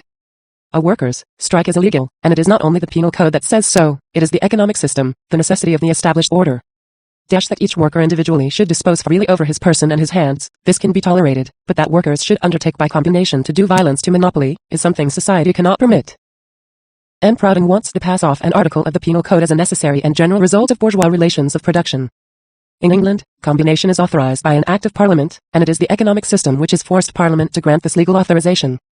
In 1825, when, under the Minister Huskisson, Parliament had to modify the law in order to bring it more and more into line with the conditions resulting from free competition, it had of necessity to abolish all laws forbidding combinations of workers.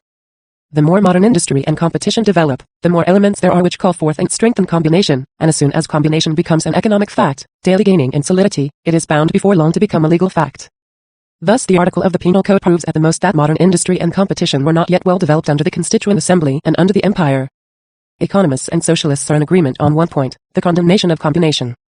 Only they have different motives for their act of condemnation. The economists say to workers, do not combine.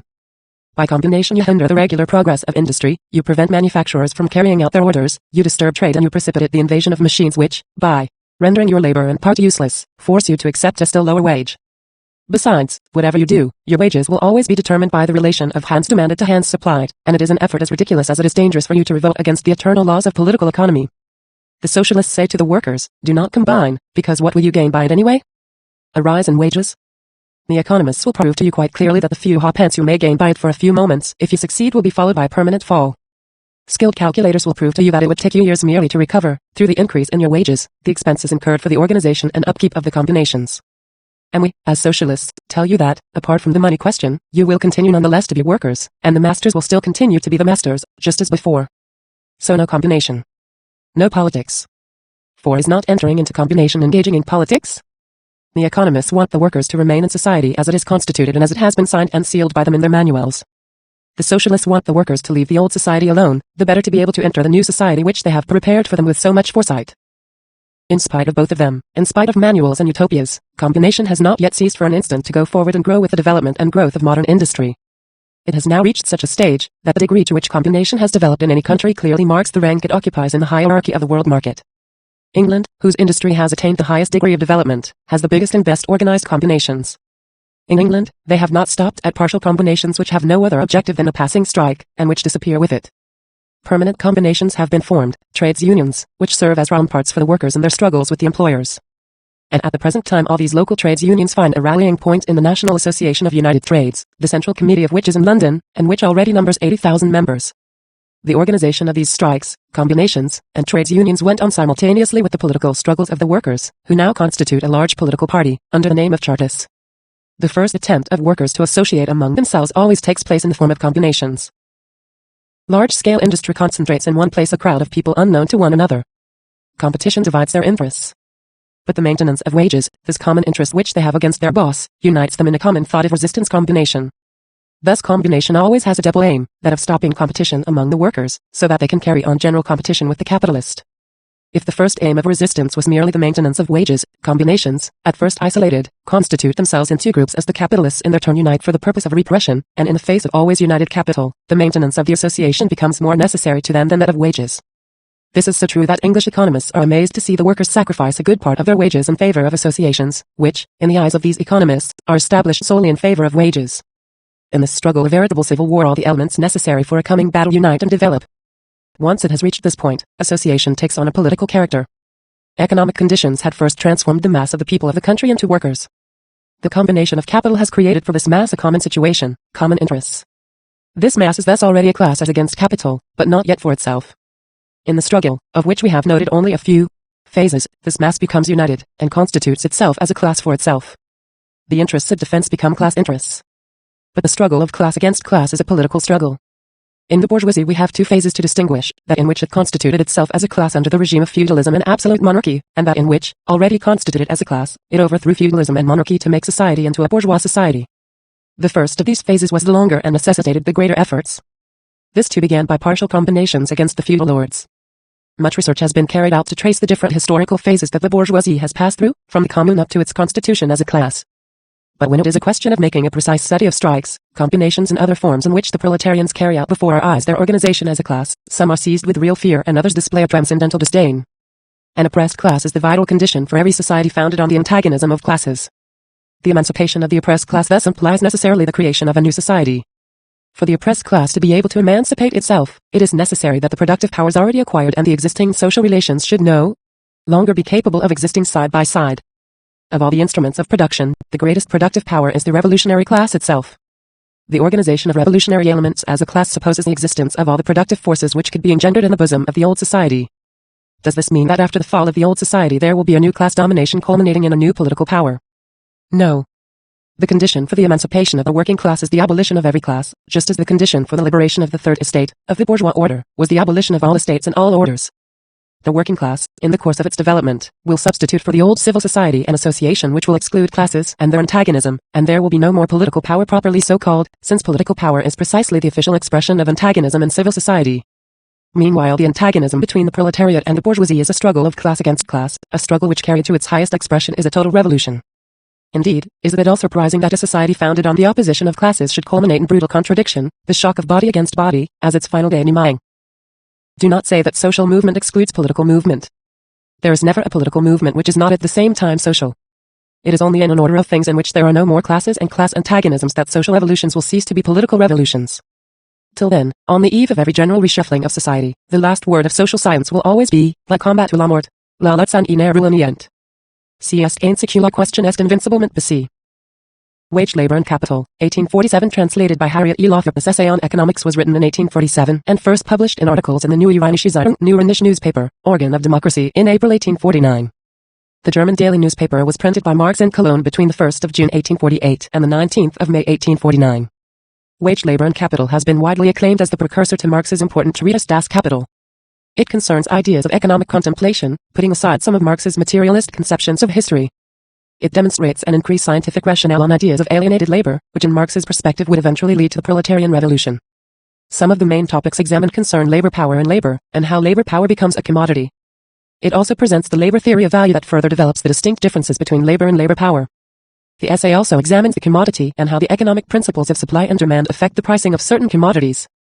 Beyond that, the essay explores how capital and capitalism do not serve as any purpose other than to gain more of it, which Marx presents as an illogical method of living one's life.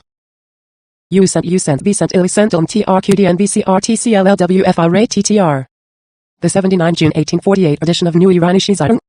Contents: Introduction to Karl Marx's Washington E. Labor and Kapital B. Frederick N. L's Preliminary. What are Washington S. How are they determined? B. What is the rise of a commodity determined? B. What are Y's determined?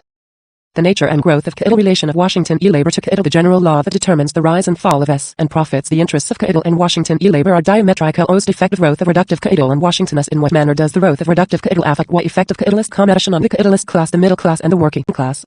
Introduction to Karl Marx's Wage, Labor, and Capital by Friedrich Engels. This pamphlet first appeared in the form of a series of leading articles in the Neue Rheinische Zeitung, beginning on April 4, 1849. The text is made up from lectures delivered by Marx before the German Working Men's Club of Brussels in 1847. The series was never completed. The promise to be continued, at the end of the editorial in number 269 of the newspaper, remained unfulfilled in consequence of the precipitous events of that time, the invasion of Hungary by the Russians, and the uprisings in Dresden, Iserlohn, Elberfeld, the Palatinate, and Baden, which led to the suppression of the paper on May 19, 1849. And among the papers left by Marx no manuscript of any continuation of these articles has been found. Wage, Labor, and Capital has appeared as an independent publication in several editions, the last of which was issued by the Swiss Cooperative Printing Association, in Hattingen, Zurich, in 1884. Hitherto, the several editions have contained the exact wording of the original articles. But since at least 10,000 copies of the present edition are to be circulated as a propaganda tract, the question necessarily forced itself upon me, would Marx himself, under these circumstances, have approved of an unaltered literal reproduction of the original? Marx, in the single quote 40s, had not yet completed his criticism of political economy. This was not done until toward the end of the 50s. Consequently, such of his writings as were published before the first installment of his critique of political economy was finished, deviate in some points from those written after 1859, and contain expressions and whole sentences which, viewed from the standpoint of his later writings, appear inexact, and even incorrect. Now, it goes without saying that in ordinary editions, intended for the public in general, this earlier standpoint, as a part of the intellectual development of the author, has its place, that the author as well as the public, has an indisputable right to an unaltered reprint of these older writings. In such a case, I would not have dreamed of changing a single word in it. But it is otherwise when the edition is destined almost exclusively for the purpose of propaganda. In such a case, Marx himself would unquestionably have brought the old work, dating from 1849, into harmony with his new point of view, and I feel sure that I am acting in his spirit when I'll insert in this edition the few changes and additions which are necessary in order to attain this object in all essential point.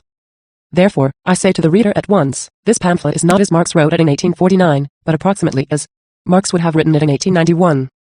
Moreover, so many copies of the original text are in circulation, that these will suffice until I can publish it again unaltered in a complete edition of Marx's works, to appear at some future time.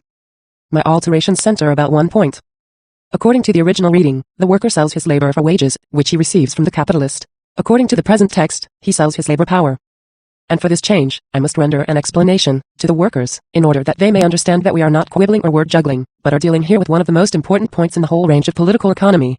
To the bourgeois, in order that they may convince themselves how greatly the uneducated workers, who can be easily made to grasp the most difficult economic analyses, excel our supercilious cultured folk, for whom such ticklish problems remain insoluble their whole life long. Classical political economy borrowed from the industrial practice a current notion of the manufacturer, that he buys and pays for the labor of his employees. This conception had been quite serviceable for the business purposes of the manufacturer, his bookkeeping and price calculation. But naively carried over into political economy, it there produced truly wonderful errors and confusions. Political economy finds it an established fact that the prices of all commodities, among them the price of the commodity which it calls labor, continually change, that they rise and fall in consequence of the most diverse circumstances, which often have no connection whatsoever with the production of the commodities themselves, so that prices appear to be determined, as a rule, by pure chance. As soon, therefore, as political economy stepped forth as a science, it was one of its first tasks to search for the law that hid itself behind this chance, which apparently determined the prices of commodities, and which in reality controlled this very chance. Among the prices of commodities, fluctuating and oscillating, now upward, now downward, the fixed central point was searched for around which these fluctuations and oscillations were taking place. In short, starting from the price of commodities, political economy sought for the value of commodities as the regulating law, by means of which all price fluctuations could be explained, and to which they could all be reduced in the last resort. And so, classical political economy found that the value of a commodity was determined by the labor incorporated in it and requisite to its production. With this explanation, it was satisfied. And we, too, may, for the present, stop at this point. But, to avoid misconceptions, I will remind the reader that today this explanation has become wholly inadequate. Marx was the first to investigate thoroughly into the value-forming quality of labor and to discover that not all labor which is apparently, or even really, necessary to the production of a commodity, imparts under all circumstances to this commodity a magnitude of value corresponding to the quantity of labor used up. If, therefore, we say today in short, with economists like Ricardo, that the value of a commodity is determined by the labor necessary to its production, we always imply the reservations and restrictions made by Marx. Thus much for our present purpose. Further information can be found in Marx's Critique of Political Economy, which appeared in 1859, and in the first volume of Capital. But, as soon as the economists applied this determination of value by labor to the commodity labor, they fell from one contradiction into another. How is the value of labor determined? By the necessary labor embodied in it. But how much labor is embodied in the labor of a laborer of a day, a week, a month, a year? If labor is the measure of all values, we can express the value of labor only in labor. But we know absolutely nothing about the value of an hour's labor, if all that we know about it is that it is equal to 1 hour's labor. So, thereby, we have not advanced one hair's breadth nearer our goal. We are constantly turning about in a circle. Classical economics, therefore, essayed another turn. It said, the value of a commodity is equal to its cost of production. But, what is the cost of production of labor? In order to answer this question, the economists are forced to strain logic just a little. Instead of investigating the cost of production of labor itself, which, unfortunately, cannot be ascertained, they now investigate the cost of production of the laborer. And this latter can be ascertained. It changes according to time and circumstances, but for a given condition of society, in a given locality, and in a given branch of production, it, too, is given, at least within quite narrow limits. We live today under the regime of capitalist production, under which a large and steadily growing class of the population can live only on the condition that it works for the owners of the means of production, tools, machines, raw materials, and means of subsistence in return for wages. On the basis of this mode of production, the laborer's cost of production consists of the sum of the means of subsistence or their price in money which on the average are requisite to enable him to work, to maintain in him this capacity for work, and to replace him at his departure, by reason of age, sickness, or death, with another laborer, that is to say, to propagate the working class in required numbers. Let us assume that the money price of these means of subsistence averages 3 shillings a day. Our laborer gets, therefore, a daily wage of 3 shillings from his employer. For this, the capitalist lets him work, say, 12 hours a day. Our capitalist, moreover, calculates somewhat in the following fashion. Let us assume that our laborer, a machinist, has to make a part of a machine which he finishes in 1 day. The raw material, iron and brass in the necessary prepared form, costs 20 shillings. The consumption of coal by the steam engine, the wear and tear of this engine itself, of the turning lathe, and of the other tools with which our laborer works, represent, for 1 day and 1 laborer, a value of 1 shilling. The wages for 1 day are, according to our assumption, 3 shillings. This makes a total of 24 shillings for our piece of a machine. But, the capitalist calculates that, on an average, he will receive for it a price of 27 shillings from his customers, or 3 shillings over and above his outlay. Whence do they 3 shillings pocketed by the capitalist come? According to the assertion of classical political economy, commodities are in the long run sold at their values, that is, they are sold at prices which correspond to the necessary quantities of labor contained in them. The average price of our part of a machine 27 shillings would therefore equal its value, I.E. equal the amount of labor embodied in it. But, of these 27 shillings, 21 shillings were values already existing before the machinist began to work. 20 shillings were contained in the raw material, 1 shilling in the fuel consumed during the work and in the machines and tools used in the process and reduced in their efficiency. To the value of this amount, there remain 6 shillings, which have been added to the value of the raw material. But, according to the supposition of our economists themselves, these 6 shillings can arise only from the labor added to the raw material by the laborer. His 12 hours, labor has created, according to this, a new value of 6 shillings. Therefore, the value of his 12 hours, labor would be equivalent to 6 shillings. So we have at last discovered what the value of labor is. Hold on there. 11, cries our machinist. 6 shillings? But I have received only 3 shillings. My capitalist swears high and day that the value of my 12 hours, labor is no more than 3 shillings, and if I were to demand 6, he'd laugh at me. What kind of a story is that? 11, if before this we got with our value of labor into a vicious circle, we now surely have driven straight into an insoluble contradiction. We searched for the value of labor, and we found more than we can use. For the laborer, the value of the 12 hours, labor is 3 shillings. For the capitalist, it is 6 shillings, of which he pays the workingman 3 shillings as wages, and pockets the remaining 3 shilling himself. According to this, labor has not 1 but 2 values, and, moreover, 2 very different values. As soon as we reduce the values, now expressed in money, to labor time, the contradiction becomes even more absurd. By the 12 hours, labor, a new value of 6 shillings is created. Therefore, in 6 hours, the new value created equals 3 shillings the laborer receives for 12 hours, labor. For 12 hours, the amount which labor, the workingman receives, as an equivalent, the product of 6 hours, labor. We are, thus, forced to one of 2 conclusions. Either labor has 2 values, one of which is twice as large as the other, or 12 equals 61 in both cases. We get pure absurdities. Turn and twist as we may, we will not get out of this contradiction as long as we speak of the buying and selling of labor and of the value of labor. And just so it happened to the political economists. The last offshoot of classical political economy, the Ricardian school, was largely wrecked on the insolubility of this contradiction. Classical political economy had run itself into a blind alley. The man who discovered the way out of this blind alley was Karl Marx. What the economists had considered as the cost of production of labor was really the cost of production, not of labor, but of the living laborer himself. And what this laborer sold to the capitalist was not his labor. So soon as his labor really begins, says Marx, it ceases to belong to him, and therefore can no longer be sold by him. At the most, he could sell his future labor, assume the obligation of executing a certain piece of work in a certain time. But, in this way, he does not sell labor which would first have to be performed. But not for a stipulated payment. He places his labor power at the disposal of the capitalist for a certain time in case of time wages, or for the performance of a certain task in case of peace wages. He hires out or sells his labor power. But this labor power has grown up with his person and is inseparable from it. Its cost of production, therefore, coincides with his own cost of production. What the economists called the cost of production of labor is really the cost of production of the laborer, and therewith of his labor power. And, thus, we can also go back from the cost of production of labor power to the value of labor power, and determine the quantity of social labor that is required for the production of a labor power of a given quantity, as Marx has done in the chapter on the buying and selling of labor power. Now what takes place after the worker has sold his labor power, i.e., after he has placed his labor-power at the disposal of the capitalist for stipulated wages, whether time wages or peace wages? The capitalist takes the laborer into his workshop or factory, where all the articles required for the work can be found: raw materials, auxiliary materials, coal, dyestuffs, etc., tools, and machines. Here, the worker begins to work. His daily wages are, as above, 3 shillings, and it makes no difference whether he earns them as day wages or piece wages. We again assume that in 12 hours the worker adds by his labor a new value of 6 shillings to the value of the raw materials consumed, which new value the capitalist realizes by the sale of the finished piece of work. Out of this new value, he pays the worker his 3 shillings, and the remaining 3 shillings he keeps for himself.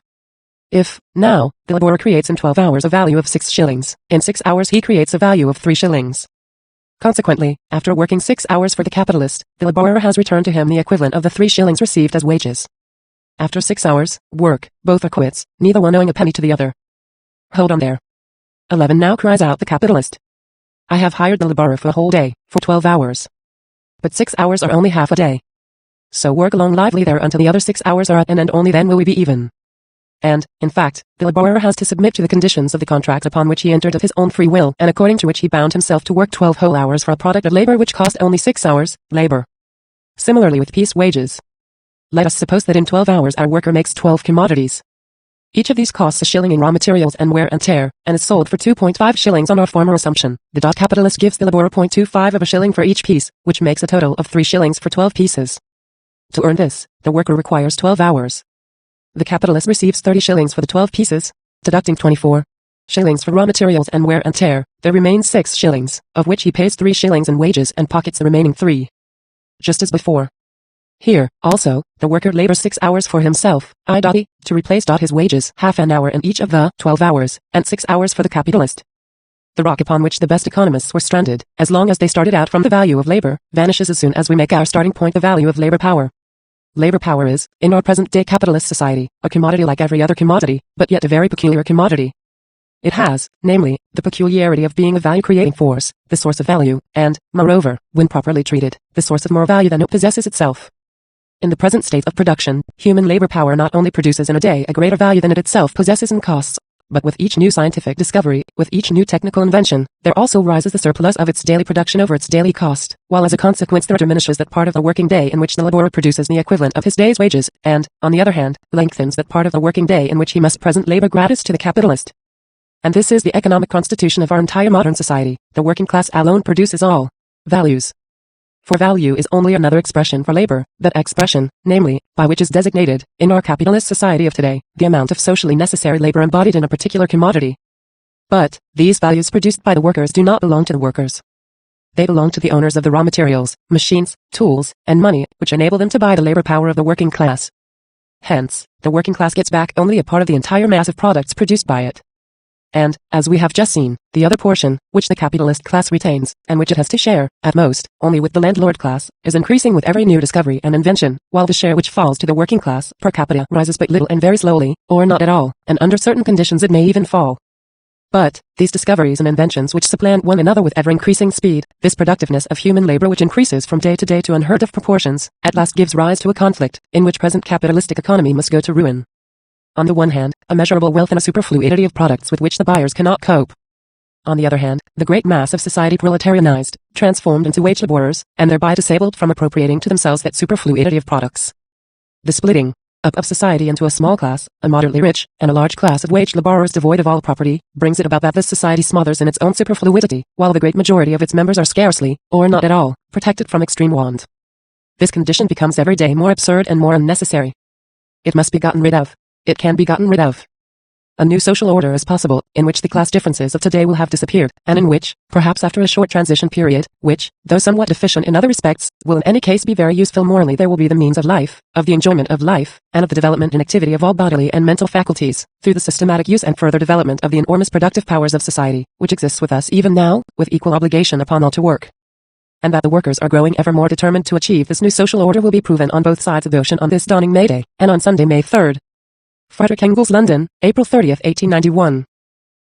Preliminary. From various quarters we have been reproached for neglecting to portray the economic conditions which form the material basis of the present struggles between classes and nations.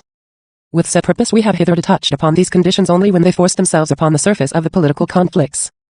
It was necessary, beyond everything else, to follow the development of the class struggle in the history of our own day, and to prove empirically, by the actual and daily newly created historical material, that with the subjugation of the working class, accomplished in the days of February and March, 1848, the opponents of that class, the bourgeois republicans in France, and the bourgeois and peasant classes who were fighting feudal absolutism throughout the whole continent of Europe, were simultaneously conquered.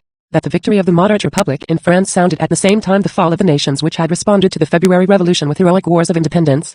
And finally that, by the victory over the revolutionary working men, Europe fell back into its old double slavery, into the English-Russian slavery.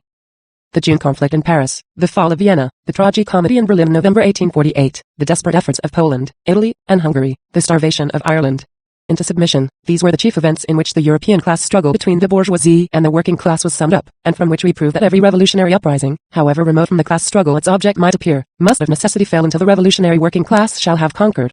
Underscore that every social reform must remain a utopia until the proletarian revolution and the feudalistic counter-revolution have been pitted against each other in a worldwide war.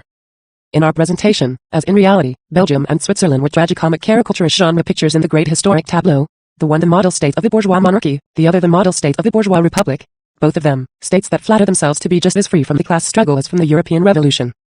But now, after our readers have seen the class struggle of the year 1848 develop into colossal political proportions, it is time to examine more closely the economic conditions themselves upon which is founded the existence of the capitalist class and its class rule, as well as the slavery of the workers. We shall present the subject in three great divisions: the relation of wage labor to capital, the slavery of the worker, the rule of the capitalist, the inevitable ruin of the middle classes, and the so-called commons under the present system. The commercial subjugation and exploitation of the bourgeois classes of the various European nations by the despot of the world market, England. We shall seek to portray this as simply and popularly as possible, and shall not presuppose a knowledge of even the most elementary notions of political economy. We wish to be understood by the workers. And, moreover, there prevails in Germany the most remarkable ignorance and confusion of ideas in regard to the simplest economic relations, from the patented defenders of existing conditions, down to the socialist wonder workers and the unrecognized political geniuses, in which divided Germany is even richer than in duodecima princelings. We therefore proceed to the consideration of the first problem. What are wages? How are they determined? If several workmen were to be asked, how much wages do you get? Place one would reply, I get 2 shillings a day, and so on. According to the different branches of industry in which they are employed, they would mention different sums of money that they receive from their respective employers for the completion of a certain task, for example, for weaving a yard of linen, or for setting a page of type. Despite the variety of their statements, they would all agree upon one point, that wages are the amount of money which the capitalist pays for a certain period of work or for a certain amount of work. Consequently, it appears that the capitalist buys their labor with money, and that for money they sell him their labor. But this is merely an illusion. What they actually sell to the capitalist for money is their labor power. This labor power the capitalist buys for a day, a week, a month, etc., and after he has bought it, he uses it up by letting the worker labor during the stipulated time. With the same amount of money with which the capitalist has bought their labor power, for example, with 2 shillings, he could have bought a certain amount of sugar or of any other commodity. The 2 shillings with which he bought 20 pounds of sugar is the price of the 20 pounds of sugar. The 2 shillings with which he bought 12 hours, use of labor power, is the price of 12 hours, labor. Labor power, then, is a commodity, no more, no less so than is the sugar. The first is measured by the clock, the other by the scales. Their commodity, labor power, the workers exchange for the commodity of the capitalist, for money, and, moreover, this exchange takes place at a certain ratio. So much money for so long a use of labor power. For 12 hours, weaving, 2 shillings. And these 2 shillings, do they not represent all the other commodities which I can buy for 2 shillings? Therefore, actually, the worker has exchanged his commodity, labor power, for commodities of all kinds, and, moreover, at a certain ratio. By giving him 2 shillings, the capitalist has given him so much meat, so much clothing, so much wood, light, etc., in exchange for his day's work. The 2 shillings therefore express the relation in which labor power is exchanged for other commodities, the exchange value of labor power.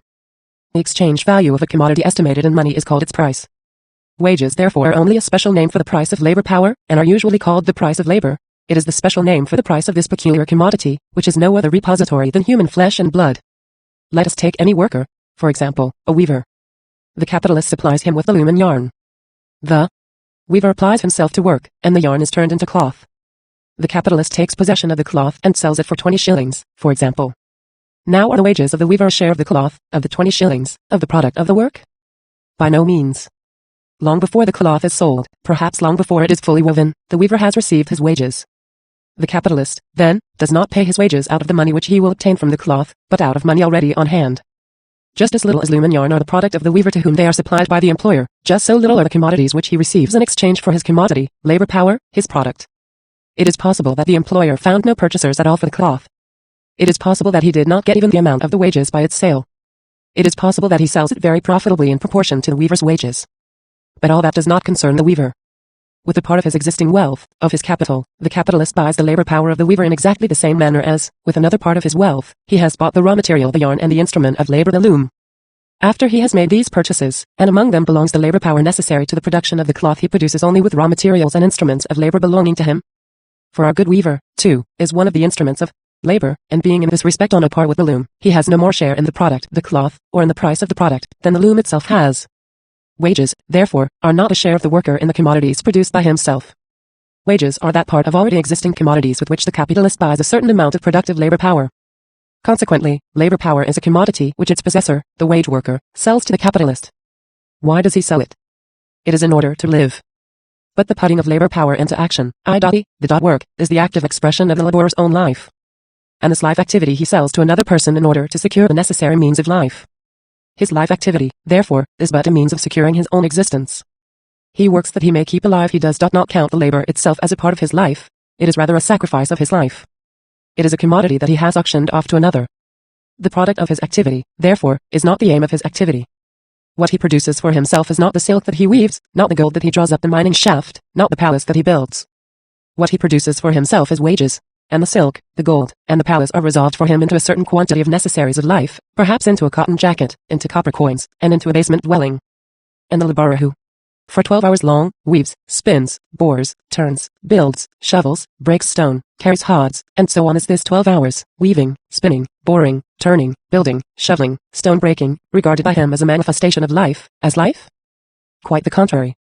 Life for him begins where his activity ceases, at the table, at the tavern, in bed. The 12 hours, work, on the other hand, has no meaning for him as weaving, spinning, boring, and so on, but only as earnings, which enable him to sit down at a table, to take his seat in the tavern, and to lie down in a bed. If the silkworm's object in spinning were to prolong its existence as caterpillar, it would be a perfect example of a wage worker. Labor power was not always a commodity, merchandise. Labor was not always wage labor, i.e., free labor. The slave did not sell his labor power to the slave owner, any more than the ox sells his labor to the farmer. The slave, together with his labor power, was sold to his owner once for all. He is a commodity that can pass from the hand of one owner to that of another. He himself is a commodity, but his labor power is not his commodity. The serf sells only a portion of his labor power. It is not he who receives wages from the owner of the land, it is rather the owner of the land who receives a tribute from him. The serf belongs to the soil, and to the lord of the soil he brings its fruit. The free laborer, on the other hand, sells his very self, and that by fractions. He auctions off 8, 10, 12, 15 hours of his life, one day like the next, to the highest bidder, to the owner of raw materials, tools, and the means of life, to the capitalist.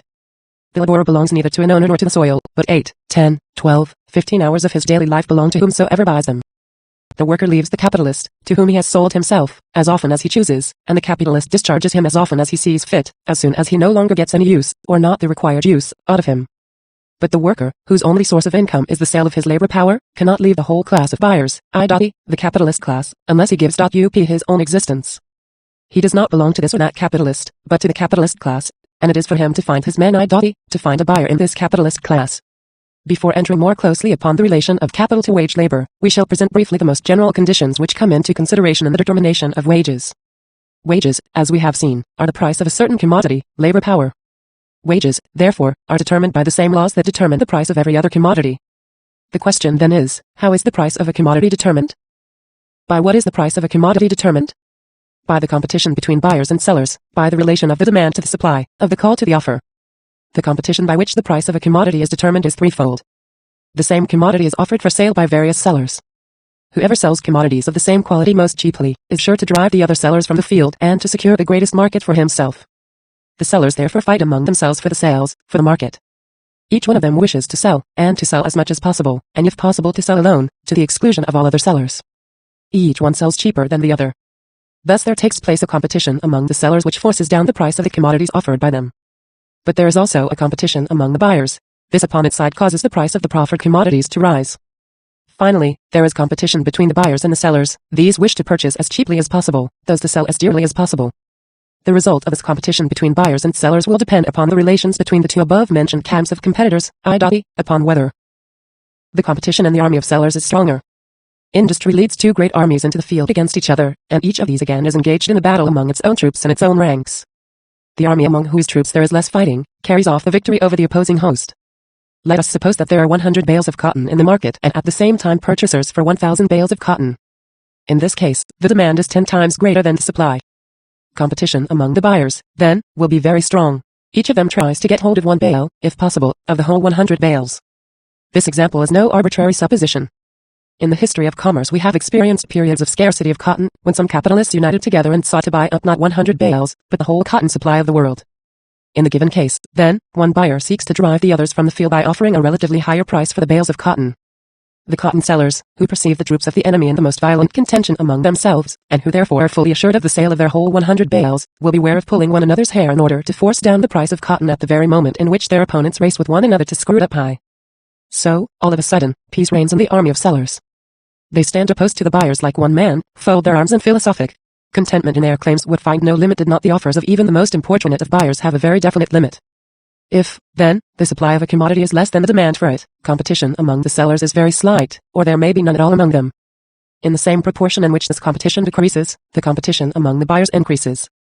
Result, a more or less considerable rise in the prices of commodities. It is well known that the opposite case, with the opposite result, happens more frequently. Great excess of supply over demand, desperate competition among the sellers, and a lack of buyers, force sales of commodities at ridiculously low prices. But what is a rise, and what a fall of prices? What is a high and what a low price? A grain of sand is high when examined through a microscope, and a tower is low when compared with a mountain. And if the price is determined by the relation of supply and demand, by what is the relation of supply and demand determined? Let us turn to the first worthy citizen we meet. He will not hesitate one moment, but, like Alexander the Great, will cut this metaphysical knot with his multiplication table. He will say to us, if the production of the commodities which I sell has cost me 100 pounds, and out of the sale of these goods I make 110 pounds within the year, you understand that's an honest, sound, reasonable profit. But if in the exchange I receive 120 or 130 pounds, that's a higher profit, and if I should get as much as 200 pounds, that would be an extraordinary, an enormous profit. What is it, then, that serves the citizen as the standard of his profit? The cost of the production of his commodities. If in exchange for these goods he receives a quantity of other goods whose production has cost less, he has lost. If he receives in exchange for his goods a quantity of other goods whose production has cost more, he has gained. And he reckons the falling or rising of the profit according to the degree at which the exchange value of his goods stands, whether above or below is zero the cost of production. We have seen how the changing relation of supply and demand causes now a rise, now a fall of prices, now high, now low prices. If the price of a commodity rises considerably owing to a failing supply or a disproportionately growing demand, then the price of some other commodity must have fallen in proportion. For of course the price of a commodity only expresses in money the proportion in which other commodities will be given in exchange for it. If, for example, the price of a yard of silk rises from 2 to 3 shillings, the price of silver has fallen in relation to the silk, and in the same way the prices of all other commodities whose prices have remained stationary have fallen in relation to the price of silk. A large quantity of them must be given in exchange in order to obtain the same amount of silk. Now, what will be the consequence of a rise in the price of a particular commodity? A mass of capital will be thrown into the prosperous branch of industry, and this immigration of capital into the provinces of the favored industry will continue until it yields no more than the customary profits, or, rather until the price of its products, owing to overproduction, sinks below the cost of production. Conversely, if the price of a commodity falls below its cost of production, then capital will be withdrawn from the production of this commodity. Except in the case of a branch of industry which has become obsolete and is therefore doomed to disappear, the production of such a commodity, that is, its supply, will, owing to this flight of capital, continue to decrease until it corresponds to the demand, and the price of the commodity rises again to the level of its cost of production. Or, rather, until the supply has fallen below the demand and its price has risen above its cost of production, for the current price of a commodity is always either above or below its cost of production. we see how capital continually emigrates out of the province of one industry and immigrates into that of another. The high price produces an excessive immigration, and the low price an excessive emigration. We could show, from another point of view, how not only the supply, but also the demand, is determined by the cost of production. But this would lead us too far away from our subject. We have just seen how the fluctuation of supply and demand always bring the price of a commodity back to its cost of production. The actual price of a commodity, indeed, stands always above or below the cost of production, but the rise and fall reciprocally balance each other, so that, within a certain period of time, if the ebbs and flows of the industry are reckoned up together, the commodities will be exchanged for one another in accordance with their cost of production. Their price is thus determined by their cost of production. The determination of price by the cost of production is not to be understood in the sense of the bourgeois economists. The economists say that the average price of commodities equals the cost of production, that is the law.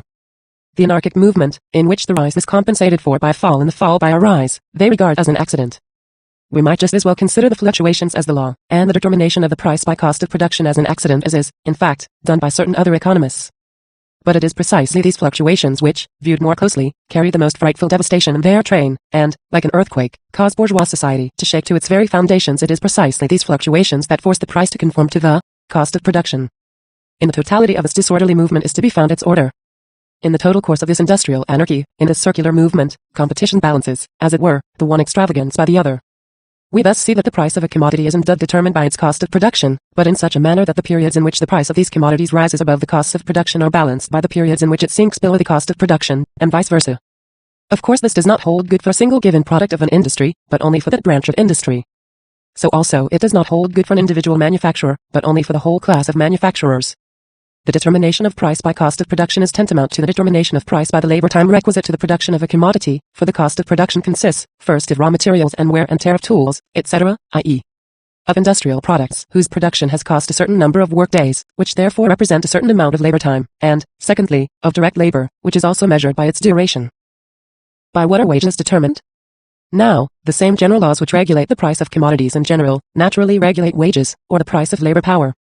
Wages will now rise, now fall, according to the relation of supply and demand, according as competition shapes itself between the buyers of labor power, the capitalists, and the sellers of labor power, the workers.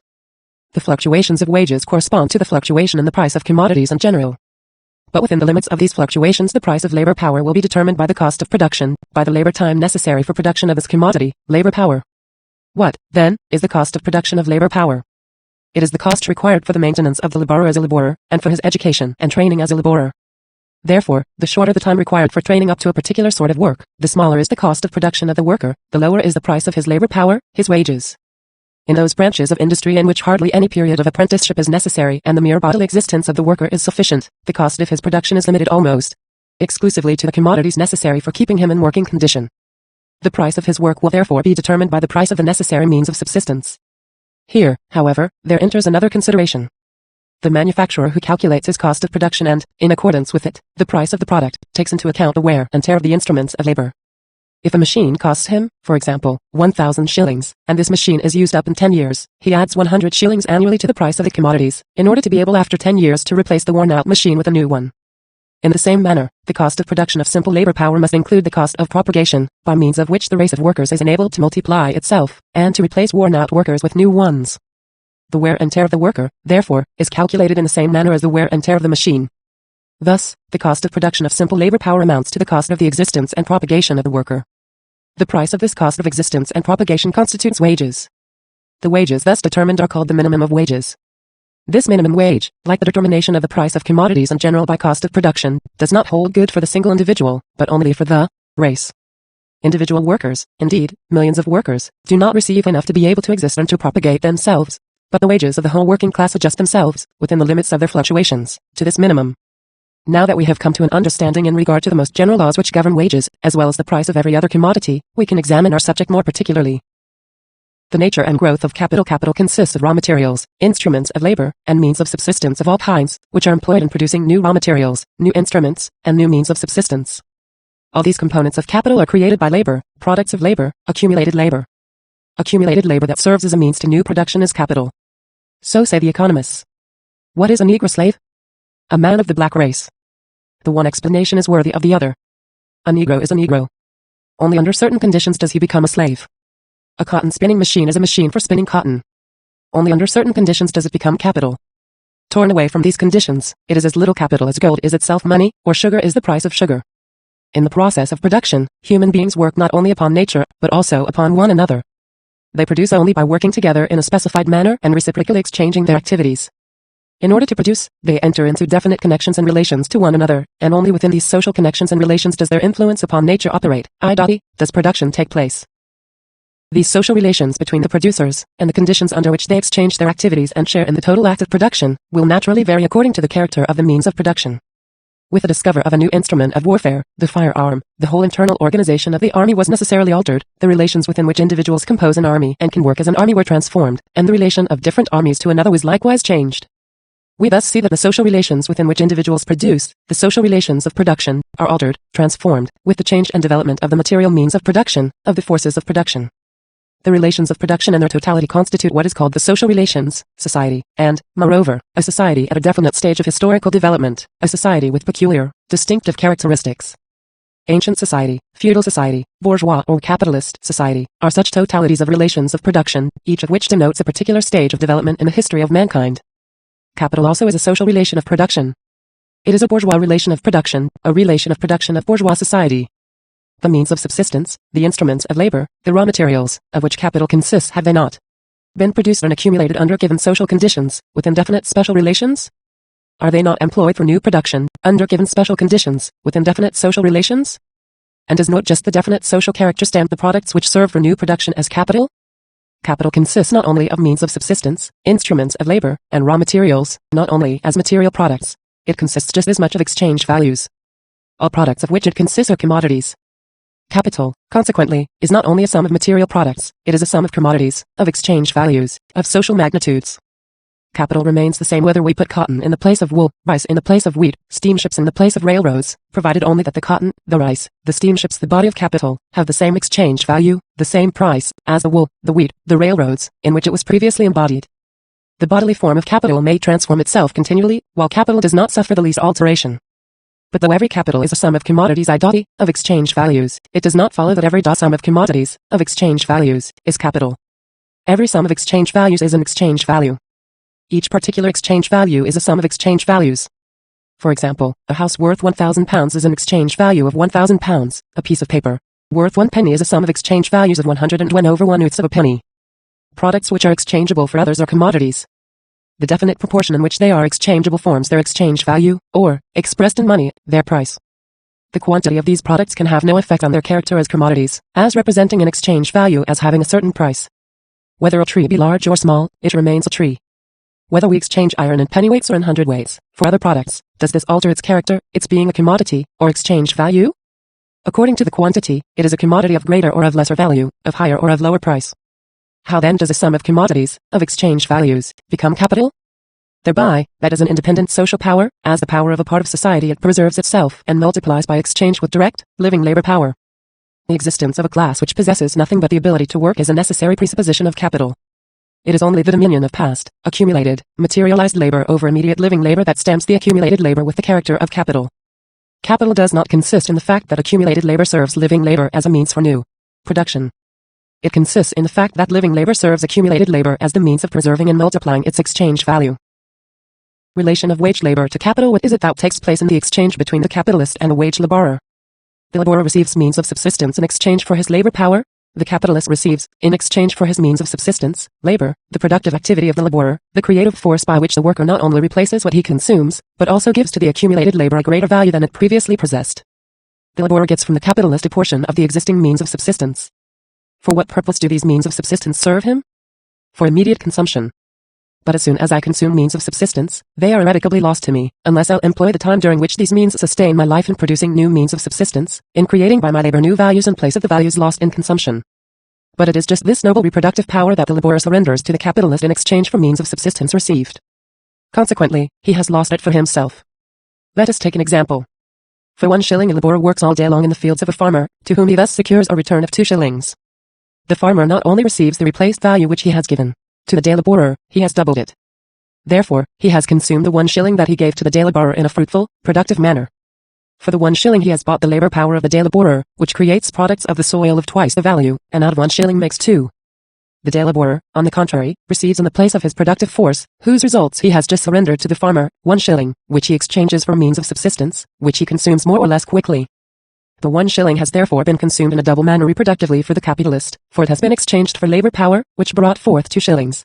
Unproductively for the worker, for it has been exchanged for means of subsistence which are lost forever, and whose value he can obtain again only by repeating the same exchange with the farmer. Capital therefore presupposes wage labor. Wage labor presupposes capital. They condition each other. Each brings the other into existence. Does a worker in a cotton factory produce only cotton? No. He produces capital, he produces values, which serve anew to command his work and to create by means of it new values. Capital can multiply itself only by exchanging itself for labor power, by calling wage labor into life. The labor power of the wage laborer can exchange itself for capital only by increasing capital, by strengthening that very power whose slave it is. Increase of capital, therefore, is increase of the proletariat, of the working class. And so, the bourgeoisie and its economists maintain that the interest of the capitalist and of the laborer is the same. And in fact, so they are. The worker perishes if capital does not keep him busy. Capital perishes if it does not exploit labor power, which, in order to exploit, it must buy. The more quickly the capital destined for production the productive capital increases, the more prosperous industry is, the more the bourgeoisie enriches itself, the better business gets, so many more workers does the capitalist need, so much the dearer does the worker sell himself. The fastest possible growth of productive capital is, therefore, the indispensable condition for a tolerable life to the laborer. But what is growth of productive capital?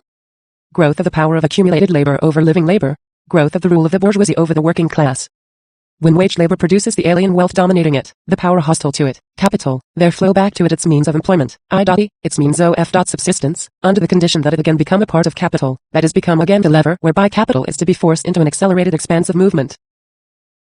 To say that the interests of capital and the interests of the workers are identical, signifies only this, that capital and wage labor are 2 sides of one and the same relation. The one conditions the other in the same way that the usurer and the borrower condition each other. As long as the wage laborer remains a wage laborer, his lot is dependent upon capital. That is what the boasted community of interests between worker and capitalist amounts to. If capital grows, the mass of wage labor grows, the number of wage workers increases. In a word, this way of capital extends over a greater mass of individuals. Let us suppose the most favorable case. If productive capital grows, the demand for labor grows. It therefore increases the price of labor power, wages. A house may be large or small. As long as the neighboring houses are likewise small, it satisfies all social requirement for residence. But let there rise next to the little house a palace, and the little house shrinks to a hut. The little house now makes it clear that its inmate has no social position at all to maintain, or but a very insignificant one. And however high it may shoot up in the course of civilization, if the neighboring palace rises in equal or even in greater measure, the occupant of the relatively little house will always find himself more uncomfortable, more dissatisfied, more cramped within his 4 walls. An appreciable rise in wages presupposes a rapid growth of productive capital. Rapid growth of productive capital calls forth just as rapid a growth of wealth, of luxury, of social needs and social pleasures. Therefore, although the pleasures of the laborer have increased, the social gratification which they afford has fallen in comparison with the increased pleasures of the capitalist, which are inaccessible to the worker, in comparison with the stage of development of society in general. Our wants and pleasures have their origin in society.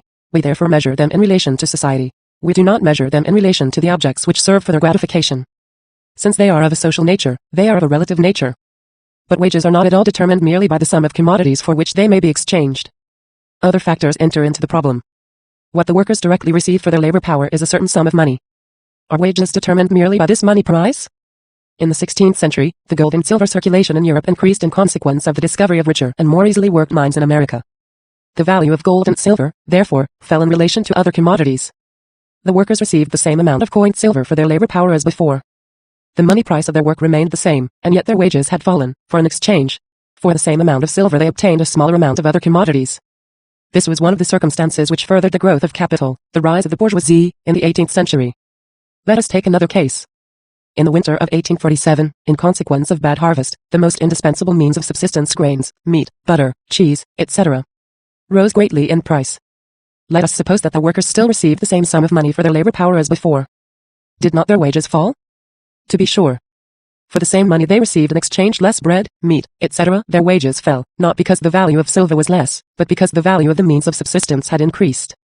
Finally, let us suppose that the money price of labor power remained the same, while all agricultural and manufactured commodities had fallen in price because of the employment of new machines, of favorable seasons, etc. For the same money the workers could now buy more commodities of all kinds. Their wages have therefore risen, just because their money value has not changed. The money price of labor power, the nominal wages, do not therefore coincide with the actual or real wages with the amount of commodities which are actually given in exchange for the wages.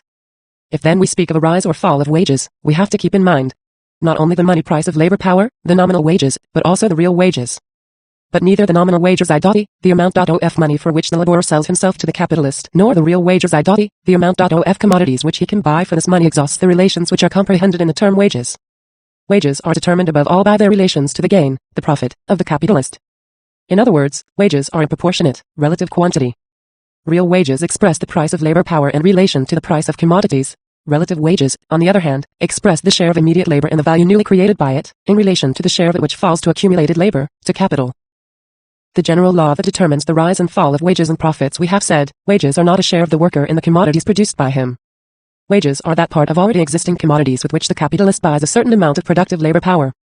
But the capitalist must replace these wages out of the price for which he sells the product made by the worker. He must so replace it that, as a rule, there remains to him a surplus above the cost of production expended by him, that is, he must get a profit.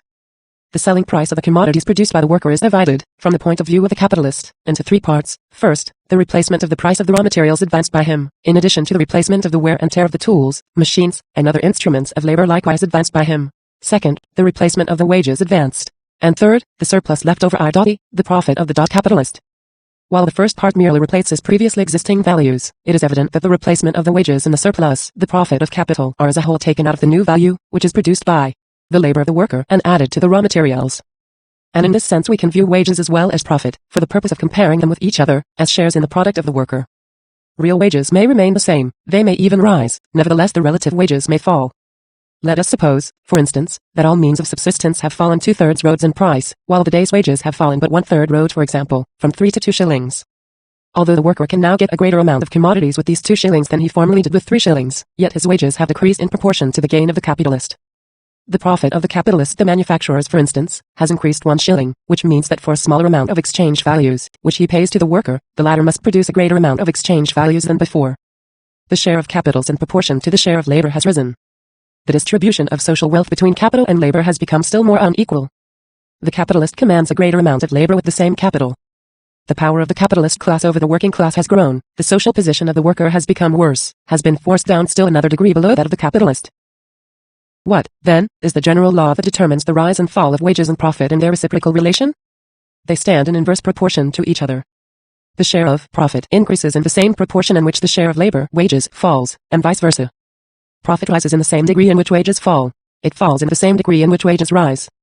It might perhaps be argued that the capitalist class can gain by an advantageous exchange of his products with other capitalists, by a rise in the demand for his commodities, whether in consequence of the opening up of new markets, or in consequence of temporarily increased demand in the old market, and so on, that the profit of the capitalist, therefore, may be multiplied by taking advantage of other capitalists, independently of the rise and fall of wages, of the exchange value of labor power, or that the profit of the capitalist may also rise through improvements in the instruments of labor, new applications of the forces of nature, and so on.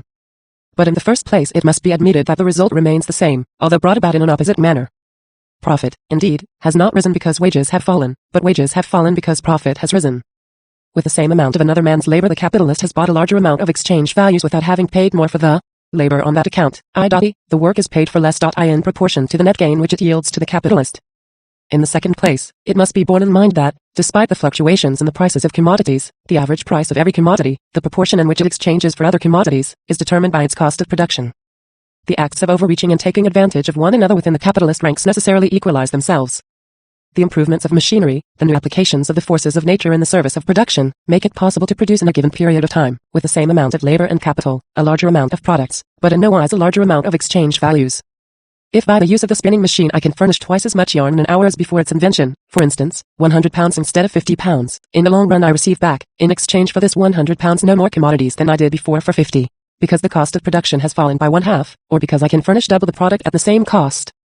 Finally, in whatsoever proportion the capitalist class, whether of one country or of the entire world market, distribute the net revenue of production among themselves, the total amount of this net revenue always consists exclusively of the amount by which accumulated labor has been increased from the proceeds of direct labor. This whole amount, therefore, grows in the same proportion in which labor augments capital in the same proportion in which profit rises as compared with wages. The interests of capital and wage labor are diametrically opposed. Effective growth of productive capital and wages. We thus see that, even if we keep ourselves within the relation of capital and wage labor, the interests of capitals and the interests of wage labor are diametrically opposed to each other.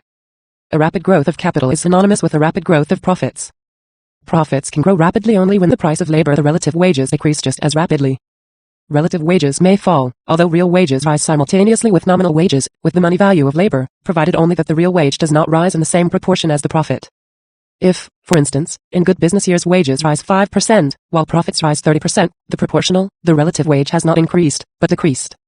If, therefore, the income of the worker increased with the rapid growth of capital, there is at the same time a widening of the social chasm that divides the worker from the capitalist, an increase in the power of capital over labor, a greater dependence of labor upon capital.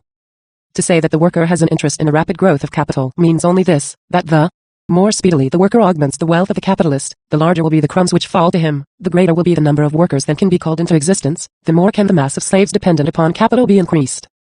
We have thus seen that even the most favorable situation for the working class, namely, the most rapid growth of capital, however much it may improve the material life of the worker, does not abolish the antagonism between his interests and the interests of the capitalist. Profit and wages remain as before, in inverse proportion. If capital grows rapidly, wages may rise, but the profit of capital rises disproportionately faster. The material position of the worker has improved, but at the cost of his social position. The social chasm that separates him from the capitalist has widened. Finally, to say that the most favorable condition for wage labor is the fastest possible growth of productive capital is the same as to say, the quicker the working class multiplies and augments the power inimical to it, the wealth of another which lords over that class, the more favorable will be the conditions under which it will be permitted to toil anew at the multiplication of bourgeois wealth, at the enlargement of the power of capital, content thus to forge for itself the golden chains by which the bourgeoisie drags it in its train. Growth of productive capital and rise of wages, are they really so indissolubly united as the bourgeois economists maintain? We must not believe their mere words. We dare not believe them even when they claim that the fatter capital is the more will its slave be pampered.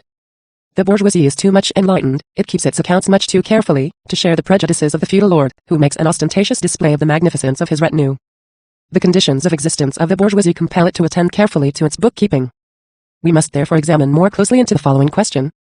In what manner does the growth of productive capital affect wages? If as a whole, the productive capital of bourgeois society grows, there takes place a more many-sided accumulation of labor. The individual capitals increase in number and in magnitude. The multiplications of individual capitals increases the competition among capitalists. The increasing magnitude of increasing capitals provides the means of leading more powerful armies of workers with more gigantic instruments of war upon the industrial battlefield. The one capitalist can drive the other from the field and carry off his capital only by selling more cheaply. In order to sell more cheaply without ruining himself, he must produce more cheaply, increase the productive forces of labor as much as possible. But the productive forces of labor is increased above all by greater division of labor and by more general introduction and constant improvement of machinery. The larger the army of workers among whom the labor is subdivided, the more gigantic the scale upon which machinery is introduced, the more in proportion does the cost of production decrease, the more fruitful is the labor. And so there arises among the capitalists a universal rivalry for the increase of the division of labor and of machinery and for their exploitation upon the greatest possible scale. If, now, by greater division of labor, by the application and improvement of new machines, by a more advantageous exploitation of the forces of nature on a larger scale, a capitalist has found the means of producing with the same amount of labor, whether it be direct or accumulated labor, a larger amount of products of commodities than his competitors, if, for instance, he can produce a whole yard of linen in the same labor time in which his competitors weave half a yard, how will this capitalist act? He could keep on selling half a yard of linen at old market price, but this would not have the effect of driving his opponents from the field and enlarging his own market. But his need of a market has increased in the same measure in which his productive power has extended. The more powerful and costly means of production that he has called into existence enable him, it is true, to sell his wares more cheaply, but they compel him at the same time to sell more wares, to get control of a very much greater market for his commodities. Consequently, this capitalist will sell his half yard of linen more cheaply than his competitors. But the capitalist will not sell the whole yard so cheaply as his competitors sell the half yard, although the production of the whole yard costs him no more than does that of the half yard to the others. Otherwise, he would make no extra profit, and would get back in exchange only the cost of production. He might obtain a greater income from having set in motion a larger capital, but not from having made a greater profit on his capital than the others. Moreover, he attains the object he is aiming at if he prices his goods only a small percentage lower than his competitors. He drives them off the field, he wrests from them at least part of their market, by underselling them. And finally, let us remember that the current price always stands either above or below the cost of production, according as the sale of a commodity takes place in the favorable or unfavorable period of the industry. According as the market price of the yard of linen stands above or below its former cost of production, will the percentage vary at which the capitalist who has made use of the new and more faithful means of production sell above his real cost of production. But the privilege of our capitalists is not of long duration. Other competing capitalists introduce the same machines, the same division of labor, and introduce them upon the same or even upon a greater scale. And finally this introduction becomes so universal that the price of the linen is lowered not only below its old, but even below its new cost of production. The capitalists therefore find themselves, in their mutual relations, in the same situation in which they were before the introduction of the new means of production, and if they are by these means enabled to offer double the product at the old price, they are now forced to furnish double the product for less than the old price.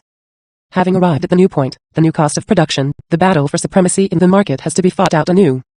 Given more division of labor and more machinery, and there results a greater scale upon which division of labor and machinery are exploited.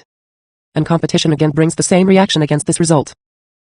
Effect of capitalist competition on the capitalist class, the middle class, and the working class. We thus see how the method of production and the means of production are constantly enlarged, revolutionized, how division of labor necessarily draws after it greater division of labor, the employment of machinery, greater employment of machinery, work upon a large scale, work upon a still greater scale. This is the law that continually throws capitalist production out of its old ruts and compels capital to strain evermore the productive forces of labor for the very reason that it has already strained them, the law that grants it no respite, and constantly shouts in its ear, march. March. This is no other law than that which, within the periodical fluctuations of commerce, necessarily adjusts the price of a commodity to its cost of production. No matter how powerful the means of production which a capitalist may bring into the field, competition will make their adoption general, and from the moment that they have been generally adopted, the sole result of the greater productiveness of his capital will be that he must furnish at the same price, 10, 20, 100 times as much as before. But since we must find a market for, perhaps, 1,000 times as much, in order to outweigh the lower selling price by the greater quantity of the sale, since now a more extensive sale is necessary not only to gain a greater profit, but also in order to replace the cost of production, the instrument of production itself grows always more costly, as we have seen, and since this more extensive sale has become a question of life and death not only for him, but also for his rivals, the old struggle must begin again, and it is all the more violent the more powerful the means of production already invented are. The division of labor and the application of machinery will therefore take a fresh start, and upon an even greater scale. Whatever be the power of the means of production which are employed, competition seeks to rob capital of the golden fruits of this power by reducing the price of commodities to the cost of production, in the same measure in which production is cheapened, in the same measure in which more can be produced with the same amount of labor. It compels by a law which is irresistible a still greater cheapening of production, the sale of ever greater masses of product for smaller prices. Thus the capitalist will have gained nothing more by his efforts than the obligation to furnish a greater product in the same labor time. In a word, more difficult conditions for the profitable employment of his capital. While competition, therefore, constantly pursues him with its law of the cost of production and turns against himself every weapon that he forges.